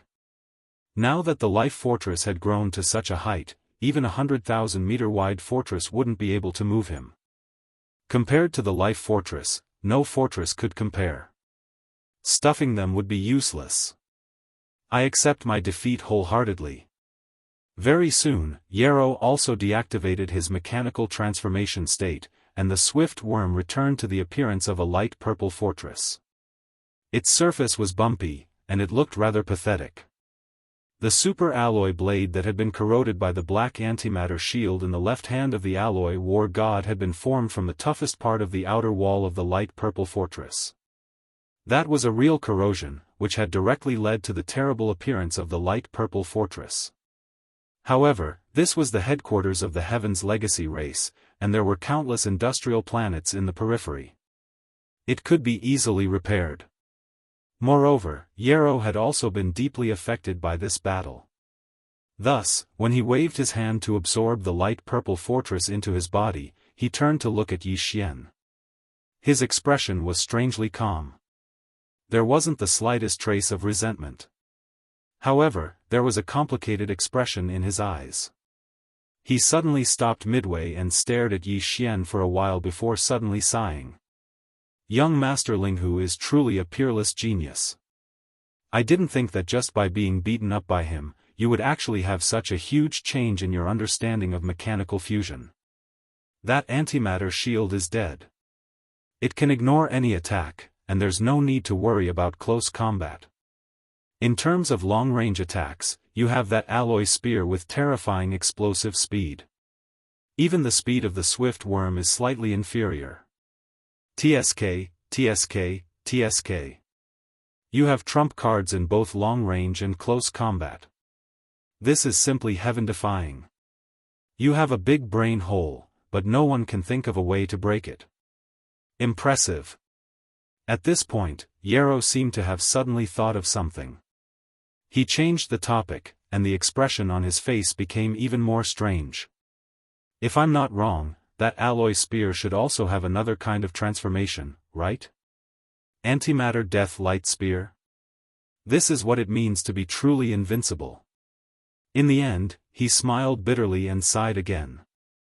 It turns out that you were still holding back. You didn't even use your full strength in this battle. Your real trump card hasn't been used, and I've already lost. Back then, in the battle with young Master Emperor, although he won, I wasn't convinced. However, in today's battle, I'm completely convinced. It's just a pity that in this life, I have no chance to fight with that peerless genius of the human race, young Master Linghu. As these words spread, exclamations came from the surrounding void again. Oh my God, did I hear it wrong? With Yarrow's arrogant temperament, he actually admitted defeat in front of everyone and expressed that he was convinced of his defeat this time. This is simply unbelievable. What's even more shocking is that Sha Baofeng's speed of growth is too amazing. He easily defeated Yarrow without using his full strength. This is simply unimaginable. What a crazy idea. That antimatter death light shield is simply the best. It's absolutely invincible in close combat. Any kind of attack, including energy attacks, can be blocked by this black shield. The special characteristics of antimatter light energy have determined all of this. But how did he do it? How can he actually turn the antimatter light energy generator? After moving it to the hands after the mechanical transformation, can the volume of that equipment be compressed? This doesn't make sense at all. Maybe it's a guide. How thick are the arms of a 5,000-meter tall alloy war god? The antimatter light energy generator of the big fortress has a diameter of at least 10,000 meters. How can it be compressed into 2 arms? It must be a channel-channel strategy, but there are too many technical difficulties. This is a new research field. The domain has opened a new door for us. There's also that battle spear. It already has such power when it's only in its superalloy state. If it can be transformed into an antimatter death light spear like Yarrow said, its power will definitely increase by a large margin. It will definitely be unstoppable and invincible, even if it's a fixed super fortress. Even the Starry Sky Fortress might not be able to block it. It will be pierced through by a single spear. Monster. He's definitely a monster. Sha Baofeng was beaten up, but who would have thought that a pheasant would turn into a phoenix? It's like an undying phoenix that underwent nirvana in the flames and completely matured. How many people have this kind of terrifying talent to grow in adversity? That's right. There's a saying that there are 4 peerless monsters in the current era: Prince Xian, Invincible War God, Young Master Linghu, and Young Master Netherworld. In my opinion, we can add Sha Baofeng to the list. Our Tianji clan can finally claim a spot among the 5 peerless monsters of the current era. Chapter 35-40. At the end of the grand competition, the commander and deputy commander of the vanguard fleet were immediately determined. They were Sha Baofeng and Yi Luo.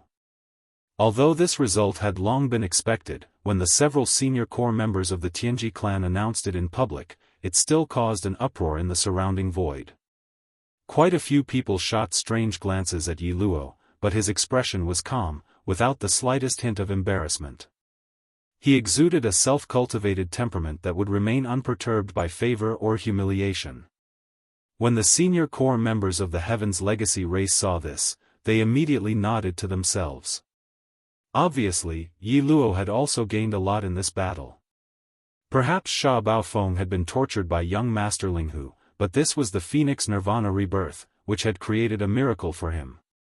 It was unknown whether this miracle would happen again for Yi Luo. He indeed had the strength, foundation, and temperament to do so. Yi Xian also realized this point.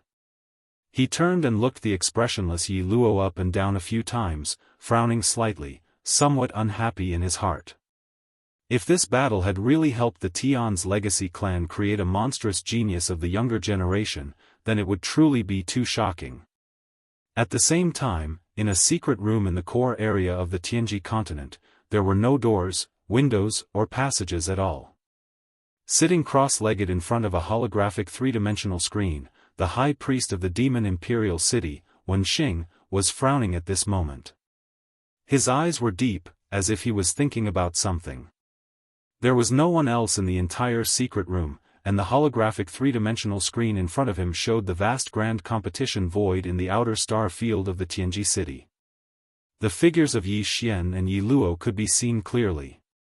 At this time, a quiet voice with an ethereal breath suddenly sounded in this secret room. It was unknown where it came from. How is it? Did you find anything? The person that the voice asked was obviously Old Devil Wenxing, and he did indeed respond immediately. Still frowning, he shook his head and said, "It's a bit strange, but I can't tell what the problem is yet. I just don't know why, but I always have a feeling that I seem to have seen it before.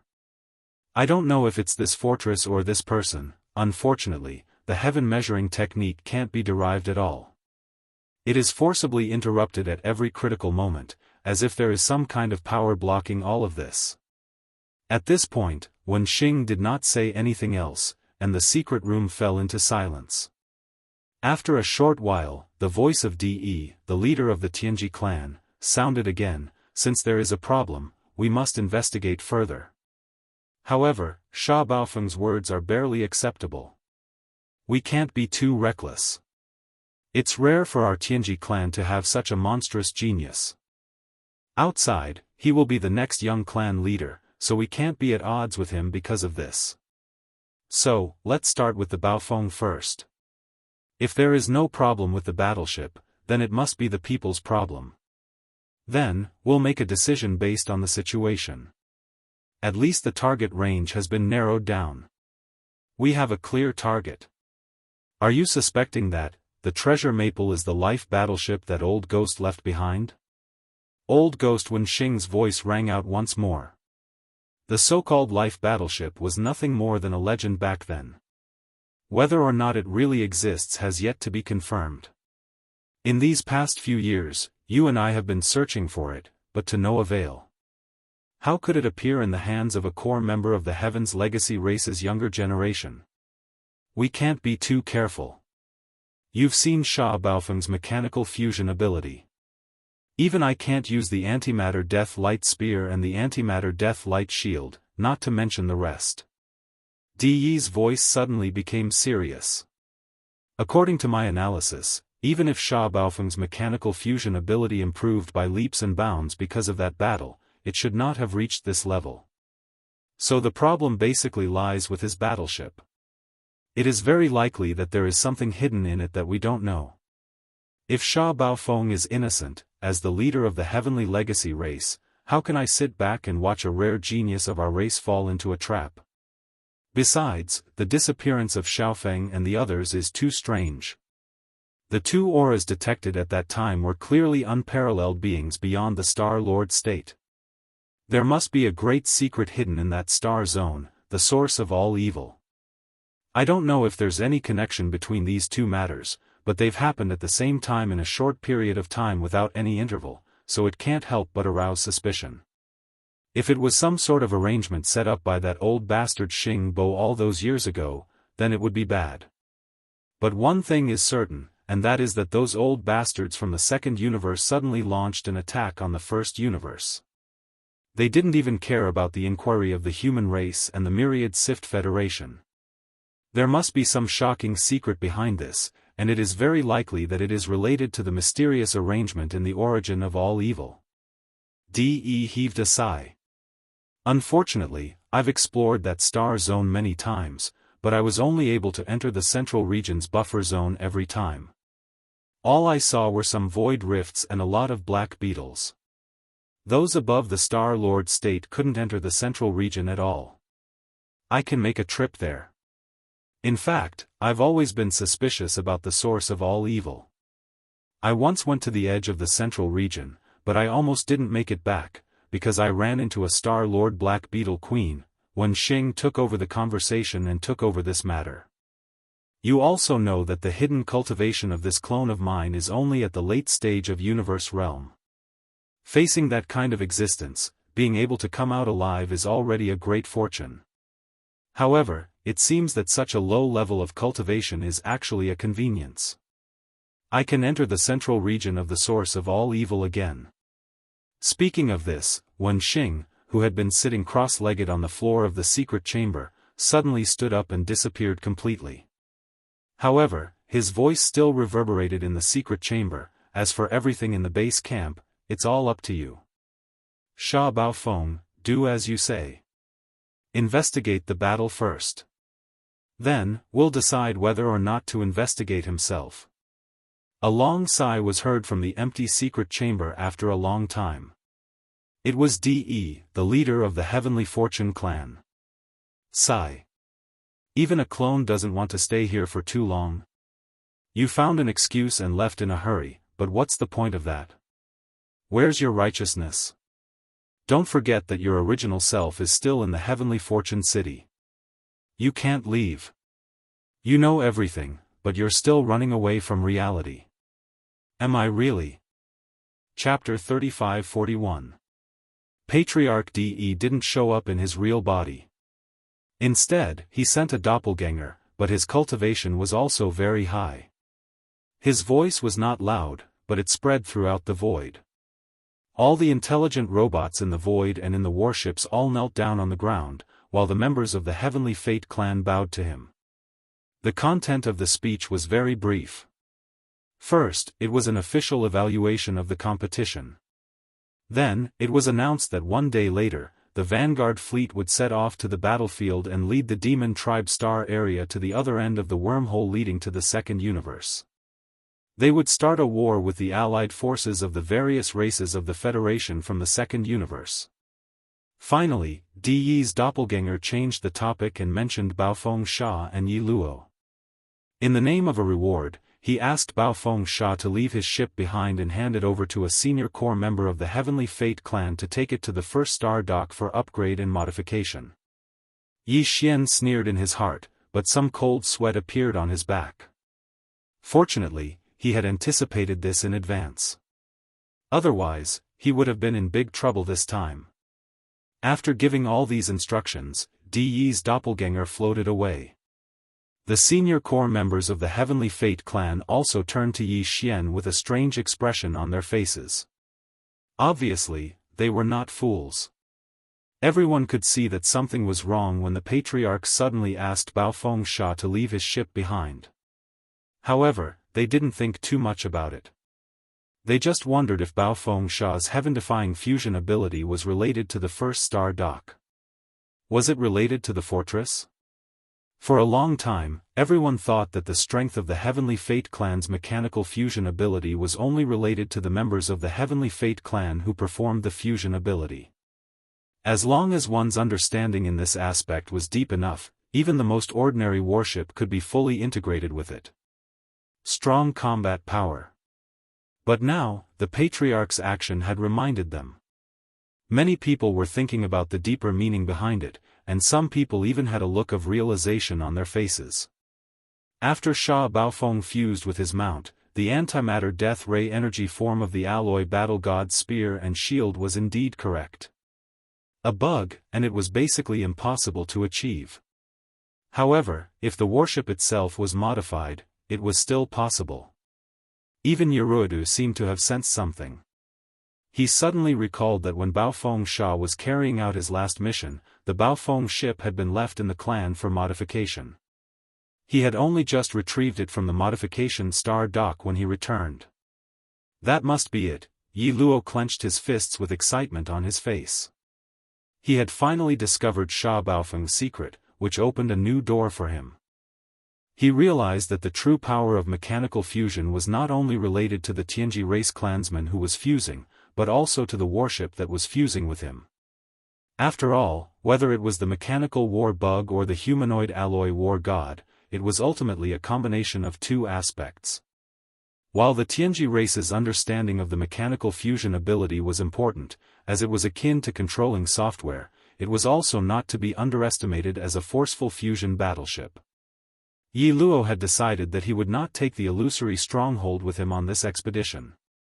He would leave it in the clan and ask a senior member of the Heaven's Legacy race to get in touch with him so that the first star dock could fully remodel it. Baofeng Sha, just wait and see. I will not be defeated like this next time. I will definitely make a comeback. Clenching his fists tightly, Yi Luo muttered to himself with incomparable confidence. Yi Xian waved his hand and took out the treasure maple that he had already prepared in his undying world. Of course, it was the real treasure maple. Then, a few of the senior members of the Tianji race entered the treasure maple and drove it away. As for the others, they went up to Yi Xian and handed him the commander seal of the Vanguard fleet commander. Of course, it was also an electronic device. It was a small black box that could be connected to the communication port of the warship. It was the size of 2 fingers. After Yi Xian received it, he put it into his body with a flip of his hand. At this moment, Chanasi was already rubbing his hands in excitement. From his point of view, since Yi Xian had successfully obtained the position of commander of the Vanguard fleet, then the future young patriarch of the Heavenly Fate clan would basically not be able to escape. Currently, the entire Tianji race did not know that the previous young patriarch, Emperor Xiaofeng, had died. Although they had their suspicions, it was not confirmed. However, in Chanasi's opinion, this matter would be confirmed soon. Then, it would be time for Lord Xia to take over. Because of this, seeing Yi Xian turn around and walk towards him, Chanasi immediately bowed and greeted him with a smile as if he was the one who had been promoted and made a fortune. Lord Xia, congratulations. You have been promoted and made a fortune, you have been promoted and made a fortune. Get ready. We will set off tomorrow to the demon domain. You can return to the demon emperor planet then. These were not words of anger. The old man did not want to stay in the Tianji city, but Yi Xian could not always be by his side, right? He could only return to where he came from and send him back to where he came from. Upon hearing this, Chanasi was stunned. After a long while, when Yi Xian had already turned around and left, he finally regained his senses and hurriedly followed him. Although he did not say much, his eyes were darting around. Clearly, he was calculating how to stay by the side of the future young patriarch. By the side, he would be able to get promoted and make a fortune by following him. The entire vanguard fleet that had set off for the demon domain had already been readied. It was parked at the edge of the industrial circle around Tianji city. After Yi Xian arrived, he immediately entered the flagship stronghold. The scale of this Tianji race vanguard fleet was huge. There were a total of 1,000 fortresses of varying sizes and 100 fortresses of varying sizes. In addition, there were more than 10,000 3,000-meter-long stellar-level battleships and 1,000-meter-long planet-level battleships. As for all kinds of small-sized patrol ships and battleships, there were tens of thousands of them. Every fortress and fortress carried many of them. Such a huge fleet of vanguard ships covered the sky and occupied a large part of the starry sky. Yi Xian had never seen such a huge fleet before. There were tens of thousands of ships of all kinds. It was simply shocking. Just this alone showed how huge the scale of this battle was. After all, this huge fleet in front of him was only the vanguard. Such a huge fleet of vanguard ships was driven and controlled by intelligent robots. Countless intelligent robots were sent to the battlefield, and there were only 2 people in the upper echelon of the Tianji race who were in charge of commanding the flagship. They were Yi Xian and Yi Luo. Most of the authority was in Yi Xian's hands, and Yi Luo was only his assistant. The only things he could manage were some of the intelligent robots below. All orders had to be given through the commander's seal in Yi Xian's hand, which was also an electronic black box. Chapter 35-42. The journey from Tianji City to the Demon Dweller Galaxy was a long one. Even if they didn't miss any of the small wormholes along the way, it would still take them nearly a month to reach the Demon Dweller Galaxy. The tens of thousands of small patrol ships and 1,000-meter-long planetary-class battleships in the fleet didn't have the ability to continuously jump through wormholes. Fortunately, the fleet had enough fortresses, so these small battleships were basically used as sub-ships to enter the large-scale battle. They jumped through the interior of the battleship. Although the fleet traveled slowly and needed nearly a month to reach the battlefield, first-hand news of the battle could be transmitted to Tianji City and the flagship of the Vanguard fleet through the First Universe's interstellar network at any time. Thus, Yi Xian knew the situation on the Demon Dweller Galaxy like the back of his hand even while he was traveling. As the overlord of the First Universe, the Tianji clan had more than 10,000 3,000-meter-long battleships in the Vanguard fleet. Naturally, the other fleets of the First Universe's races would be even more terrifying. Of course, the participating fleets of the slave races couldn't be dispatched to the battlefield all at once. Like the Tianji clan's forces, they would arrive in batches. The first fleet to arrive was also the Vanguard fleet. As the sole hegemon of the First Universe, the Heaven's Legacy race had always claimed that they were the servants of all races, but in reality, this was clearly an exaggeration. No matter how large a universal plane was, it was impossible for it to have more than 10,000 intelligent races. The vast majority of races were weak races. Most of the weaker races were small races with no intelligence, such as the insectoids. There were nearly 1,000 slave races under the Tianji clan. Even if each race only sent a vanguard fleet of 100 ships, there would be a total of 100,000 ships. These 100,000 ships referred to the main force ships that were at least 3,000 meters long, including the fortresses and fortresses of various sizes. The Heaven's Legacy race did not open up the large fortresses with a diameter of 100,000 meters to their slaves. In addition, there were all kinds of small patrol ships and 1,000-meter-long planetary-class battleships. In short, if all the vanguard fleets of the slave races arrived at the Demon Dweller Galaxy, Yi Xian would have a super vanguard fleet of several 100,000 ships in his hands. Furthermore, the fleet in his hands was about to launch the first interstellar battle between the two universes in this war. This showed how terrifying the authority in his hands was. In the past, Yi Xian wouldn't even have dared to dream about it. Looking back, 2 years ago, he was still a native who had just walked out of a sealed planet and arrived in the universe. He didn't know anything and had to start everything from scratch. But today, the first battle between the two universes was about to begin. 2 days after the entire Vanguard fleet left the Heavenly Fate Star region, the first wormhole jump arrived. After completing this wormhole jump, the entire fleet was already extremely far away from the Heavenly Fate Star region. Yi Xian's originally somewhat worried heart was completely relieved. The first thing he did was to go to the 100,000-meter-long fortress that housed tens of millions of Void Soldier ladles. After a round of inspection and confirming that all the Void Soldier ladles were there and that the 2 8-star Void Soldier ladles were fine, he was relieved. After a moment of hesitation, Yi Xian directly refined this interstellar fortress and put it into his body. At the same time, he issued an order to the Devouring system to brainwash all the intelligent robots in this fortress named Cannon Fodder. He didn't plan to take this fortress out again. When he found a suitable galaxy in the future, he would find a new home for the Void Soldier ladles. But for now, they could only stay in this Cannon Fodder. They couldn't even go to the black hole of life. Otherwise, they would be captured sooner or later, or even on the spot. Exterminated.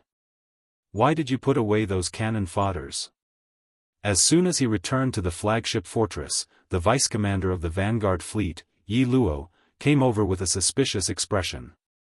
He asked Yi Xian the reason for his actions just now. Can't this commander have other uses? Are you the commander or am I? You have a vice-commander on your head and you're still not being honest. You're asking for a beating. Yi Xian didn't care at all. He rolled his eyes and scolded him. In the end, he waved his hand and said, "Now, the command of the fleet will be temporarily handed over to you as the vice-commander. This commander needs to go into seclusion to cultivate or something. Remember not to make decisions on your own if there are important matters. You must report to this commander. Report to this commander, or you will be punished according to military law. Chanas, you are now this commander's personal guard. Keep an eye on him. If there are any strange movements, report to me immediately." After saying that, he ignored Yi Luo, who was so angry that his nose was crooked to the side. He swung his arm and walked into a cabin. After closing the cabin door, he waved his hand and set up an isolation restriction. Only then did he relax. The journey to the Demon Dweller star field was a long one.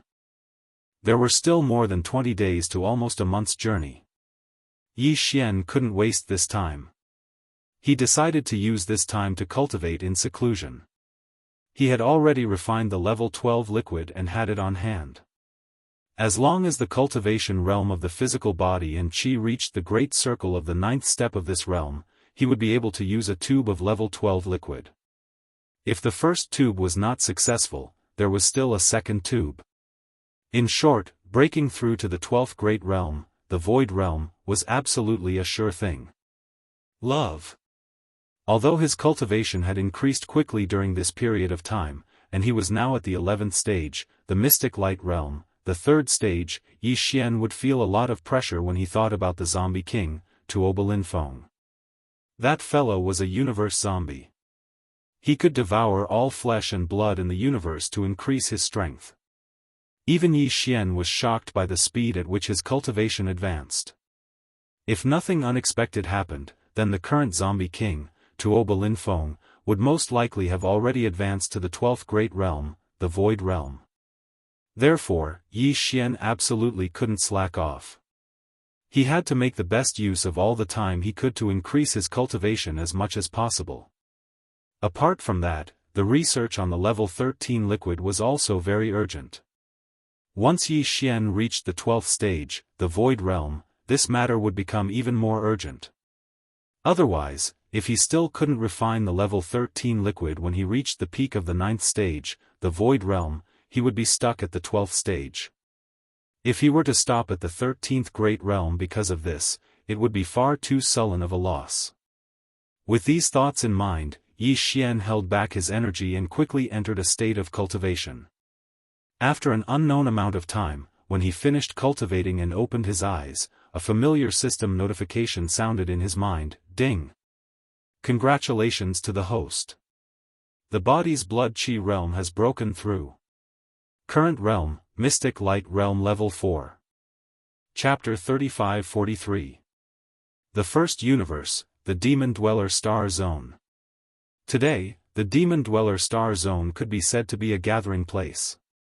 Not only were the vanguard fleets of the First Universe's servant races moving over, but even the enormous fleets of the various races of the Federation of the Second Universe were converging one after another through the plane-level wormhole that connected the two universes. The initiator of this plane-level space war was the Second Universe. The Tianji clan of the First Universe and its servant races were merely responding to the challenge. Therefore, the battlefield was destined to be in the First Universe's plane. Neither the Tianji clan nor the Demon Dweller clan had sent a large number of troops to guard or set up an ambush at the exit of this plane-level wormhole. The Tianji clan also hoped for a battle to disrupt the situation of the three universes. Therefore, guarding the exit of the wormhole and preventing the allied forces of the Second Universe from entering the First Universe was completely unnecessary. As for setting up an ambush, it was even more unnecessary for the Tianji clan. The First Universe was the headquarters of the Tianji clan, and the clan was known as the sole overlord of the First Universe. If they didn't even dare to face the allied forces of the Second Universe's races head-on and played these tricks instead, they would be a laughingstock. Because of this, in recent times, the fleets of the Second Universe race that had entered the First Universe through this dimension-level wormhole and immediately set up camp in the void near the wormhole's exit. It was simply one fleet after another. The void near the exit of the wormhole was already filled with the silhouettes of all kinds of battleships, fortresses, and fortresses. They were densely packed, and the vast galaxy that stretched for tens of thousands of miles was covered with a layer of cold steel clothing. Among the top 10 races of the Second Universe's Federation of the Second Universe, besides the Nether Turtle clan, the other 9 races, such as the Blood Dragon clan, the Green Rock clan, the Warrior Lion clan, the Inji clan, the Barbarian Bull clan, the Golden Eagle clan, the Colored Python clan, the Greedy Wolf clan, and the Tree Spirit clan, all sent powerful fleets of their races. In addition, the other races of the Second Universe also sent fleets of their races. Even the Black Lion that Yin Chi, Yin Ba, and Yin Jiao led over 10,000 members of the Yin Demon clan to occupy had come to the Demon Dweller Star Zone. Of course, the Black Lion was now a wandering level stronghold in the universe. It was all alone and wasn't welcomed by the various races of the Second Universe Federation. Even the leader of the Yin Demon race, the Yin Emperor, didn't care about them. He had long since been angered to death. In addition, the Black Lion originally belonged to the Battle Lion tribe, but it was snatched away by the Netherworld Young Master. This was an absolute humiliation to the Battle Lion tribe. There was no doubt that as long as they saw this small fortress, the Battle Lion tribe would not be polite and would attack on the spot.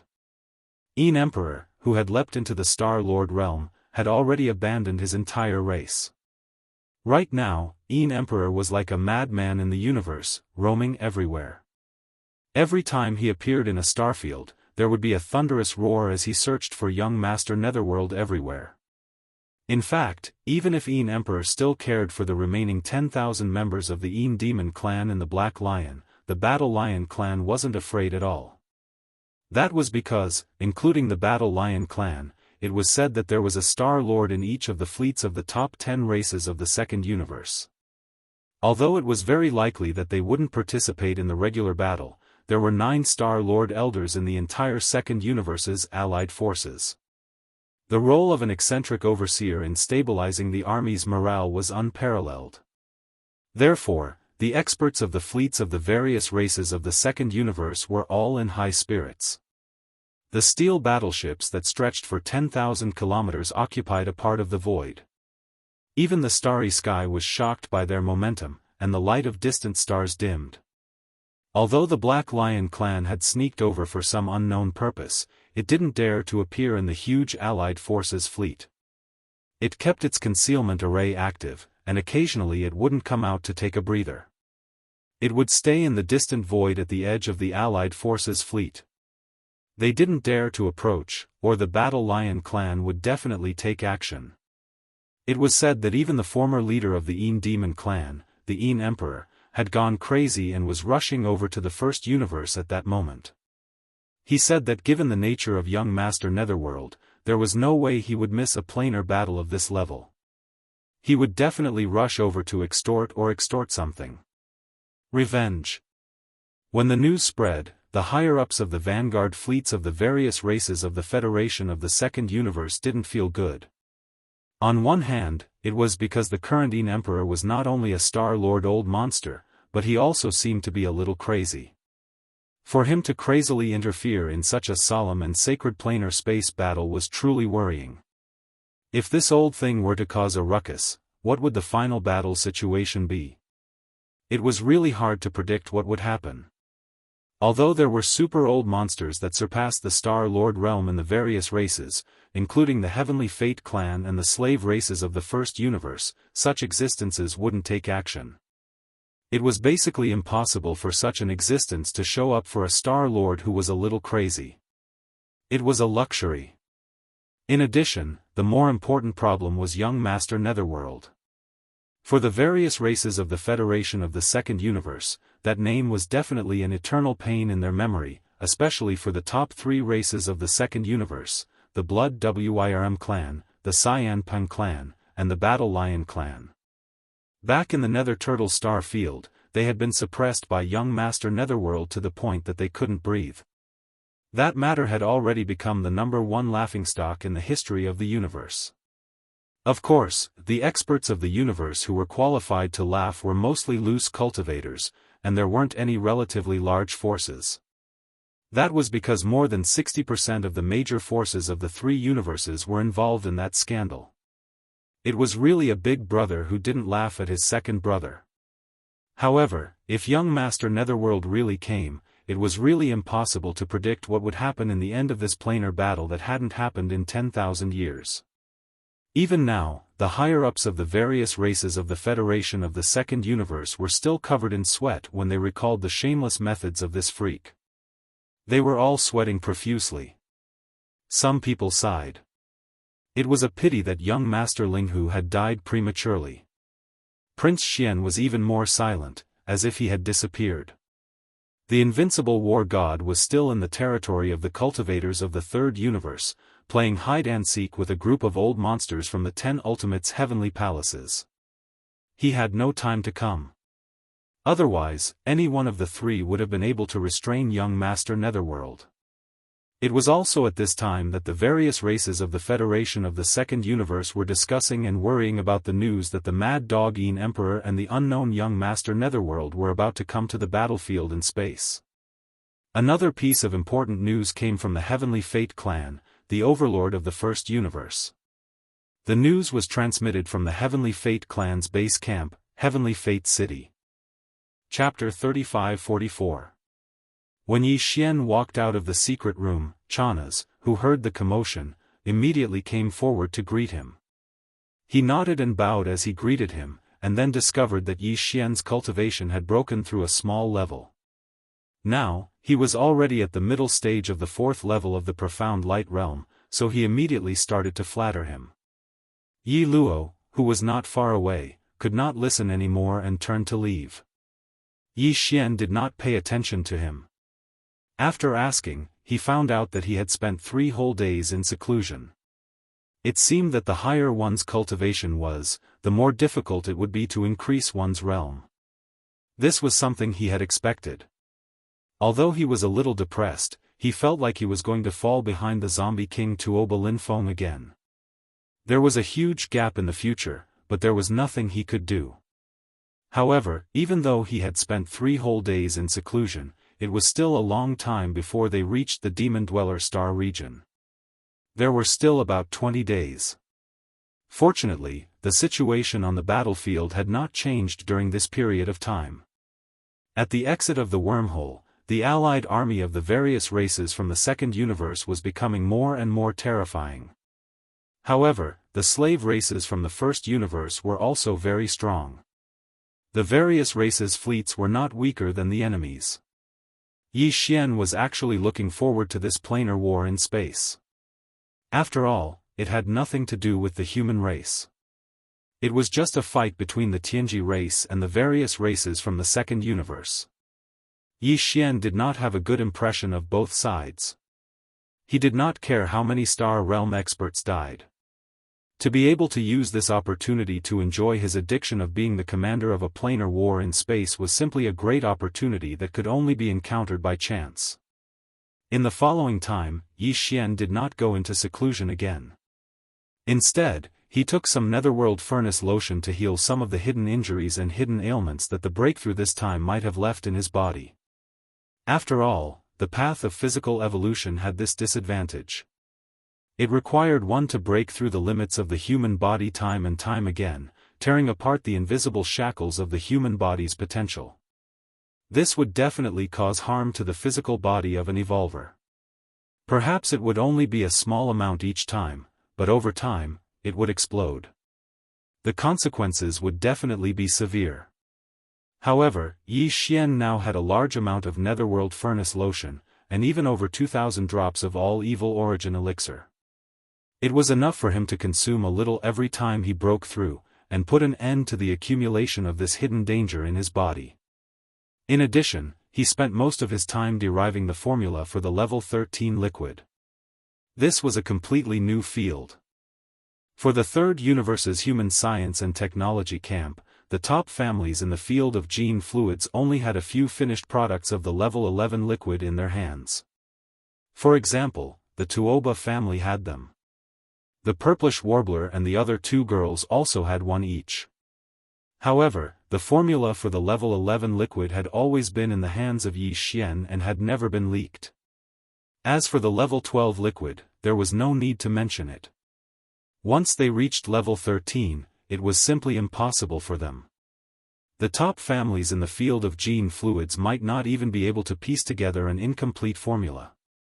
The research field of gene fluids was deduced step by step. Without the formula for the level 12 liquid, there was no way to know what the key elements of the level 13 liquid were.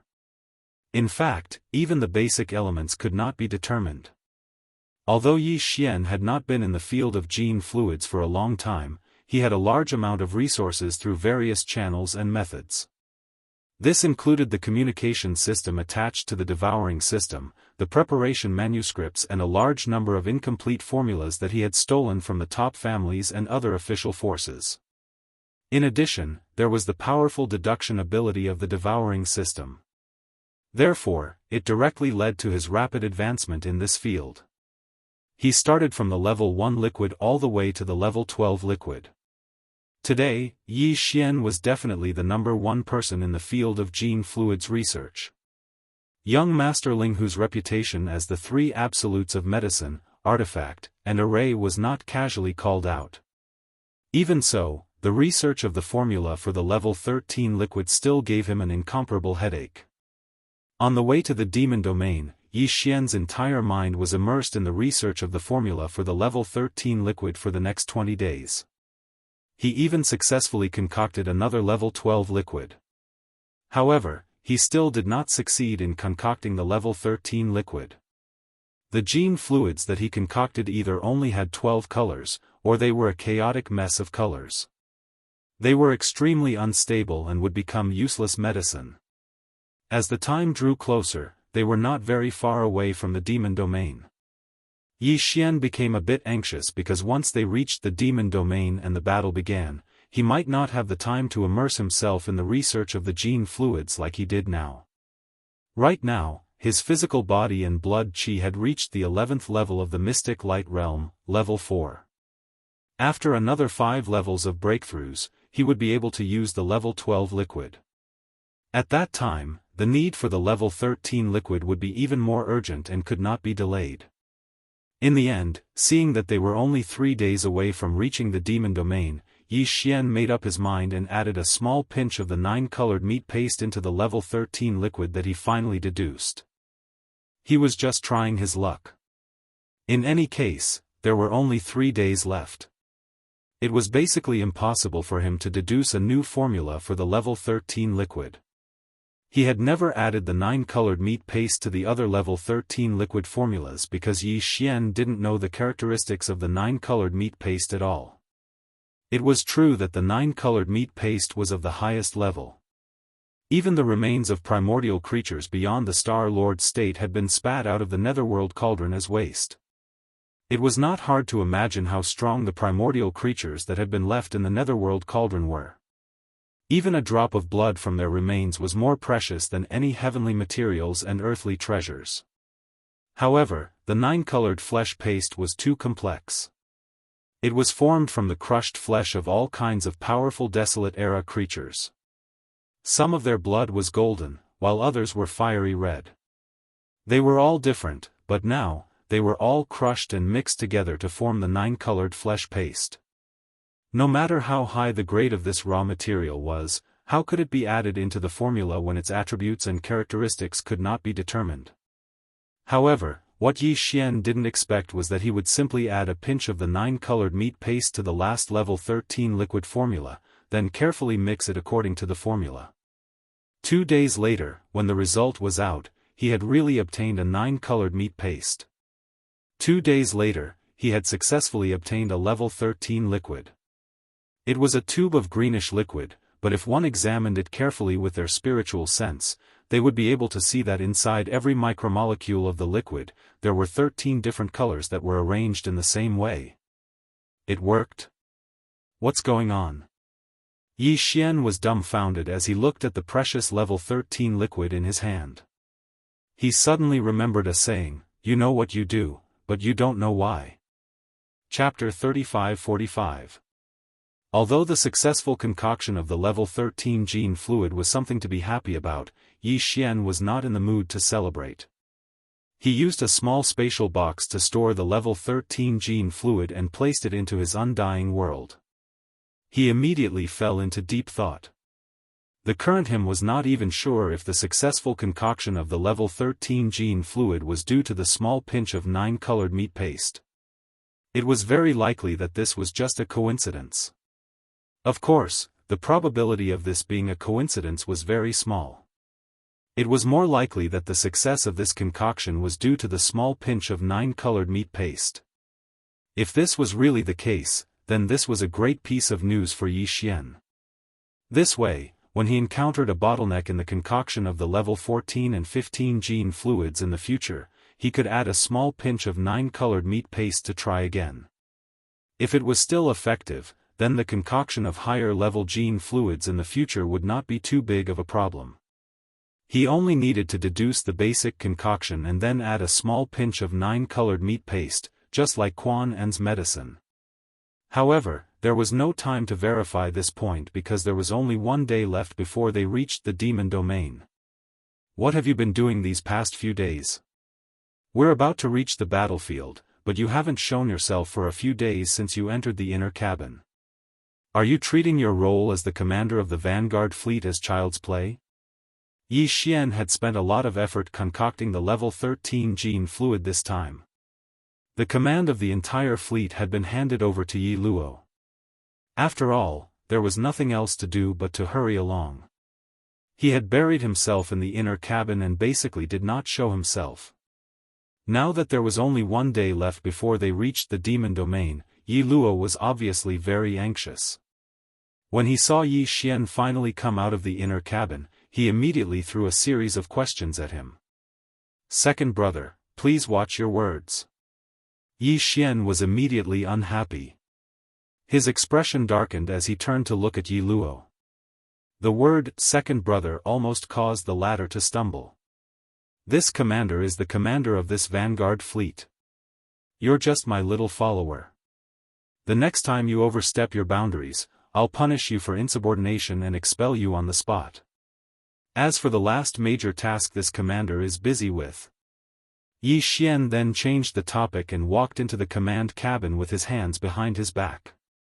He directly ignored Yi Luo's angry expression and said slowly, "This commander has tens of thousands of battleships and countless AI robots under my command. I have the command of this intergalactic war, so I have to deal with it every day. I've always been thinking about strategies and strategies. What do you know as a follower? All you need to do is listen to my orders. That's your mission. Don't waste my time talking nonsense. Otherwise, you'll mess up the battle and I'll hold you responsible." Yi Xian kept calling Yi Xian commander and great lord, and from time to time, he would throw in terms of second brother or little follower. After a series of scoldings like this, Yi Xian almost coughed up blood. He was completely stunned, and his mind was in a mess. A day later, the vanguard fleet entered the demon domain. In just 2 short days, they made 6 consecutive wormholes and finally arrived at the demon domain. As soon as they arrived at the outskirts of the demon domain, Yi Xian was shocked by a huge thing floating in the void. Apart from the Tianji continent in the core area of the Tianji race's headquarters, the largest intergalactic war machine he had ever seen was a large fortress with a diameter of only 100,000 meters. Even on the everlasting star of the everlasting dynasty, he had never seen a planet larger than a fortress with a diameter of 100,000 meters. War machines. And now, he saw one of them in his field of vision. This was a giant steel ship shaped like a megaphone. The diameter of the mouth of the megaphone was a terrifying 300,000 meters. It could fit 3 large fortresses of 100,000 meters in a row through the mouth of the megaphone. To be more precise, this giant intergalactic megaphone was not a single entity. The mouth of the megaphone was composed of rings from the outside to the inside, with a total of 9 layers.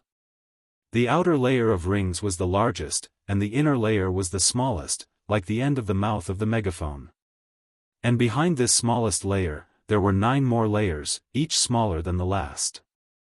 These 9 layers, together with the smallest layer inside the mouth of the megaphone, formed a giant megaphone tube that was gradually shrinking. Whether it was the 9 layers of the mouth of the megaphone or the 9 layers of the megaphone tube, each layer of rings had a large number of nodes, connected by some huge tube-shaped objects. These densely packed nodes were independent warships with a diameter of 3,000 meters, but they were not standard warships in the shape of boats. They were more like specially built to form this giant intergalactic megaphone. Although the warships at each node were only 3,000 meters in diameter, they were all honeycomb-shaped with countless small sections. No one knew what they were used for, because Yi Xian did not have any. There were no cannons on the surface of these countless small honeycomb-shaped warships. It was as if they formed this giant intergalactic megaphone together, not for the purpose of intergalactic war, but for decoration. It was just a giant piece of art with a terrifying scale. But that was obviously impossible. Even if the demon king Mo Wentian was out of his mind, the demon tribe would not make a useless piece of art at this time.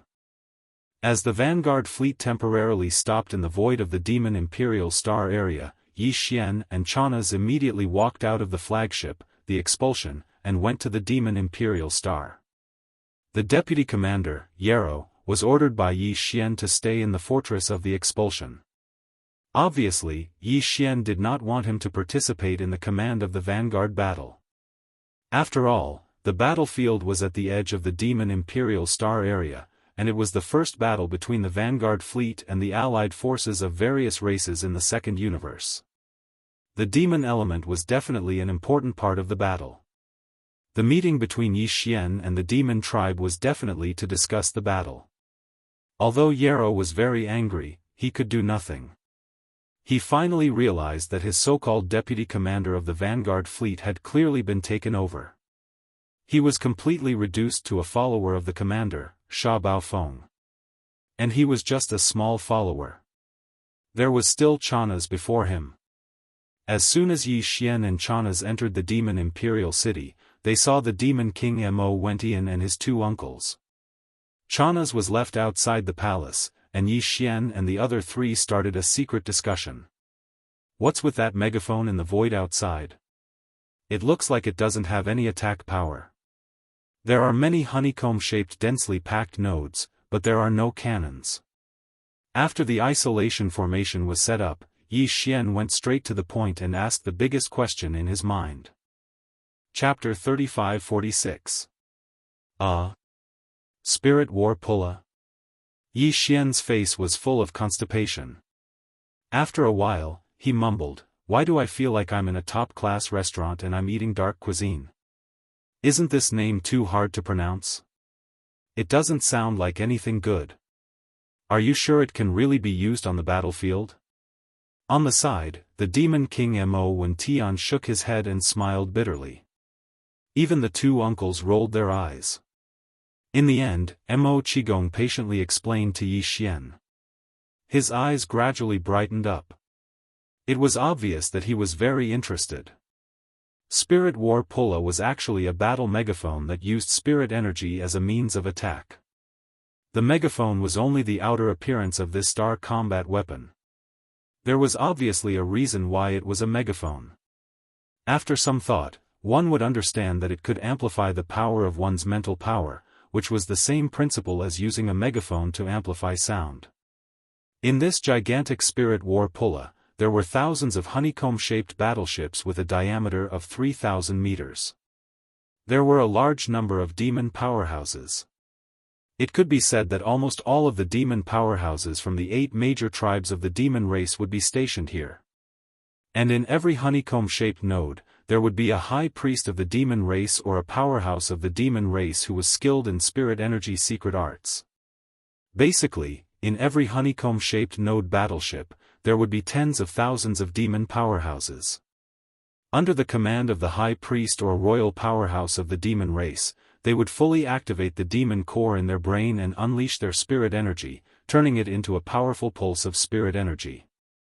Huge tubular objects made of special materials that connected the nodes would converge at the smallest inner circle of the horn.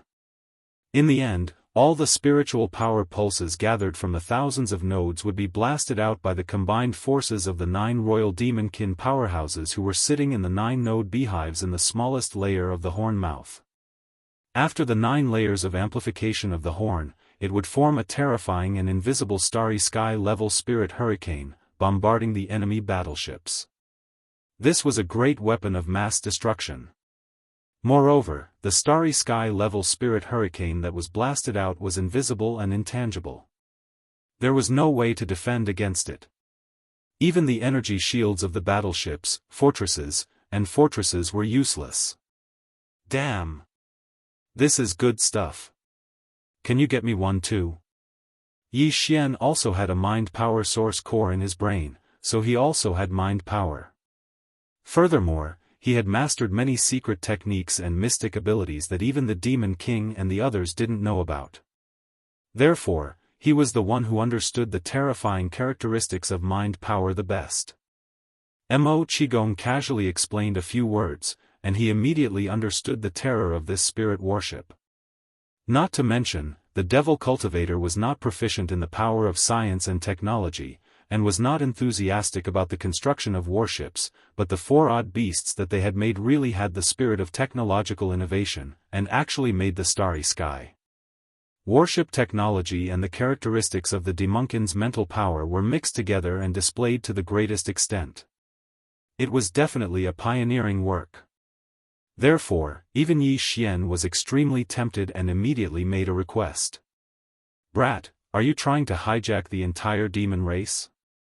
Unfortunately, Imperial Uncle Mo Qigong and the others immediately rolled their eyes at his words. They glared at him and said unhappily, although this spirit worship with a diameter of 300,000 meters is not the limit of the demon race, if we send in the people of the Demon King planet, we can make one with a diameter of 500,000 meters.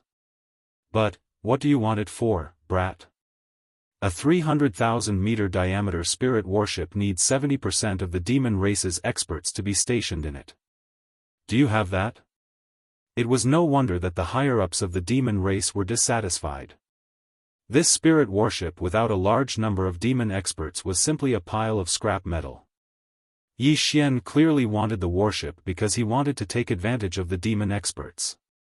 This brat's methods were really shameless. If they really gave the worship to him, the demon race's star region might not even have 3 more demon experts. 5 more and a large number of demon dweller experts would have disappeared in batches. Although Mo Qigong did not directly say these words, it was clearly what he meant. The Demon King Mo Wentian and the others on the side had a deep expression on their faces. Clearly, they still remembered the torment that Yi Xian had caused in the demon dynasty under the identity of Prince Xian. Don't look at me like that. It's like you're guarding against a wolf. What happened to the cooperation? What happened to the friendship? Yi Xian's face was full of awkwardness. He said sternly, "Don't worry, I've always been a person of principle. I definitely won't harm my own people." This. Alright, let's talk business. I do need this spirit worship. Although I don't have as many demon experts as you, I have the void soldier ladles. Yi Xian was precisely thinking about this. The void soldier ladles all had a unique biological frequency. Unfortunately, the individual biological frequency was too weak and did not have much destructive power. However, Yi Xian had seen the void soldier ladle's divine ability before. He had even given it names, such as stellar transposition, hitting cows through mountains, and so on. They were all terrifying divine abilities related to the laws of the void of the universe. If Yi Xian had a spirit worship, he could definitely let the tens of millions of void soldier ladles stay in it. At that time, all the soldiers would be led by some high-ranking members of the 8-star Wang ladle clan. At the same time, they would emit the mysterious biological frequency unique to the soldier ladle clan. They might have a chance to use the void soldier ladle's divine ability. Then the divine ability would be displayed. The void soldier ladle was an ancient almighty who was second only to the primordial supreme. Although it was like a newborn right now and had not grown up yet, how could its divine ability be weak? However, in this way, the term spirit worship was not very suitable. It could be called void soldier worship. It seemed that this name was more high-end and classy. Of course, Yi Xian could not explain too much to the Demon Emperor Mo Wentian and the others. However, he only mentioned the void soldier ladle clan. Mo Wentian and the others could basically guess a little. After all, the void soldier ladle was a mysterious life form. Although it did not have spiritual power, it had biological waves. There was still a frequency. As long as it was not a disaster for the devil cultivators, Yi Xian could do whatever he wanted with the rest. However, it was impossible to directly build the spirit worship and hand it over to Yi Xian. Yi Xian did not expect them to do this. With the devil cultivator's technological construction ability, it was estimated that the one they were using now would have been built for many years. He could not afford to wait. Immediately, Imperial Uncle Mo Wentian handed all the data and blueprints for the construction of the spirit worship to Yi Xian. The latter did not study it immediately and directly threw it to the devouring system, allowing the system to make a second deduction and perfect it. As for the subsequent construction, Yi Xian had not decided yet. It would depend on the situation. Perhaps after returning to Tianji City, he would build a star dock in the outer industrial circle of Tianji City. Chapter 35-47. The Void Soldier Ladle clan has been rescued, but your imperial uncles are still in the imperial prison of the Tianji continent. Yi Xian spread out his hands and said helplessly, "De wants to send the entire Soldier Ladle clan to the frontline as cannon fodder. Otherwise, it wouldn't be so easy to get them. Moreover, the Soldier Ladle clan was handed over to me before the fleet set off. When the Soldier Ladle clan arrived, I didn't have the chance to do anything for you. If we take action before then, we will definitely be discovered, and the Soldier Diao clan will be in danger. Besides, not everyone can enter Tianji City. I am currently impersonating Sha Baofeng, so I don't have the authority to do so." Yi Xian stopped talking. He couldn't reveal that the young clan leader of the Tianji clan, Di Xiaofeng, and the others had died in his hands. The Demon King Mo Wentian and the others also understood. Mo Qigong nodded and didn't take it to heart. His expression didn't change as he continued, "The situation is similar to what we expected. Therefore, this time, we gritted our teeth and took out the spiritual battle talismans that we kept secret. This way, we can numb the Tianji clan and make them less suspicious of our demon race. This will lay the foundation for you to successfully rescue the imperial uncles in the future. On the other hand, this is the first time the spiritual battle jar has appeared in the Starry Sky battlefield. It should have an unexpected effect if it is activated at a critical moment. At that time, if we win the battle and there is still no news of Di Xiaofeng's whereabouts, you will most likely become the new imperial uncles after returning to the Tianji city. You will be the next young clan leader of the Tianji clan. At that time, you will have the authority to enter the Tianji city. At that time, Di Yi's wariness towards you will be at its weakest. After all, he just gave you the title of young clan leader. He would never have thought that you would do something detrimental to the Tianji clan at this time." "I see," Yi Xian suddenly came to a realization. Previously, he was still muttering that since the demon cultivator race had already decided to rebel against the Heavenly Fate clan, why would they spend so much effort in this battle? After all, it was all for the sake of the dozen or so demon cultivator imperial uncles who were imprisoned in the Heavenly Fate city's imperial prison. Near the wormhole at the edge of the demon race's space zone, the vanguard fleet from the second universe has almost gathered. There are about 1,000,000 battleships.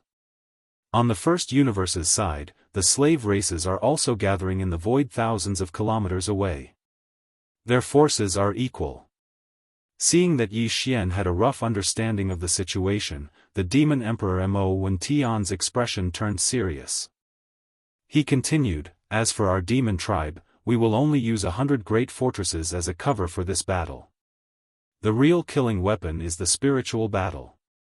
Of the 9 honeycomb nodes in the smallest layer of the horn, 8 are overseen by the royal uncles and the leaders of the royal family. As for the core one, it's occupied by an ancestor of our race who has been away for years. He's a Star Lord, and his mental power will be gathered at the node of the Psychic Warrior Temple. The energy pulse will be blasted out by him. Before this, the spiritual warriors will always activate the concealment formation and retreat to the back of our army. When they need to use it, they will move forward in a concealed state. When they reach a suitable position, they will attack according to your command. It's said that each of the 9 fleets of the top 10 races in the second universe is led by a Star Lord. Even though it's very likely that they won't participate in the regular battles, the 9 Star Lords will be able to stabilize the morale of the troops. At the very least, that's basically the case until the final stage of this interplanar war. Interplanar wars of such a scale usually last a dozen years. Therefore, the Star Lords won't take action for the time being. Even the fortresses with a diameter of 100,000 meters will only be stationed at the back of the army. They won't participate in the battle too early. The Tianji race fleet you're leading is just a vanguard fleet. Later, there will be more powerful forces coming from both the servant races and the Tianji race. The highest commander of the Tianji race will be at least a Star Lord of the older generation of the Tianji race. An expert of the Machine Clan. Therefore, it can be said that before their arrival, the battle in the Demonkin Star region would not have had the chance to reach a climax. Whether it is the vanguard commanders of our camp or the commanders of the enemy camp, they are all well aware of this and will restrain themselves. However, in that case, your battle achievements will be affected. Once the Star Lord level old monsters of the Heavens Legacy race arrive, the value of your military authority will immediately decrease by more than half. At that time, even if you have battle achievements, you will only be able to obtain a small amount. This is not the original intention of our demon race to use the spirit battle jar. Talismans. Speaking of this, the Demon King Mo Wen Tian's expression suddenly became serious. He said in a serious tone, "Therefore, what we're saying is that the spiritual warriors will keep the concealment array active from the moment they set off for the battlefield. Apart from you, basically no experts outside the demon race will know of their existence. When the time comes, the Star Lord of our race will communicate with you directly through mental power. And our request is very simple. You can only control the spirit battle talisman, and you can't use it to consider the overall situation of the battlefield. If you want to use it, you have to use it at the most crucial moment, when you can gain the most merit. If that's the case, won't both sides be shocked when the spirit battle talisman is used? This is a rhythm that doesn't follow common sense at all. In a plane-level space war, using such a powerful weapon in a contact battle at the Vanguard fleet level, it will probably cause the Second Universe's coalition army to be thunderstruck. Yi Xian nodded. He completely understood what the Demon Emperor Mo Wen Tian meant and was extremely excited. He rubbed his little hands together and said, "TSK TSK TSK, there was already a Star Lord level devil cultivator in charge of the attack in the spiritual war. In addition, there were tens of millions of devil cultivator experts in the 1,000-node beehive. And the effect of this space super warrior infinitely magnifying invisible mental power. Ayaya, with such a sudden attack, don't tell me one or two of the 9 Star Lord level old monsters in the Vanguard fleet of the Second Universe's 9 races will be killed directly?" Chapter 35-48. After everything was settled, Yi Xian prepared to set off again. At the edge of the Demonkin Star region ahead, 2 super starry sky armies of nearly 1,000,000 soldiers were facing each other across millions of miles of space. There was a possibility of a misfire at any time. After all, Yi Xian was the chief commander of the Vanguard. The Vanguard fleet of nearly 1,000,000 battleships formed by the Vanguard fleet of the First Universe's servant races all listened to his command. He couldn't wait to experience the wonderful feeling of being able to judge the world. This was a rare opportunity. However, although the Demonkin spirit warriors wouldn't set off at the same time, they would wait until Yi Xian's Tianji clan Vanguard fleet left before activating the concealment formation and stealthily following behind. However, the Demonkin race was one of the most powerful races of the First Universe's servant races after all. If no fleet appeared, it would definitely arouse the suspicion of the enemy and make them vigilant. Therefore, the Demonkin race would send out 110,000-meter large fortresses to cover up their appearance. Right now, these 110,000-meter large fortresses were sailing out of the Star Dock to gather. Then, they would set off together with the Tianji clan Vanguard fleet commanded by Yi Xian. After leaving the main hall, Yi Xian, accompanied by Demon King Mo Wentian and Imperial Uncle Mo Qigong, appeared in the core area of the inner city of the Demonkin Imperial City. They were greeted by a gray-robed, gray-haired Demonkin elder. Seeing this Demonkin elder, Mo Wentian and Mo Qigong both stopped in their tracks. The latter stepped forward and respectfully called him Imperial Uncle. Demon King Mo Wentian didn't even have the qualifications to talk to him, so he stood to the side with his hands behind his back. Yi Xian was stunned. Even Mo Qigong called him Imperial Uncle? This old man's seniority in the Demonkin Imperial clan was not ordinary. Immediately after, a thought flashed through his mind and he immediately came to a realization. If nothing unexpected happened, this gray-clothed, gray-haired old man should be the old monster who presided over the core node of the inner circle of the spirit battle. No wonder Yi Xian couldn't feel any aura of an expert from his body. Because at this level, if he wanted to conceal it, Yi Xian, who was only at the 11th realm of cultivation, couldn't sense it at all. Huh? The source core in your brain has already reached grade 7? TSK, although you are not a devil cultivator, there is no one among the younger generation of devil cultivator who can compete with you in terms of mental strength talent. Even among the older generation of devil cultivator experts, there are only a few who can have your talent. It can be counted. The gray-robed, gray-haired old demon completely ignored Mo Qigong. As for the devil king Mo Wen Tian, he didn't even look at him. His gaze landed on Yi Xian, sizing him up. Yi Xian clearly hadn't sensed any fluctuations of mind power, yet he felt as though he had been seen through. Even the grade of the source cores in his head had been seen through. Of course, regarding the devouring system in his body and the corpse lamp tattoo on his chest, this gray-haired old demon clearly did not notice at all. Although the Star Lord old monster was strong, he was far from being strong enough to be compared to the terrifying means of the human race's technological pioneer, Xing Bo, and the mysterious background of the headless infant corpse. Speed. As long as these two trump cards weren't exposed, everything else didn't matter to Yi Xian. Therefore, he didn't mind that his source core grade had been seen through at a glance. However, based on what the other party had said, it seemed like there had been quite a few older devil cultivators with grade 7 mind source cores. As soon as he thought about this, his expression changed. The fact that his opponent had been able to see through the grade of his mind source core wasn't just because his cultivation base was high. There was no doubt that the other party's mind power level had surpassed his own. This meant that his opponent had at least a grade 8 source core. Wasn't it said that only the first Devil King had a grade 8 mind source core among the entire devil race? As for the legendary grade 9, no one had ever reached it before. How could a random older devil cultivator powerhouse possess a grade 8 mind source core? Yi Xian froze for a moment before he shook his head and smiled bitterly. He suddenly started to doubt all the information he had received about the various tribes and powers of the three big plains. It turned out that the information everyone knew was basically a lie. One would be a fool to actually believe it.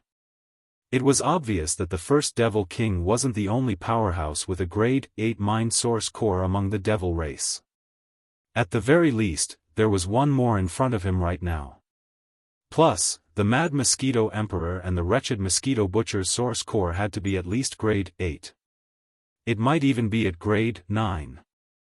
Yi Xian had always believed in what the devil race said to the outside world, yet now it seemed like he had been completely fooled. Huh? You actually have a grade 8 mind imprint in your body? Was it left behind by the Mad Mosquito Butcher? An old devil mosquito butcher's aura? As soon as Yi Xian thought about the Mad Mosquito Emperor and the old devil mosquito butcher, the gray-haired old devil cultivator opposite him mentioned them. His mind source core was indeed at least grade 8. Otherwise, he wouldn't have been able to detect the protective spiritual imprint that the Mad Mosquito Emperor had left behind in Yi Xian's mind. It was the Wretched Mosquito Butcher's aura. Those two old fellas were indeed related to the devil race. Even the previous generation's imperial uncle, a Star Lord old freak who hadn't appeared for many years, knew about their existence. This was enough to explain the problem. Yi Xian's eyes lit up immediately. This was the best opportunity to inquire about the secrets of those two old fellas.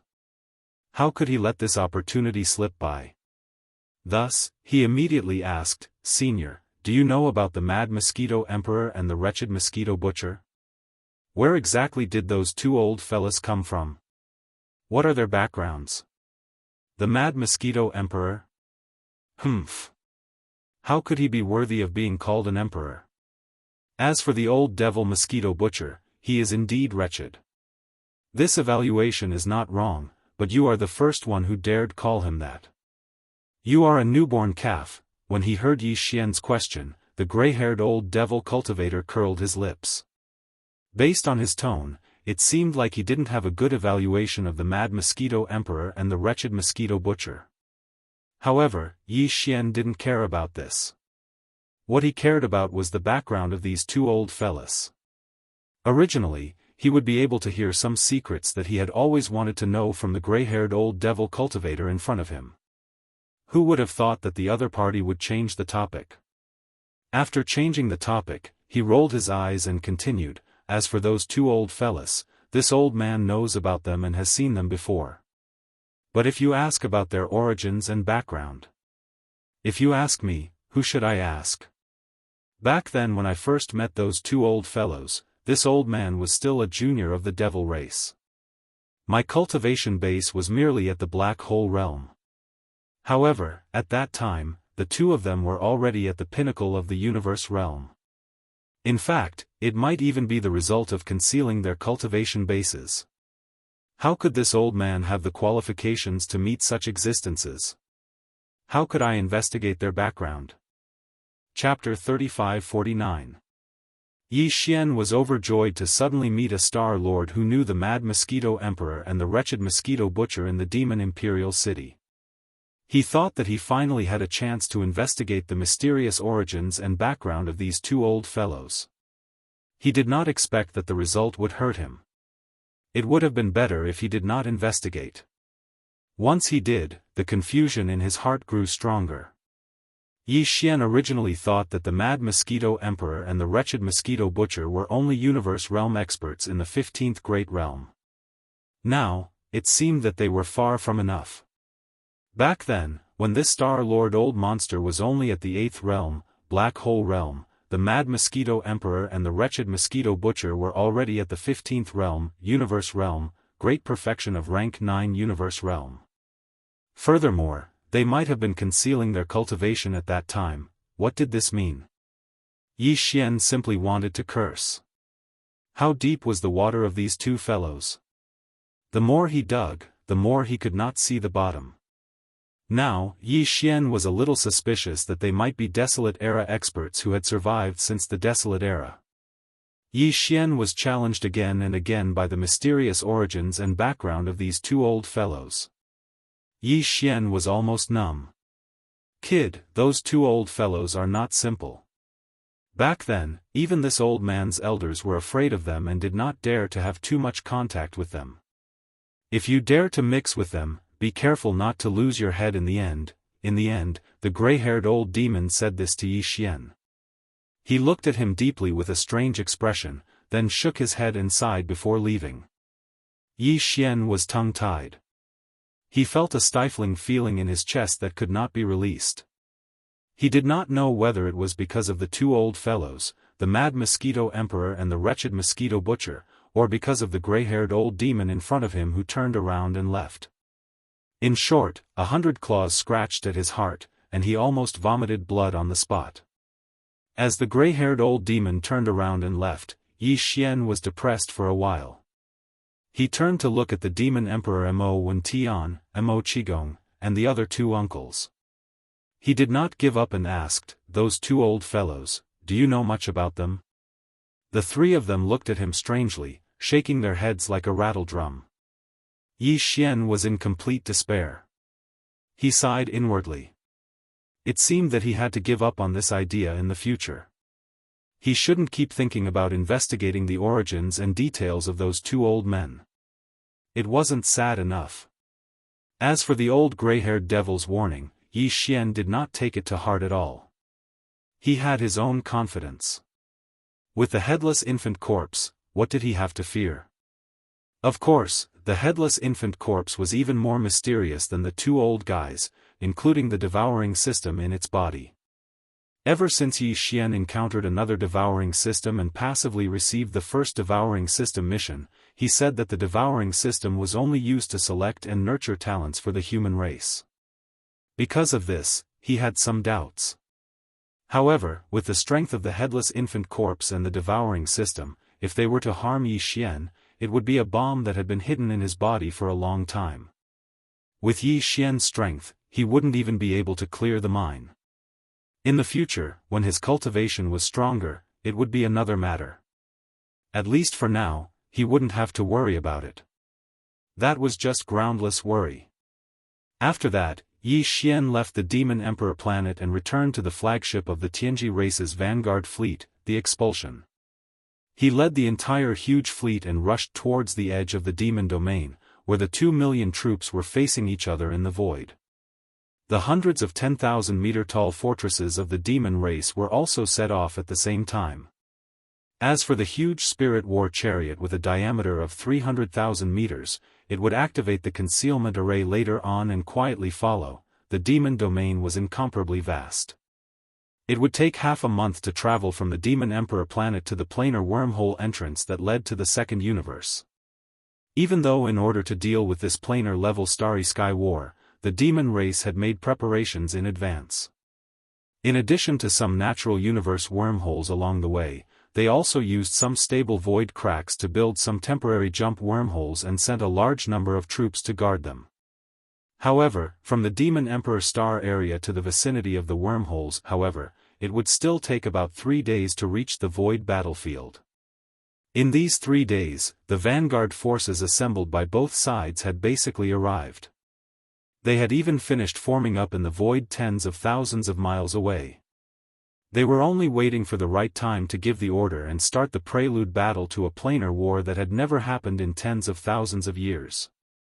However, the higher-ups of the various races of the Federation of the Second Universe had obviously received the news.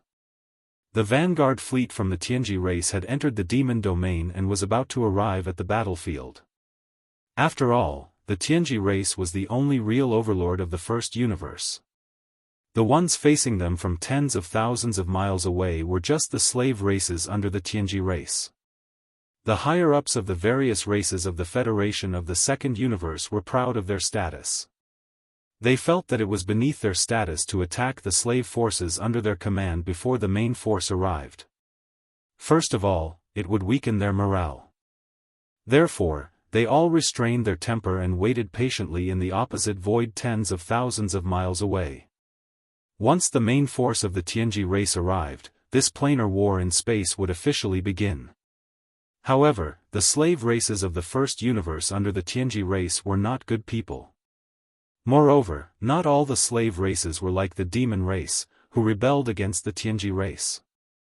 Some of these races could even be said to have a very strong servile nature in their bones. They simply didn't consider being a servant of the heavens legacy race as a shame. On the contrary, they were proud of it. Perhaps they were even thinking of using this space war to curry favor with their masters. Therefore, when the battle power of both camps was in place and the formation was set up in the void tens of thousands of miles away, the allied forces of various races in the second universe were silent for only 1 day, while the slave races in the first universe could not wait any longer. From time to time, some experts of the slave races would rush out of the camp and clamor at the allied forces of the second universe. They said all kinds of unpleasant words. In short, they ridiculed and belittled the other side, showing that their side was completely fearless and openly challenging the other side. Of course, before the commander of the Tianji race's vanguard fleet, Lord Sha Baofeng, arrived, they would not dare to fight. In fact, these guys did not really want to fight. They just wanted to show off before Lord Sha arrived, hoping to use this opportunity to impress Lord Sha. They just wanted to earn some impression points. At first, the various races of the Federation of the Second Universe did not pay attention. After all, they were all proud of their status and were too lazy to bother with these slaves of the Tianji race. As soon as Baofeng arrived, they would directly beat them up. However, the slave races were almost all monsters. Seeing that the other side did not say anything, their arrogance immediately became more and more intense. Their words became more and more unpleasant. In the end, hundreds of fortresses and strongholds even activated the Starry Sky loudspeaker system and cursed loudly. The entire void was stirred up into a black smoke barrier. Qi.